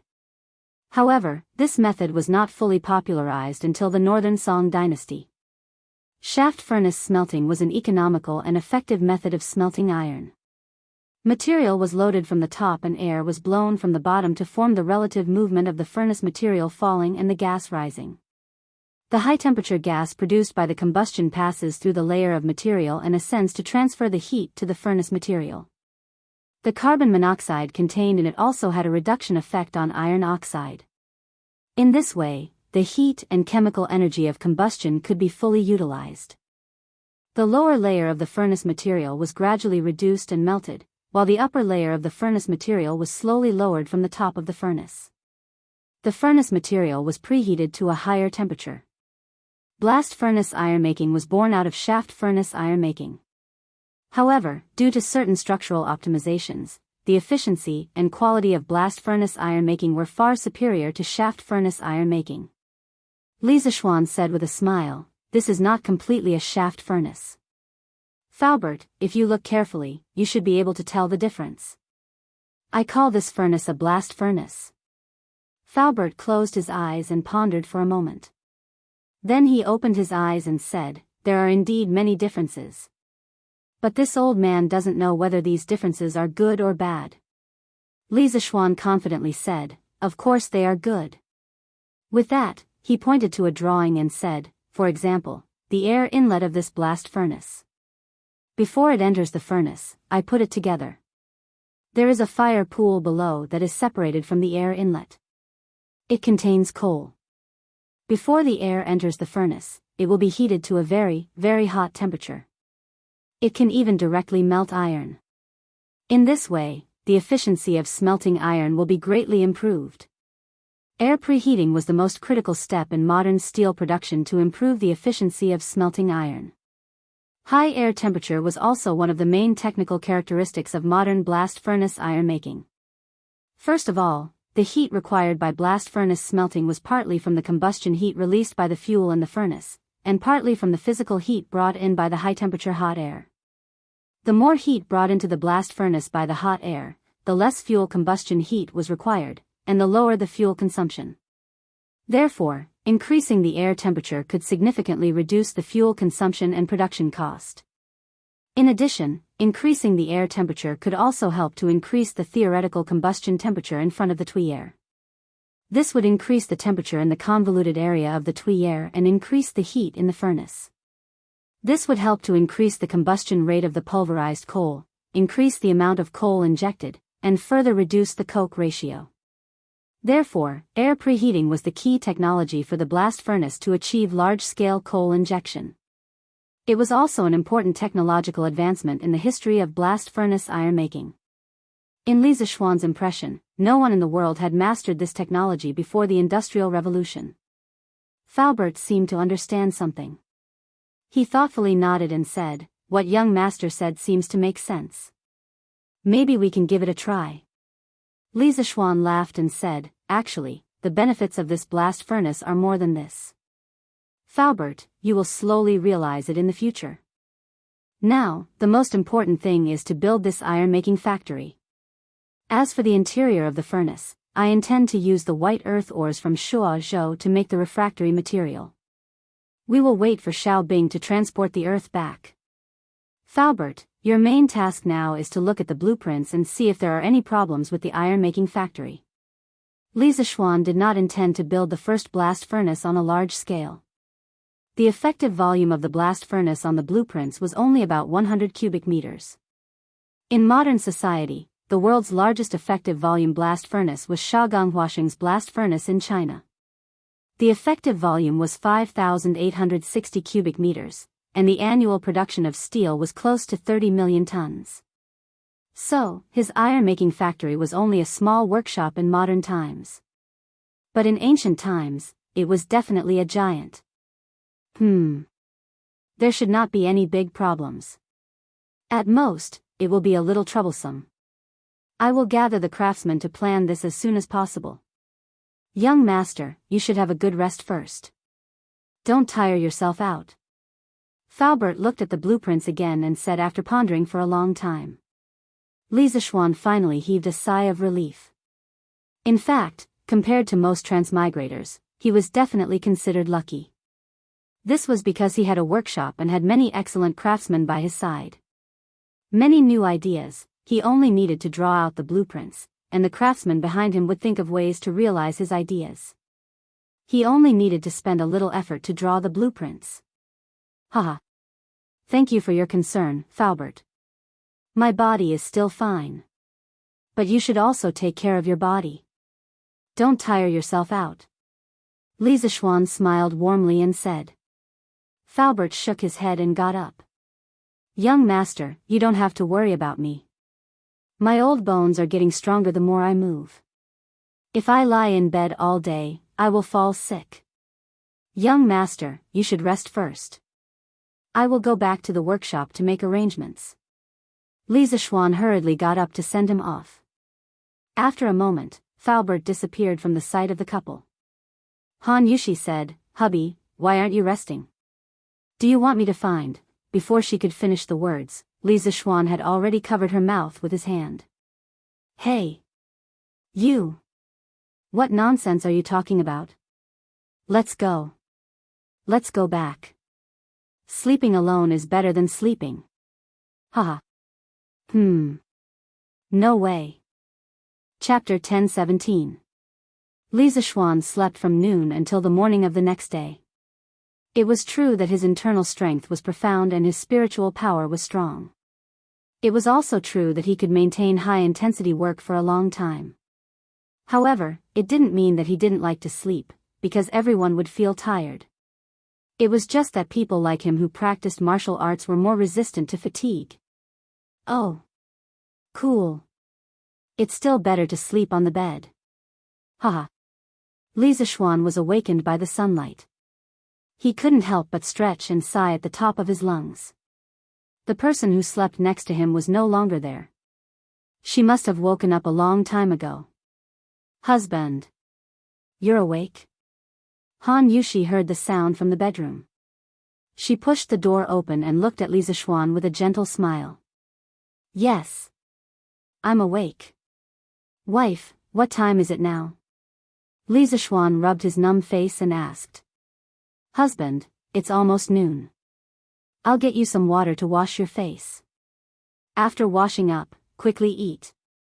You've slept for almost a day and a night. Han Yushi said and turned to get water. Li Zishuan wanted to stop her, but it was too late.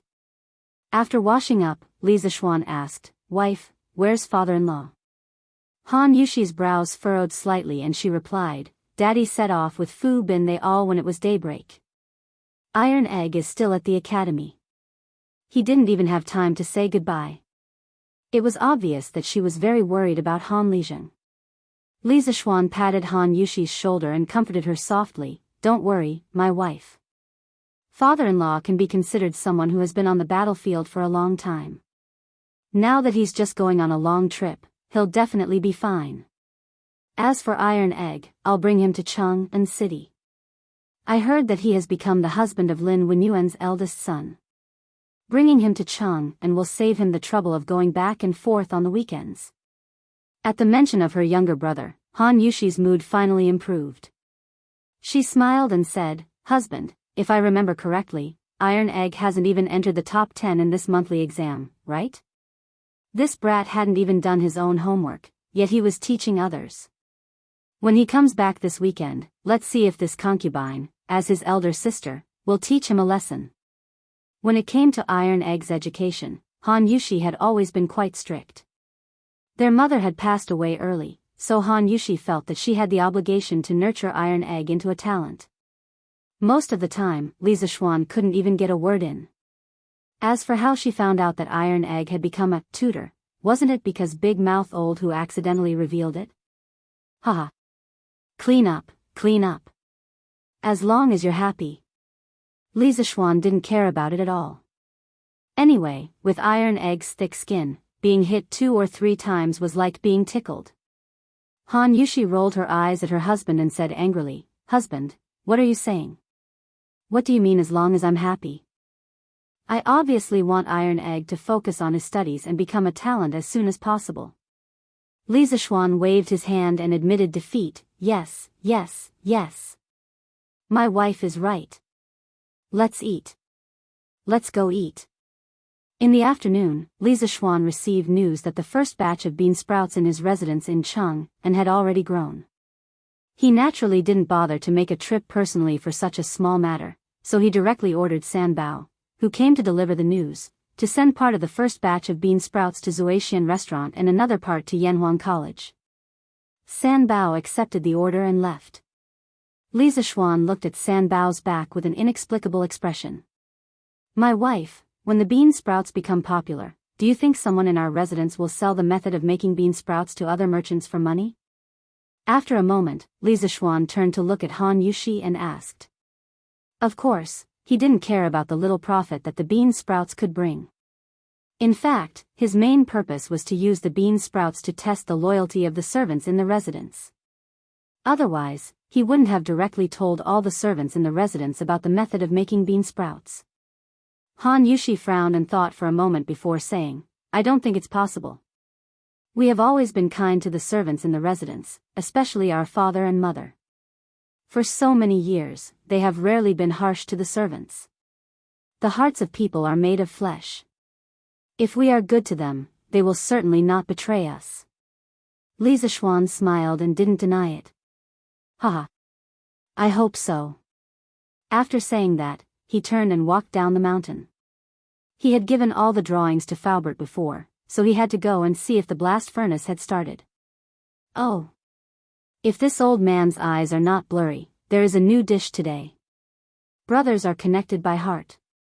Why is the name of this dish so strange? The next day, at the Drunken Immortal Inn.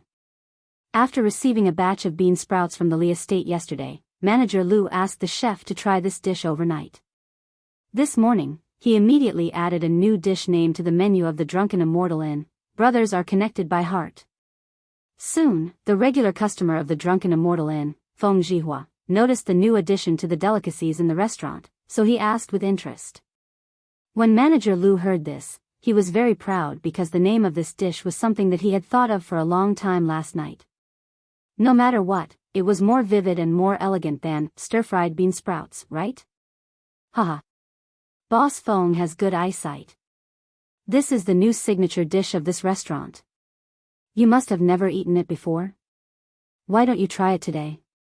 This old man guarantees that this brothers are connected by heart will absolutely not disappoint you. I guarantee that after you eat the first plate, you will want to eat the second plate. Manager Lu narrowed his eyes and started to promote with all his might.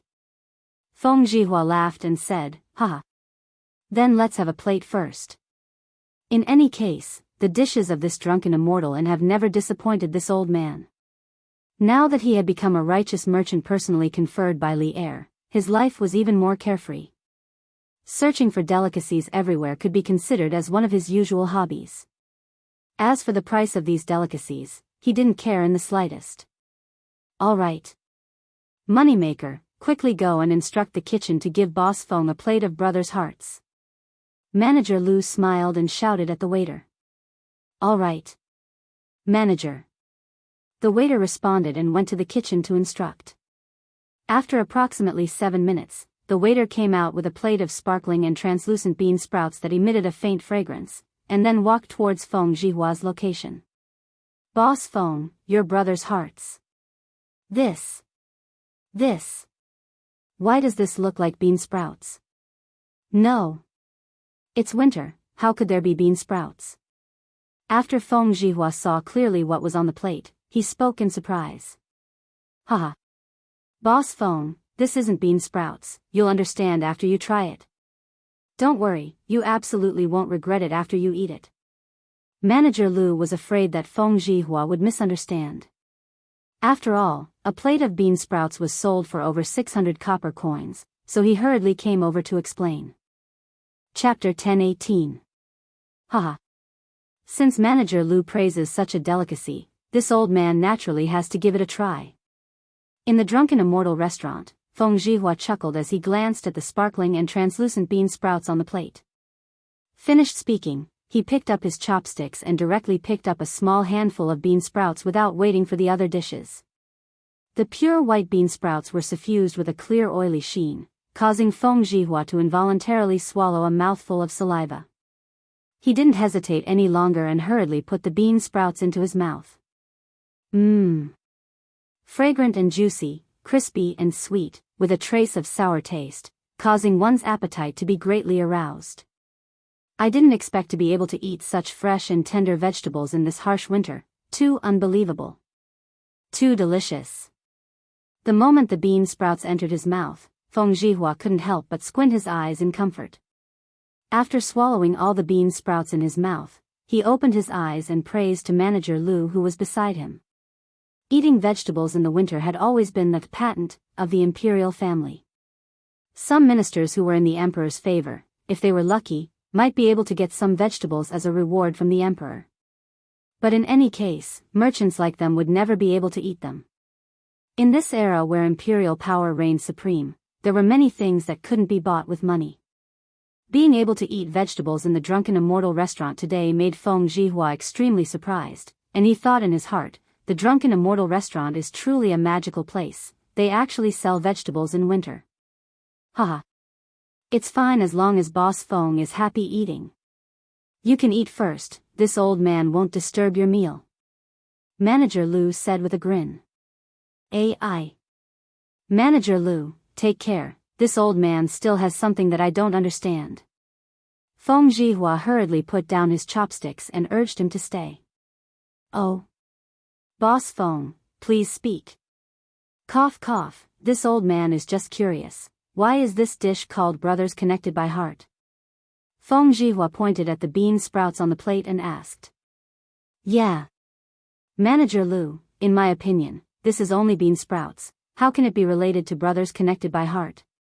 But this thing is rather delicious in winter. Yes. I'm tired of eating pickled vegetables, fish, and meat in winter. It's rare to encounter such a refreshing and delicious dish. The drunken immortal restaurant is indeed amazing. The other customers had already noticed the commotion over here and came over to join in the fun. Shopkeeper Lu explained with a smile, hee hee. Everyone, please take a look. This brotherly bond is actually made from the sprouts of soybeans. The soybeans are the elder brother, and the newly grown sprouts are the younger brother. If the two of them are connected together, what else is it but brotherly bond?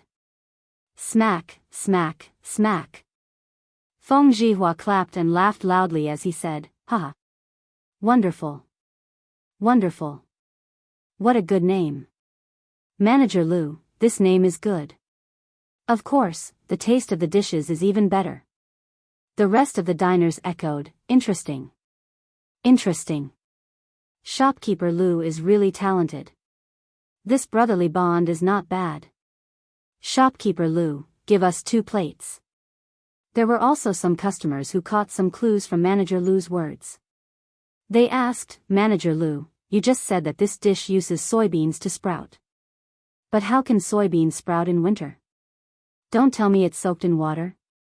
As soon as these words came out, everyone looked at this person as if they were looking at an idiot, causing this person to feel uneasy. Shopkeeper Lu's old eyes flashed, and then he said to that person indifferently, "Wu Zhulioli, this is a secret of the Drunken Immortal restaurant. Forgive me for not being able to tell you." Obviously, this was a barbarian merchant who didn't know much about the ways of the Central Plains dynasties. Heh! What is this person thinking?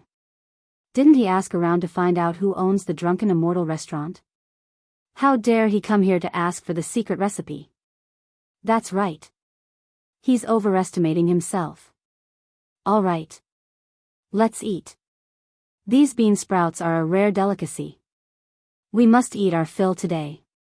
I didn't expect to be able to eat such delicious and tender vegetables in winter. The Drunken Immortal restaurant is too amazing. That barbarian merchant's face turned green and white when he heard everyone's discussion. In the end, he apologized to shopkeeper Lu and left.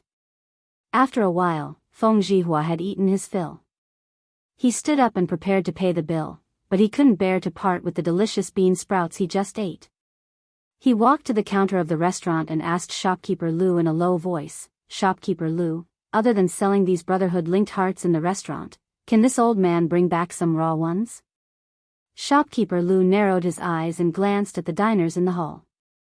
Then he said in a low voice, "Others naturally can't, but since Boss Feng requested it, this old man will naturally give face to Boss Feng. When this old man returns, this old man will have someone send one. 5 caddies of freshly soaked brotherhood-linked hearts to Boss Feng's residence." Feng Zhihua was overjoyed. He cupped his hands and said excitedly in a low voice, "Many thanks, shopkeeper Lu." Yanhuang College's cafeteria also released a new dish today. However, unlike the elegant name of the Drunken Immortal restaurant, there were only 4 words added to the menu: stir-fried bean sprouts. At first, the students who came to the cafeteria to eat after class didn't notice that there was a new dish in the cafeteria today. The main reason was that the same meat was served every day. No one would have thought that fresh vegetables would suddenly appear. Moreover, even if someone noticed the words, stir-fried bean sprouts, on the menu, they wouldn't know what kind of dish it was, so they wouldn't order it. However, there was one person who did know, and that was Li Tai. The little fatty came to the cafeteria after school. When he saw the new, stir-fried bean sprouts, on the menu, he was shocked at first, then ecstatic. He didn't hesitate at all and directly ran to the window that sold bean sprouts. "Master, give me 3 servings of stir-fried bean sprouts and 2 bowls of rice," Li Tai hurriedly said when he arrived at the window. He was afraid that the dishes would be snatched away by others if he was late. In fact, he had ordered too many dishes. Until now, he was the only one who was willing to buy bean sprouts. "Okay. It's a total of 900 copper coins," the waiter said as he finished ordering the dishes. The bean sprouts were sold at the Drunken Immortal restaurant for 666 copper coins a plate. At Yanhuang College, it was only 300 copper coins. As for the rice, it was free.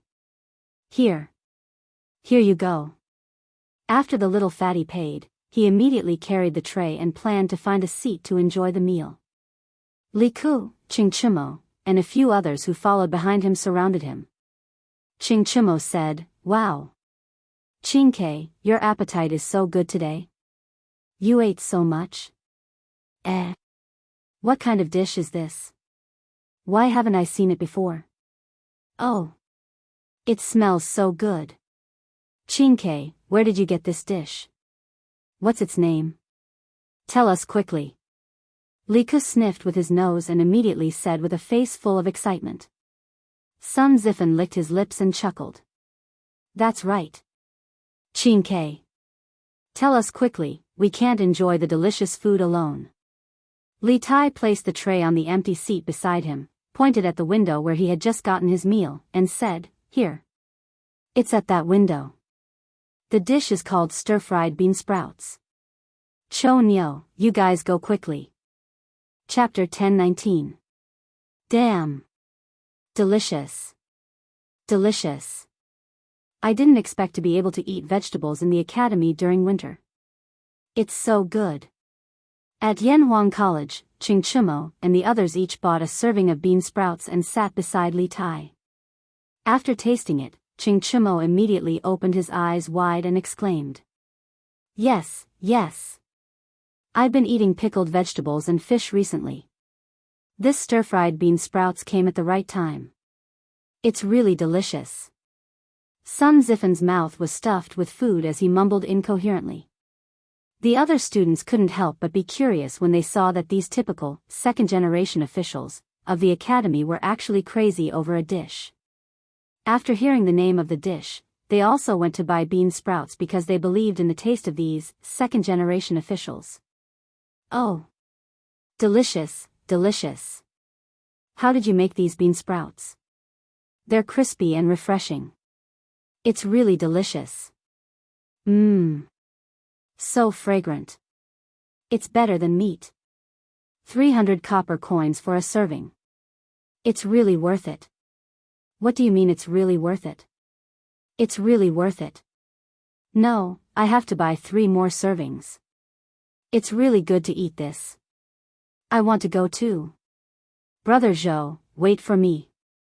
300 copper coins for a serving of bean sprouts.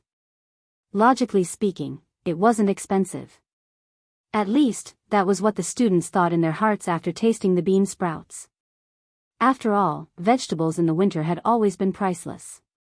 Since when could commoners eat vegetables in the winter? Many of the students who were rich really wanted to take out 1,000 copper coins and directly buy all the bean sprouts in the academy. Of course, this idea was unrealistic because they simply couldn't carry that many copper coins.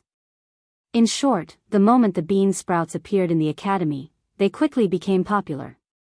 The previously deserted window that sold bean sprouts was instantly filled with long queues. In order to increase the efficiency of the meal, the cafeteria manager had no choice but to let all the windows start selling bean sprouts, which slightly relieved the pressure of the meal. However, not everyone could afford to eat stir-fried bean sprouts that cost 300 copper coins per serving. For those poor students, spending 300 copper coins on a meal was really too extravagant. Fortunately, Yanhuang College provided many part-time jobs for them, and the salary was quite good.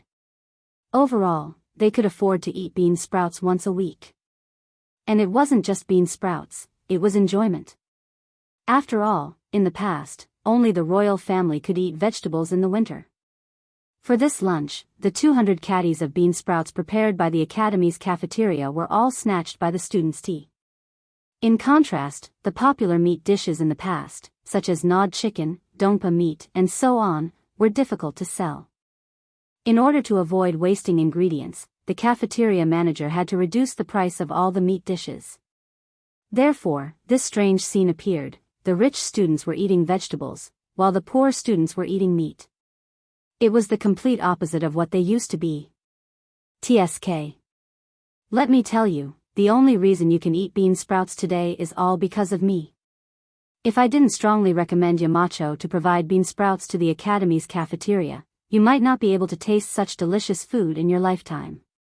After lunch, on the way back to the classroom, Li Tai began to brag to Ching Chumo, Li Ku, and the others.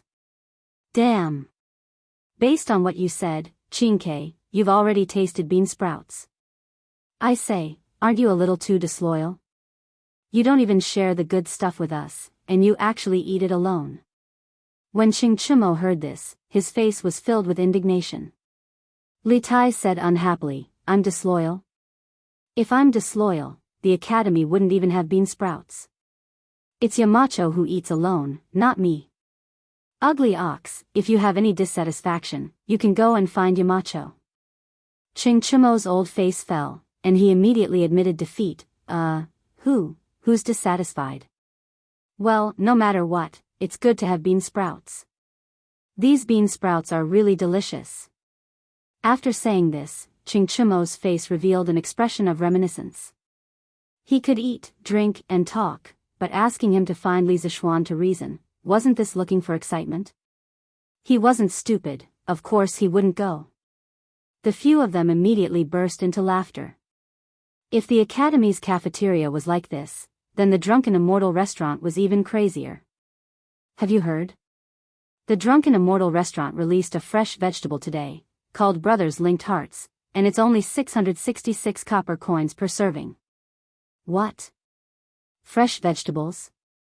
How is that possible? Isn't fresh vegetables only available in the soup department? Brother Lu, have you been deceived? It's true. I saw it with my own eyes. The juicy, crispy, and tender vegetables are definitely fresh. The world's righteous merchant Feng Zhihua just ate it, and he couldn't stop praising it. Ha! Brother Lu, what are we waiting for? Let's go quickly. 600 copper coins per serving of fresh vegetables, it's a waste not to eat it. That's reasonable. Let's go quickly. Don't lose it in a while. The news of a fresh vegetable appearing in the Drunken Immortal restaurant spread throughout the entire Chang'an city in the shortest time possible. At first, people did not believe it, but later on, more and more people spread the news. Furthermore, each and every one of them swore solemnly, as if they had eaten in person. Finally, regardless of whether they had eaten lunch or not, whether they had money or not, everyone rushed madly to Shi City, to Drunken Immortal restaurant.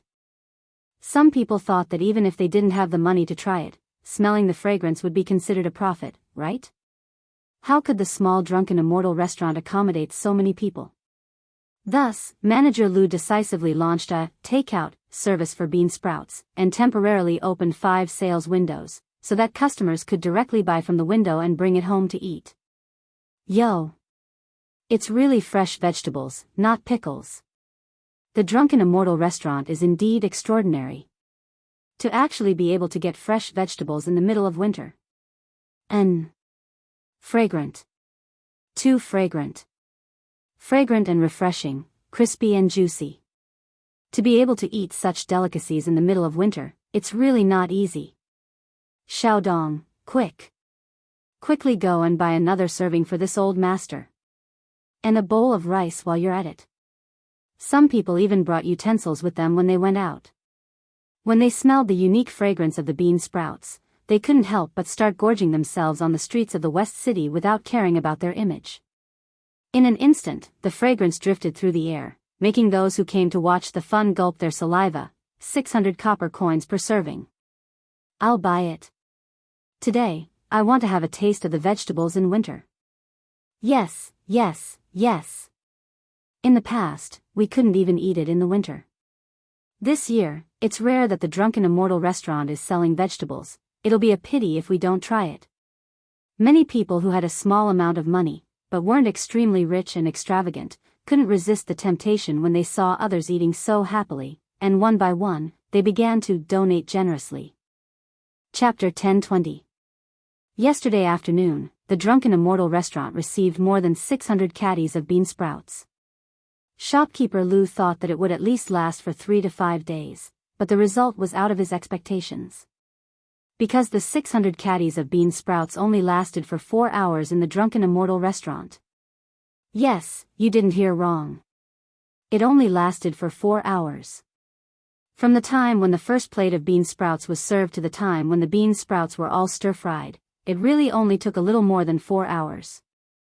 All of the chefs in the Drunken Immortal restaurant's hands were sore from cooking. No, Shopkeeper Lu. It's only 3 in the afternoon and your brother's heart is already sold out? Some of the people who heard the news late were told that the bean sprouts were already sold out when they finally got in line. They couldn't help but ask Shopkeeper Lu. Shopkeeper Lu bitterly smiled and said, "Old Master Zhu, I'm really sorry. There are too many people buying Brother's Heart today. If you come early tomorrow, you will definitely be able to buy it. Old Master Zhu sighed and said regretfully, I miscalculated. In the morning, I went to the farm outside the city. When I returned, I heard that the Drunken Immortal restaurant was selling fresh vegetables. I immediately rushed over, but I didn't expect that I still couldn't make it in time. I say, shopkeeper Lu, you must prepare a lot of things tomorrow. Don't sell it out again. If you really can't, you can sell it at a higher price. That way, it won't be sold out. When these words came out, many people who didn't lack money but didn't buy Brother's Heart today echoed, yes. Shopkeeper Lu. You must prepare more Brother's Heart tomorrow. You can sell it at a higher price. That's right. 666 copper coins for a set is really too cheap. In my opinion, these fresh vegetables should at least be sold for a set amount of money. When these people said this, those commoners who didn't have rich family backgrounds and just wanted to buy a plate of bean sprouts to taste immediately became anxious. However, in front of these rich people, the poor like them didn't have the right to speak. Thus, they could only look at shopkeeper Lu anxiously. Shopkeeper Lu repeatedly waved his hand and said, I. That's not right. That's not right. The price of Brother's Heart is set by my family's marquee. I don't dare to arbitrarily change it. Moreover, my family's marquee has always been kind-hearted and hopes to do something for the people. Now, even my marquee feels that the price of 600 copper coins is a little expensive. If not for the cost, the price might have been even lower. How could this old man dare to go against my marquis's wishes and lower the price without permission? Once this was said, the commoners all cheered, the Marquis of Yong, and is truly a kind person. First, he made plows for us commoners. Then, he lowered the price of books and set up an academy to take in children from poor families for free. Now, he wants us poor commoners to taste fresh vegetables in the winter. He's really a great benefactor sent to us by the heavens. That's right. My brother-in-law's family is one of Marquis's farmers. According to him, Marquis treats them very well. Not only did we lend them money without interest, but we also waived a lot of rent for them. What do you mean? My neighbor, Lu Lauer's son, got into Yanhuang College this year. Not only did he not need money, he even earned 30 strings of coins from the college. Whoa! There's such a thing? Is that true? Why would I lie to you? I heard that the child got into the top 10 in the monthly exam. The 30 strings of coins was a reward from Marquis. This child is really promising. Ha! He should be thanking Marquis for giving those children a chance to learn. Shopkeeper Lu was a crafty person. He used this small detail to boost Li Zishuan's reputation in front of the commoners. The commoners were simple and talkative. They were grateful for Li Zishuan's kindness from the small matter of the price of the bean sprouts. As they chatted, they brought up the recent scholarship incident at the college. Li Zishuan's image in their hearts instantly improved by a few notches. What? More than 800 caddies of bean sprouts were all used up today. Evening, Yunshan residence. When Li Zishuan heard the news from San Bao, he asked in surprise. More than 800 caddies of bean sprouts. According to the serving size of Zuaxian restaurant's dishes, 1 caddy of bean sprouts could be used for 2 plates. 800 caddies meant 1,600 plates. 1,600 plates of bean sprouts were sold out in one meal. Even those big restaurants in his previous life didn't have a dish that sold so well, right? Moreover, the price of these bean sprouts wasn't cheap. San Bao said excitedly, yes. Young master. Shopkeeper Lu came to our residence to ask for more, so old madam gave him 500 caddies of the bean sprouts we collected today and sent the remaining 200 caddies to the college. Young master, your decision back then was really wise. San Bao is truly in awe. Most of the bean sprouts in the Li residence were distributed by the servants. Now that the bean sprouts were selling so well, old Madam Li and old Madam Li would definitely not mistreat these meritorious people. Thus, Sanbao was very excited and her hands were trembling. She was also Li Zishuan's bootlicker. Li Zishuan slapped the back of Sanbao's head and said, "What do you mean by prostrating?" "It's prostrating, okay? You should read more books when you're free. Do you understand?" "Yes, yes, yes. Young master, you're right. I'll definitely read more books when I'm free." Sanbao nodded hurriedly and giggled. Li Zishuan put his hands behind his back and said, "Ask the servants to distribute more bean sprouts and use up all the beans in the warehouse as soon as possible." "Yes. Young master." Sanbao nodded subconsciously, but then felt that there was something wrong with Li Zishuan's words. Puzzled, he asked, "Young master. You mean that you don't want to buy more beans?" "Yes." Li Zishuan was thinking about other things and only replied with a faint yes. Sanbao found it hard to accept. He asked anxiously, "Young master. Why don't you buy more beans? Bean sprouts are so profitable. I've already calculated that 1 caddy of beans can produce about 10 caddies of bean sprouts, which can be sold for more than 10,000 copper coins. But 1 caddy of beans only costs 8 copper coins. How can you just give up on such a profitable business?" Li Zishuan came back to his senses and saw Sanbao's pitiful look. He couldn't help but find it funny. He teased, "Ha! Your math skills are not bad. Where did you learn it from?" Sanbao didn't look happy at all. Instead, he lowered his head and replied, "Young mistress taught me when she was bored." Li Zishuan was stunned. He shook his head and laughed. Then, he looked at the dejected Sanbao and kicked the latter's leg. He said, "That's enough. One must be content with what one has. We can't be in the bean sprouts business forever, right? Look at how useless you are. Go back to Chang'an now." Chapter 1021. Li Zishuan definitely wouldn't be in the bean sprout business for the rest of his life. What he wanted to do in the Tang dynasty was to become a technological powerhouse, not to develop the country through commerce. The so-called commerce was just a tool in his hands. As an engineering nerd, what he valued was technology, not small profits. Thus, he definitely wouldn't continue relying on bean sprouts to get rich for long. He was just eating the fish head market. As for the fish body and fish tail, he intended to let others eat them. As for who he would give them to, that would depend on the situation later on. The popularity of the bean sprouts had only just begun. On the second day, the 1,000 jin of bean sprouts prepared by the drunken immortal and were sold out in a single day. Because those who had eaten the bean sprouts and came from well-off families all became repeat customers of the connected brothers. As for those who hadn't eaten the bean sprouts, after hearing the praises of the connected brothers for the entire day, they naturally came over to try it. Thus, the number of customers who came to buy the bean sprouts on the second day was much more than the first.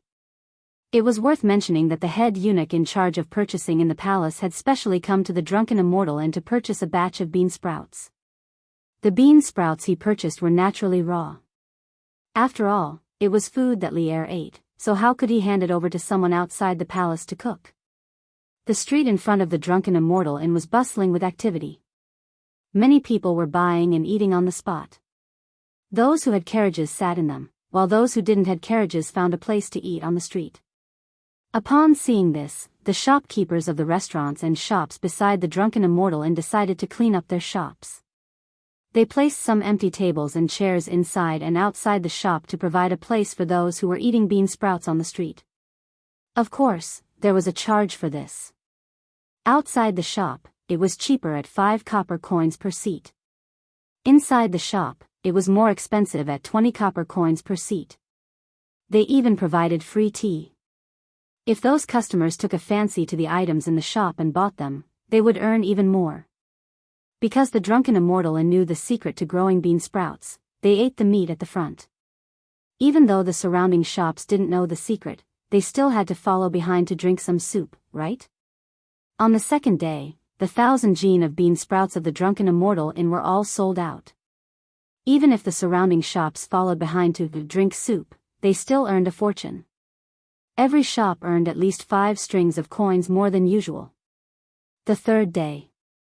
The Drunken Immortal restaurant once again exerted its strength and prepared 1,100 pounds of bean sprouts, but it was still unable to hold off the crazy diners. As the only restaurant that could provide fresh vegetables in the winter, it was difficult for the Drunken Immortal restaurant not to become popular. Through this matter, it had once again established its position as the overlord of the restaurants in Cheng and City. As for Yanhuang College, the supply of bean sprouts had been increased to 300 caddies. However, the students still finished the 300 pounds of bean sprouts. After all, there was no lack of rich second generations in the academy. It was common to see one person eating several portions of bean sprouts. For example, Li Tai and Qing Chumo. On the fourth day, the Drunken Immortal restaurant prepared more than 1,500 caddies of bean sprouts, and they barely managed to last until the restaurant closed at 5 p.m. Although this had not reached the daily consumption limit of bean sprouts for the people of Chang'an, it had already reached the physical limit of the chef of Drunken Immortal restaurant. They were really too tired these few days. After manager Lu promised to double the salary for this month, the chefs felt a little better. The Drunken Immortal restaurant continued to become popular because of the bean sprouts, which naturally attracted the envy of others. After all, the daily consumption of over 1,000 caddies of bean sprouts was close to 200 strings of coins. Although the cost of bean sprouts was unknown, it should not be too high. This was truly a profitable business. How is it? Is it still not working? In Yunlai restaurant, a middle-aged man with a full beard had his hands behind his back and an ugly expression on his face as he asked the servant in front of him. Looking at his face carefully, it was the barbarian merchant who had asked manager Lu how to distribute bean sprouts, Wuzhu Lulin. Master, it's still not working. Beans are basically rotten after being soaked in water for a day and night. They can't be eaten at all, let alone sprouts. The servant said with a bitter expression. Hearing this barbarian merchant already knew that the Drunken Immortal restaurant's brotherly connection was soaked in beans. In fact, this barbarian merchant was not the only one who knew that the brotherly connection was soaked in beans. Basically, anyone with half a brain would be able to figure it out. There were even more people who secretly distributed bean sprouts. This was also one of the reasons why Li Zishuan did not expect the bean sprouts to make a lot of money. Because this kind of low-tech thing could be easily understood by others. It was just a matter of time. Take the nibbled chicken for example. 2 months after it was released, there were already imitations on the market. If he did not want others to imitate it, he could only raise the technology of the product. This was why he had always paid attention to technology. The workers in the workshop were currently receiving the best treatment in the entire Great Tang. Bastard. This old man has spent so much money to raise you, but you can't even do such a simple thing. You're all a bunch of trash. The middle-aged barbarian merchant roared. With a paw, he smashed the vase on the table beside him. At this moment, a beautiful barbarian woman with a seductive figure and revealing clothes walked over. That barbarian woman walked over and grabbed the barbarian merchant's hand. Then, she placed it on one of her peaks for warmth and said coquettishly, "Master. Don't be angry. It's not like there's no other way." After saying this, the barbarian woman turned to the manservant and said, "You can leave for now." "Yes, madam." The manservant hurriedly withdrew as if he had been pardoned. The barbarian merchant's interest had already been piqued. At this moment, seeing that there were only the two of them in the room, he hurriedly asked, "Madam, just what kind of brilliant plan do you have? Hurry up and tell this old man." The barbarian woman smiled sweetly, her smile bewitching as she said, "Master.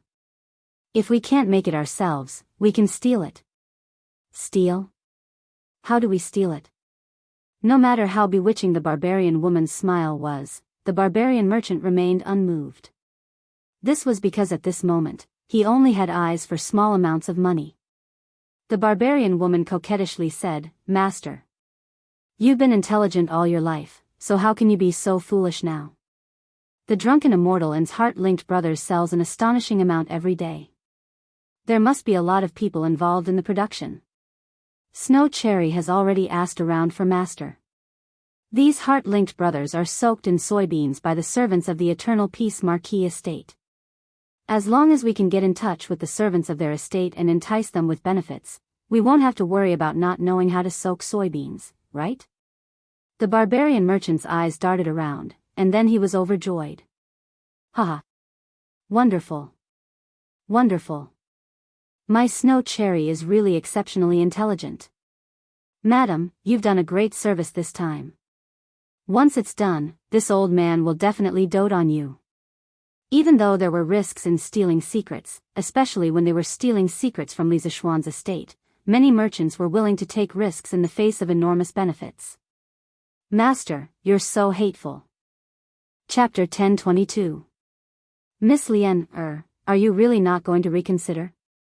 In Shi City, in a room of a tea house, a young woman in a thick dress said to a little girl. This little girl was the Li residence's maidservant, Lien, No. No. I will never betray young master and young madam. Lien shook her head fiercely and replied. Today, she had come to the pharmacy in Shi City to get some medicine for her mother. However, a woman stopped her halfway and said that she had a way to treat her mother's illness. She was overjoyed and followed her to this tea house.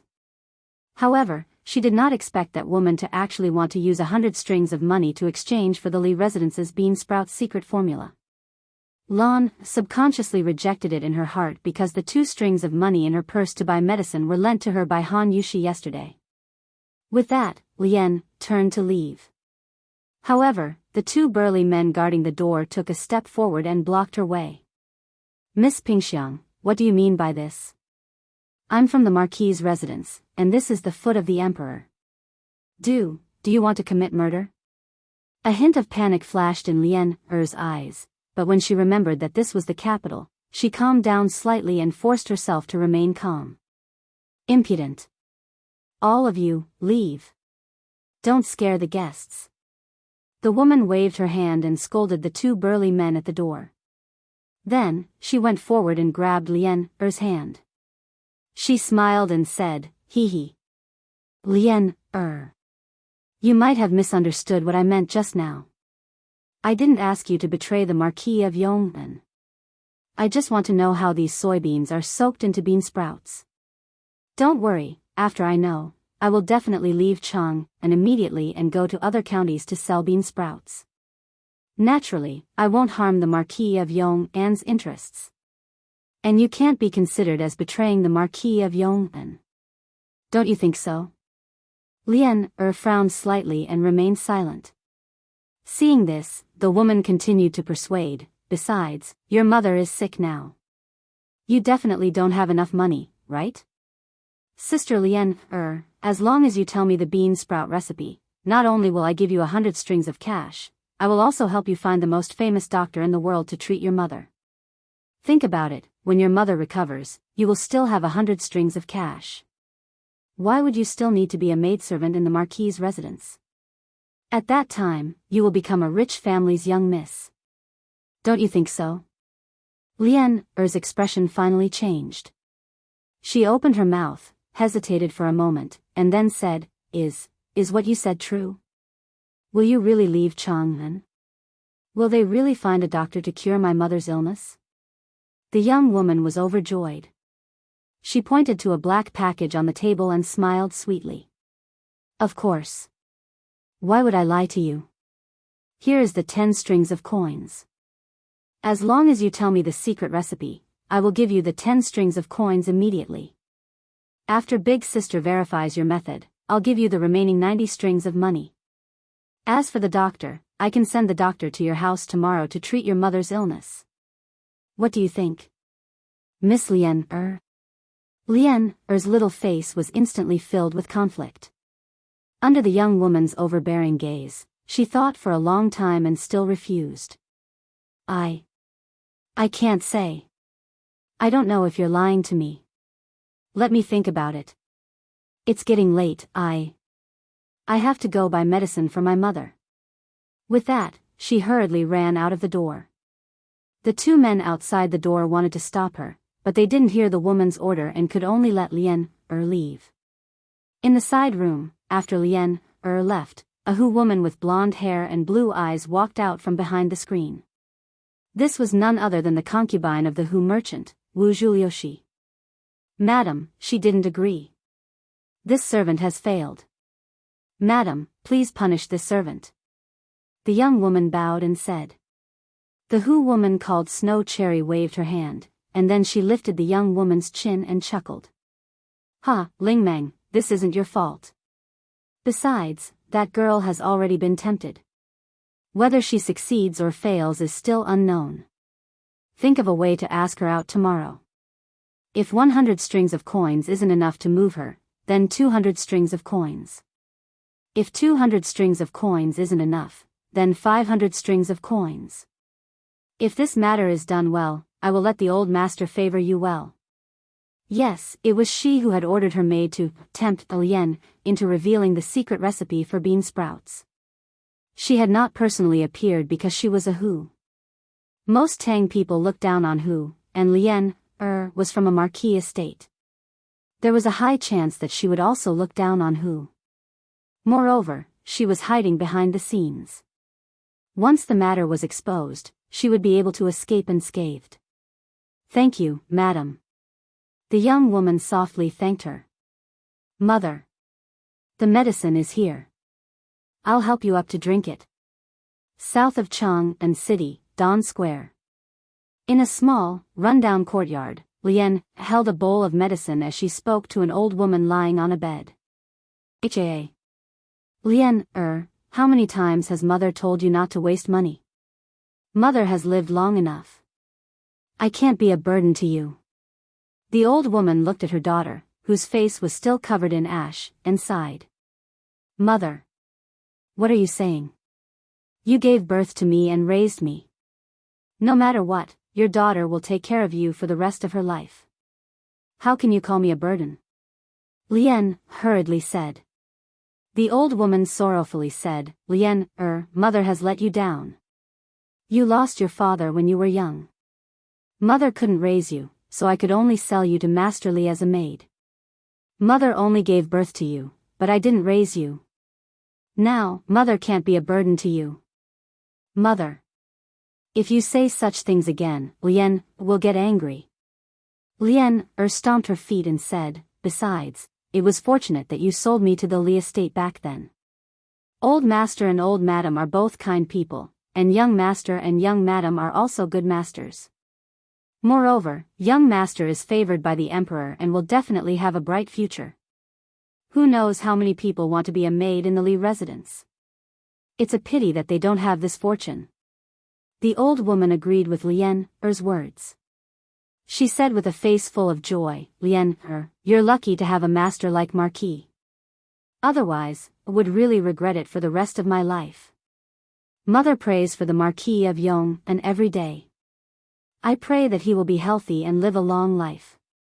I pray that his family will prosper for generations. This way, Lien, you will have someone to rely on." "Enough, mother. Don't say such things. The medicine is getting cold. Quickly drink it."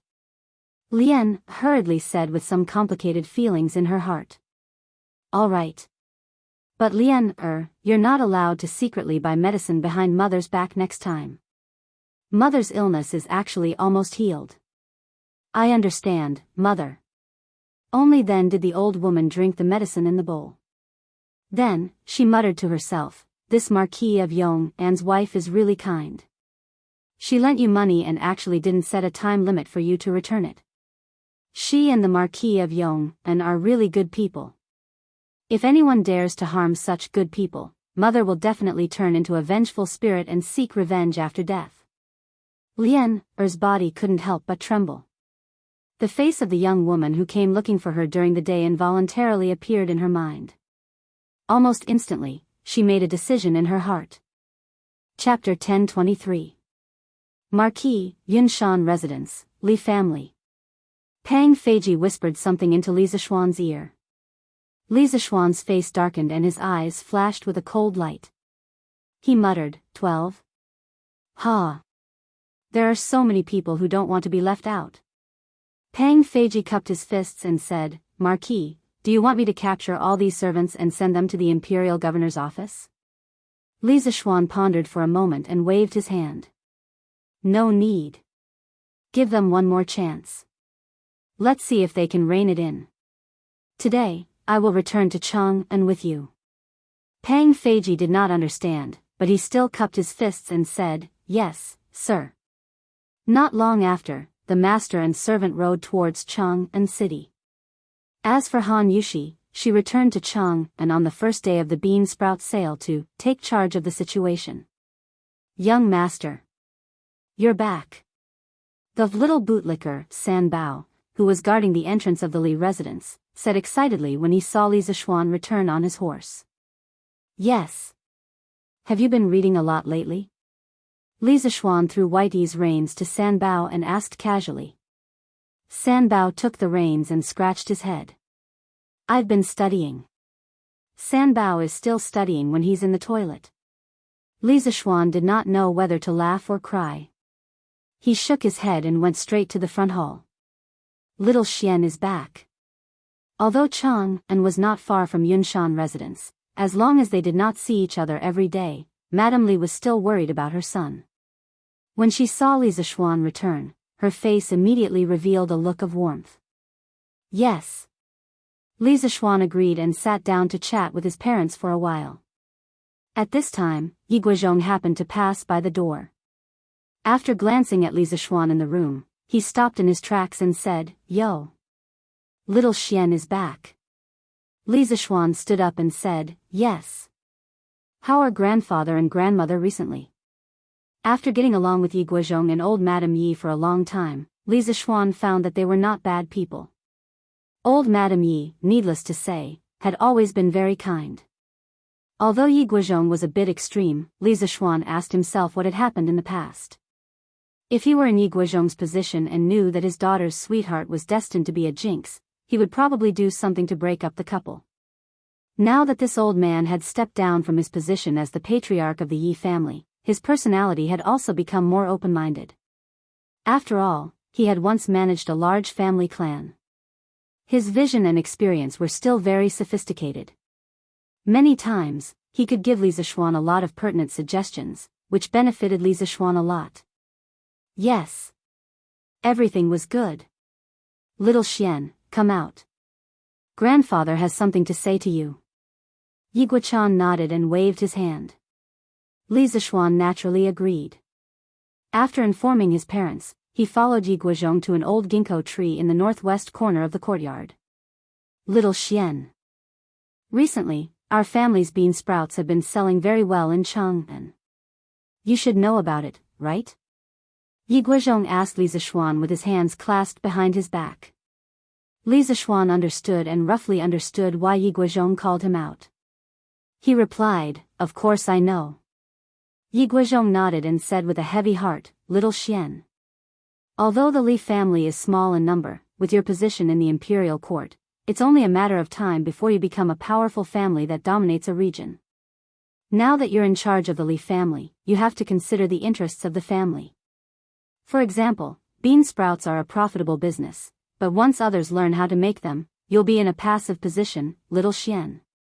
In recent days, this old man has noticed that some servants in your residence have been leaving the residence very frequently. I reckon that it's very likely that other restaurants, merchants, or families want to get the secret recipe of bean sprouts through them. But you actually turned a blind eye to it and hid in Mount Yunshan to live a leisurely life. You're really. At the end, Yi Guizhong's old face was a little red. Obviously, he was angry. If the person in front of him was his own son, he would have slapped him. Li Zishuan was happy in his heart. He secretly thought that the old man's vision was quite shrewd and ruthless. He could actually see the hidden danger in the residence. Seeing Yi Guizhong's angry face, Li Zishuan quickly cupped his hands and said, Grandfather, please calm down. In fact, I've already expected this.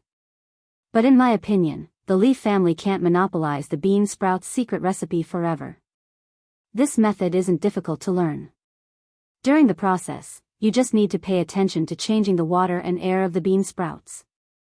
Even if the servants in the residence don't say it out, the people outside will definitely be able to figure it out within a month or two. Grandfather, don't you think so? Yi Guizhong pondered for a moment and sighed. He nodded and said, according to what you said, it's really possible. But if you strictly ordered the servants not to leave the residence at will from the beginning, perhaps the Li family could earn a few more months' worth of bean sprouts. But now, I estimate that in less than 5 days, other restaurants in the city will definitely start selling bean sprouts. It's obviously you who thought of this thing, but it's benefiting others so quickly. Alas. Li Zishuan couldn't help but laugh and said, haha. Grandfather. This matter hasn't reached the end yet. It's still uncertain who will benefit from who. You just watch carefully. Let's see who will have the last laugh between your grandson and those secret thieves. Yi Guizhong was startled. He, who was old and experienced, instantly understood that Li Zishuan definitely had a backup plan. He sighed and said, haha. Looks like grandfather has underestimated you. Fine, this old man won't meddle in other people's business. I'll wait outside for your good news. After saying that, the old man hummed a tune and walked away. Li Zishuan was just about to go to the Drunken Immortal Inn to take a look when he saw Han Yushi walking over with a servant girl following behind her. Husband, are you free now? This concubine has something to tell you. Han Yushi's expression wasn't very good. After coming in front of him, she opened her mouth and said, Wife, if there's anything, just say it.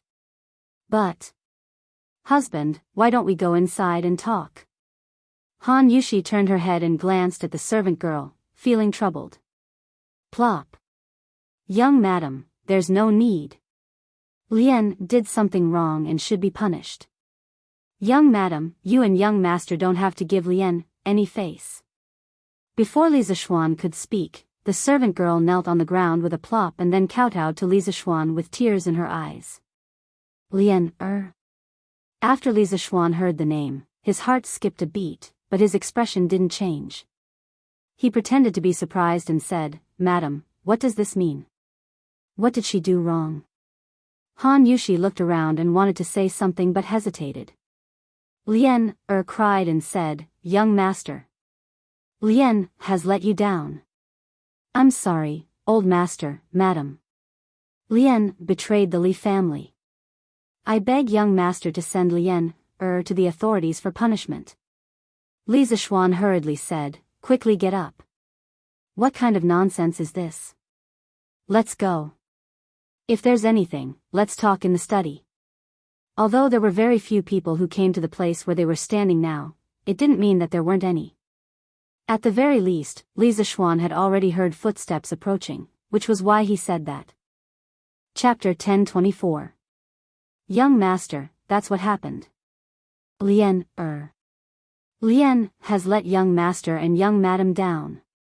In the study, Lian told Li Zishuan everything that had happened in Shi City the day before. When she was done, her tears began to flow uncontrollably again. Li Zishuan said solemnly, that's enough. Stop crying. From what you're saying, you haven't told that person the secret recipe for bean sprouts? Lian shook her head and said, No. At that time, Lian felt sorry for young master and young madam and hoped that woman would help find a doctor to cure my mother's illness. At that time, Lian's heart was in a mess. I really didn't know what to do, so I ran out. They didn't stop you? Li Zishuan asked again. Lian looked up and replied, No.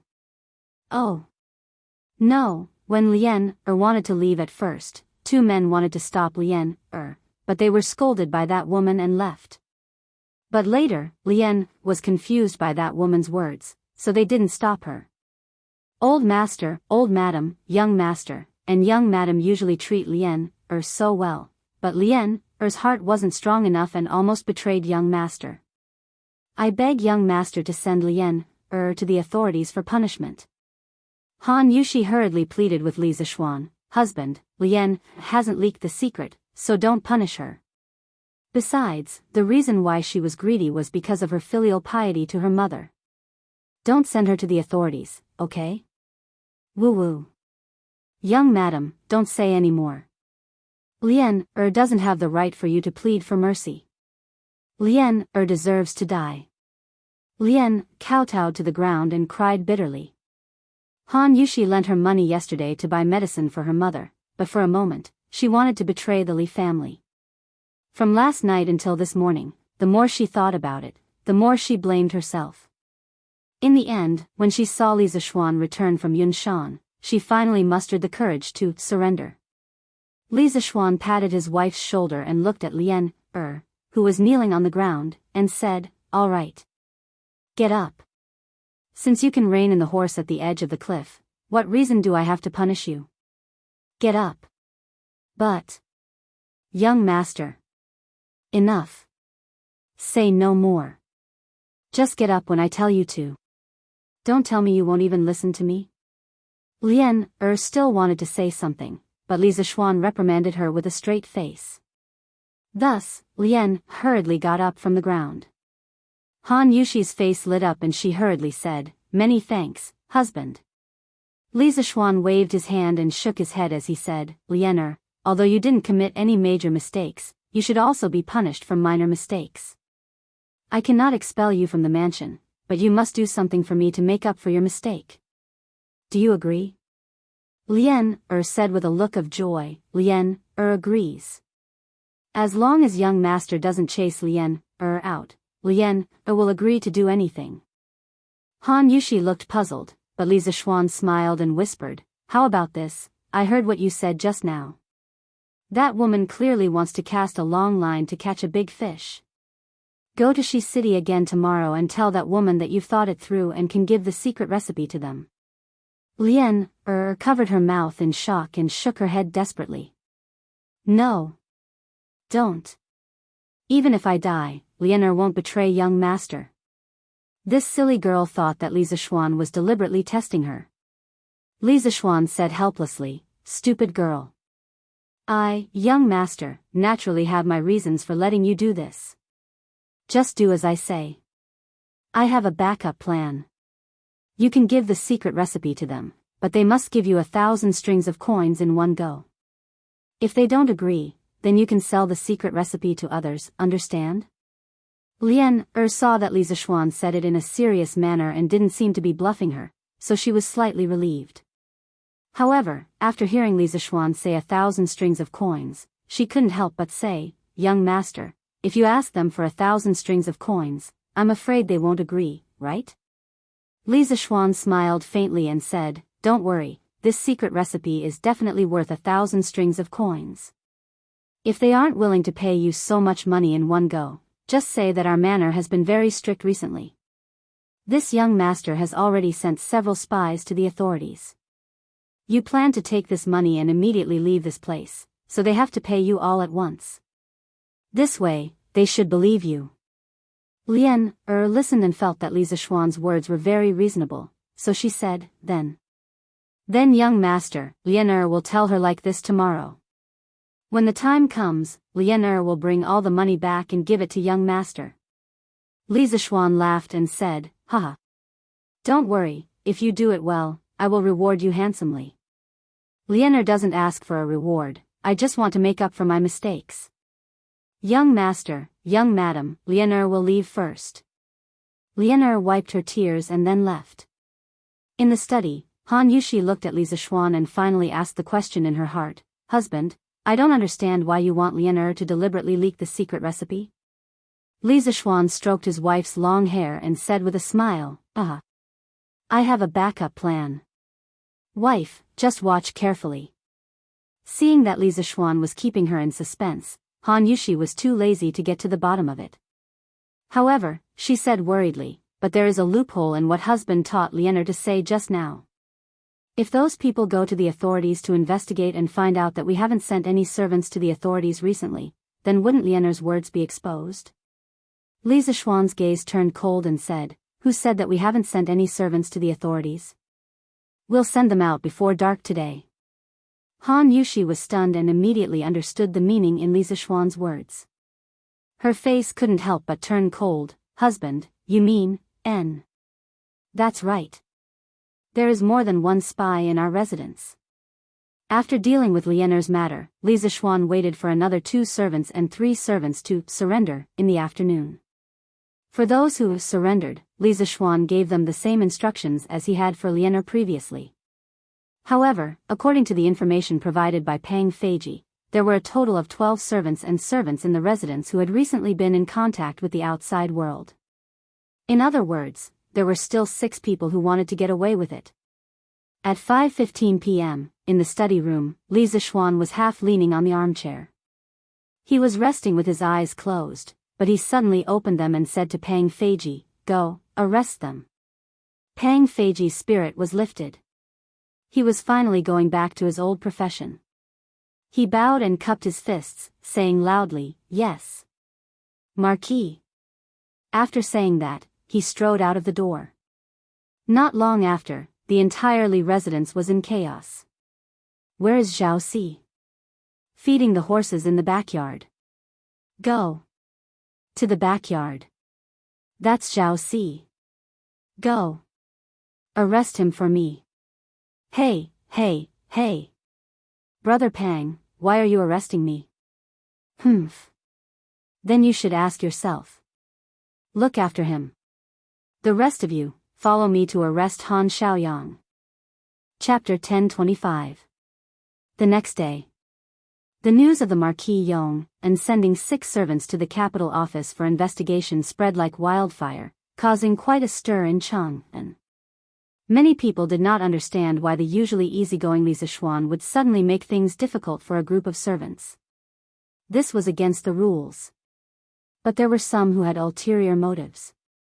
When they thought of what they had done recently, their hearts sank. Those with backgrounds quickly destroyed the evidence and cut ties with Li Zixuan. Those without backgrounds planned to quickly liquidate the restaurants under their names, pack up their valuables, and flee Chang, and before Li Zixuan came looking for them. However, no one noticed that Han Yushi had brought a few servants and maids back to the Han Manor under the escort of Pang Feiji. Sigh. What should we do now? The Marquis Yong and is now in the royal court, and the military officers in Chang and are all familiar with him.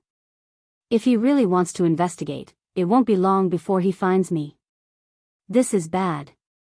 In Yunlai restaurant, Wuzhu Luhui sat on the couch with a frown and sighed. Obviously, he had also heard about the Li residents sending servants to the capital office last night. Old master, you don't have to worry too much. You didn't show up from the start. No matter how powerful the Marquis Yong and is, he won't find you in a short time. Wuxia Xianxia consoled. Wuzhu Luhui shook his head and sighed, this is a matter of time.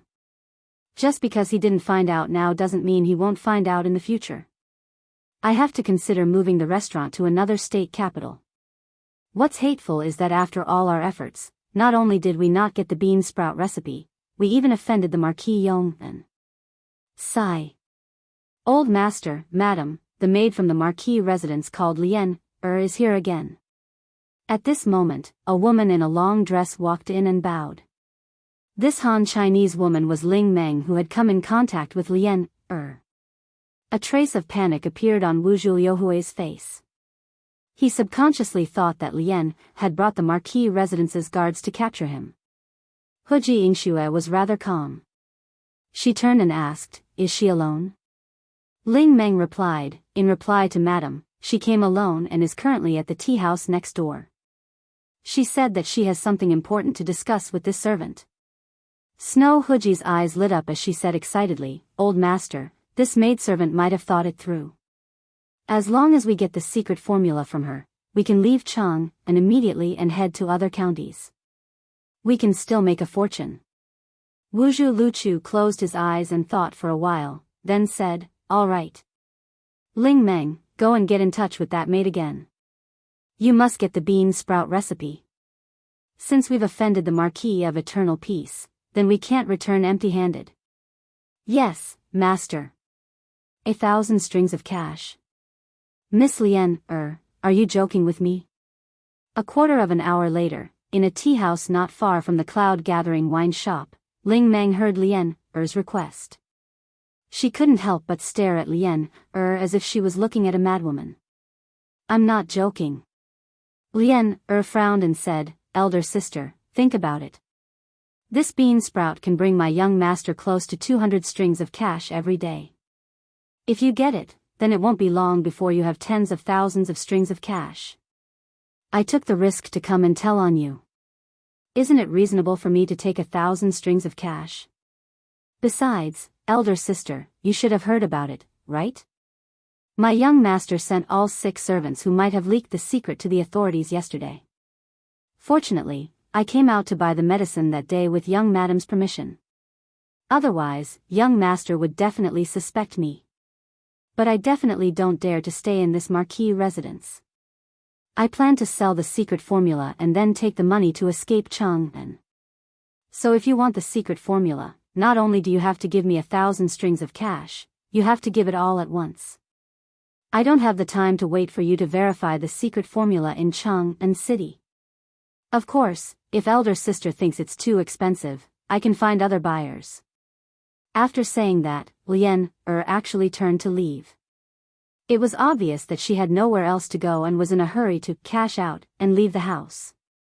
Hey! Miss Lian, wait. Ling Meng was shocked and hurriedly said, elder sister sympathizes with Miss Lian's experience, but 1,000 strings of cash is really too expensive. I'm afraid it's difficult for elder sister to make the decision alone. So, Miss Lian, please wait for a moment. I will discuss with my lord, my husband, before we make a decision. Lian frowned and made a very difficult expression.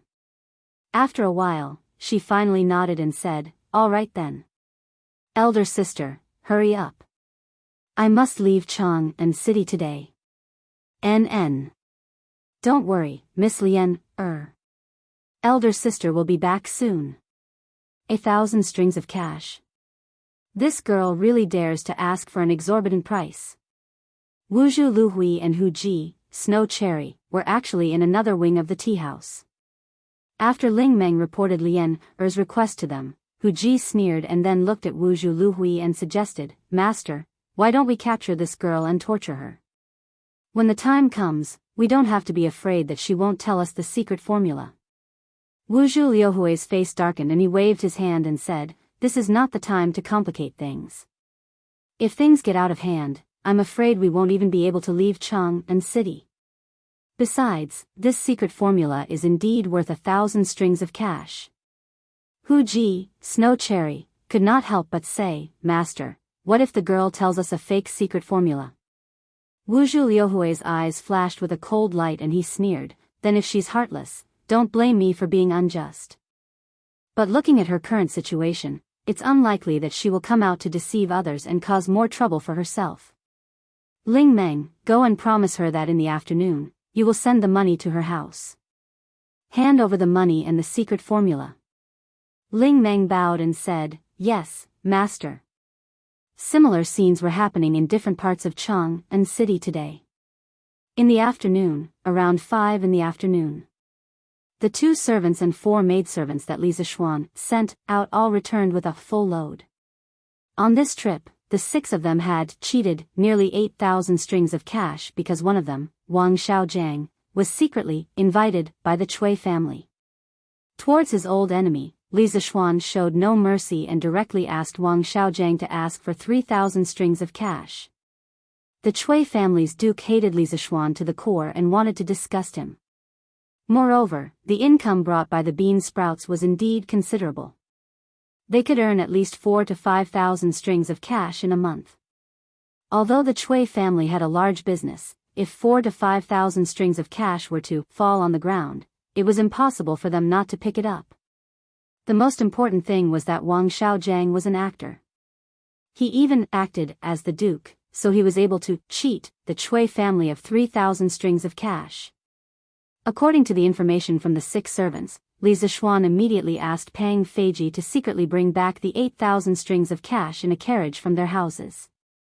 At this point, the operation to clean up the leakers had finally come to an end. But the operation to punish the leakers had just begun. Chapter 1026. The Chui family was the most influential force in the operation. The rest of the thieves were mostly self-employed people like Wuzhu Lulin who wanted to make a fortune overnight. Compared with the Chui family, they were nothing more than a bunch of rotten shrimps. But no matter if they were big fish or small shrimps, to Li Zishuan, as long as they provoked him, they would have to pay the price. Not only would these 6 families have to pay a fine of thousands of strings of coins, they would also face a trade blockade from the Yanhuang Chamber of Commerce in the future. The next day, Wuzhu Lulin and the other secret thieves took the gold and silver that they had packed up yesterday and fled Chang'an City. Although Li Zishuan knew about it, he did not stop them. Something worthy of mentioning was that the price of the bond of brothers in the Immortal Indulgence Inn had suddenly dropped greatly from 666 copper coins per serving to 333 copper coins per serving. The extent of the price drop was so great that it caused everyone to be astounded. The number of diners heading to the Drunken Immortal restaurants suddenly increased. When the rich people saw this, they all complained that Manager Lu did not know how to do business. It was fine if he did not raise the price, but he lowered the price instead. This caused more and more people to come to eat, causing them to have to line up for a long time. As for Yanhuang College, the price of the bean sprouts continued to drop from 300 copper coins to 150 copper coins. This time, the children from poor families did not hesitate anymore. They all ran to the cafeteria to order a serving of bean sprouts for themselves and slowly enjoyed it. South of Chang'an City, East Duke's residence. When Chui Zhenshuo heard that the price of the Brotherhood connection had dropped, he subconsciously felt that something was wrong. With a gloomy face, he asked, "Has the secret recipe started to be tested yesterday?" A servant beside him replied, reporting to Grand Duke, "The secret recipe has been handed over to our restaurant's manager Wang. They have already started to follow the secret recipe yesterday. It is estimated that it will take another 4 to 5 days for the beans to sprout." Chui Zhenshuo's heart calmed down. He thought for a while and asked, "Where is that Wang Xiaojiang who came yesterday? Is there any news about him?" "Grand Duke, I've sent someone to check Wang Xiaojiang's residence today. There's no one inside. It must be as he said. He fled Chang'an yesterday because he was afraid of the Marquis of Yong'an's revenge." Actually, the 6 people who turned themselves in yesterday and were sent out by Li Zishuan to cheat money had all been hidden. Naturally, the Chui family couldn't find them. "Yes. We have to keep an eye on Li Zishuan's movements." "Yes, great-grandfather." This group of people will definitely not have a good ending. Li Zishuan is not an easy person to deal with. Chang'an City, Yinshou Square, inside a house. Feng Jidai stood on the red attic, looking at the houses in the distance and sneered. "Second young master, it is clearly the Marquis of Yong, and who is in a passive position. Why do you favor him?" The black-faced guard cupped his fists and asked in confusion. Feng Jidai couldn't help but recall the night when Li Er led the civil and military officials to the Cloudy Mountain to see the moon, and the first time he met Li Zishuan face to face. After a long silence, he said with a complicated expression, "Ah Mu, never underestimate Li Zishuan. How can a bunch of mayflies shake this big tree? Others may be narrow-minded, but he is a man who has the universe, the sun, the moon, and the stars in his heart." Feng Jidai added in his heart. Mu scratched his head. He didn't understand why his young master, who was fearless in Lingnan, would immediately cower when he came to Chang'an. "Help me buy some brothers-linked hearts. Lingnan really can't compare to Chang'an. This is called living. I've even put on some weight recently." Feng Jidai let out a long sigh and said contentedly. Although he was a hostage, he didn't have to worry about food and drink here. As long as he didn't leave Chang'an, no one would restrict his freedom. He had good food and wine every day, and he was so happy that he forgot about home. "Yes. Young master." On the first day of the bean sprouts price reduction, Yanhuang College and Drunken Immortals sold a total of 2,500 jin of bean sprouts. The Li family's remaining soybeans could only produce 7,000 jin of bean sprouts. In other words, it could only support the consumption for 3 days. However, Li Zishuan still didn't have any intention of buying soybeans. But if someone paid attention, they might notice that many farmers had entered the city to buy large amounts of soybeans. On the second day, the price of bean sprouts was slightly reduced again. At Drunken Immortal, it went from 333 copper coins to 300 copper coins. At Yanhuang College, it went from 150 copper coins to 130 copper coins. There was no doubt that the number of customers at Drunken Immortal was even greater. The road from the Drunken Immortal into the entrance of the Western Market was completely packed. Fortunately, Li Zishuan had opened a few branches of the Drunken Immortal in Incheon and City. Otherwise, the main branch of the Drunken Immortal Inn would have been overcrowded. On the third day, the price of bean sprouts at Drunken Immortal dropped to 280 copper coins.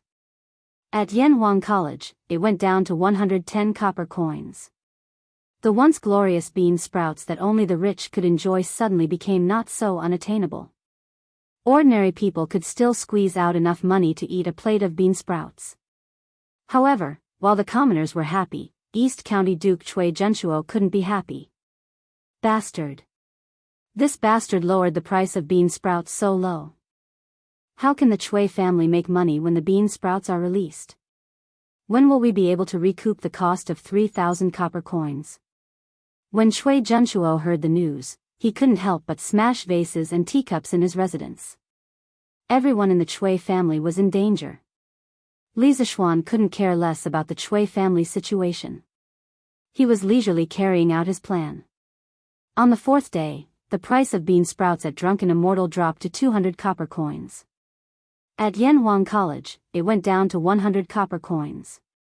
The people of Chang'an couldn't help but feel happy. In the past, only the imperial family could eat fresh vegetables during winter. Now, they could eat a serving for 200 copper coins. This was too happy. However, on this day, the Li family's bean sprouts were all used up. If Drunken Immortal wanted to sell Brother Connected Heart in the future, they could only buy it from elsewhere or ask shopkeeper Lu to make it himself. When shopkeeper Lu first heard the news, he couldn't help but be anxious. However, Li Zishuan only said one word to him, buy. At that time, he really wanted to cry. Because where would he go to buy something like that? But on the second day, a miracle happened. Shopkeeper Lu. I have more than 50 kilograms of bean sprouts. Do you want them? If you do, I can sell them to you at a cheaper price. That morning, when the door of Drunken Immortal opened, a burly man carrying a basket came in. It was Hu Hanyun from the Han family village. Shopkeeper Lu recognized him and was shocked. He said in disbelief, "Old Hu? It's you?" "No, why do you have so many bean sprouts?"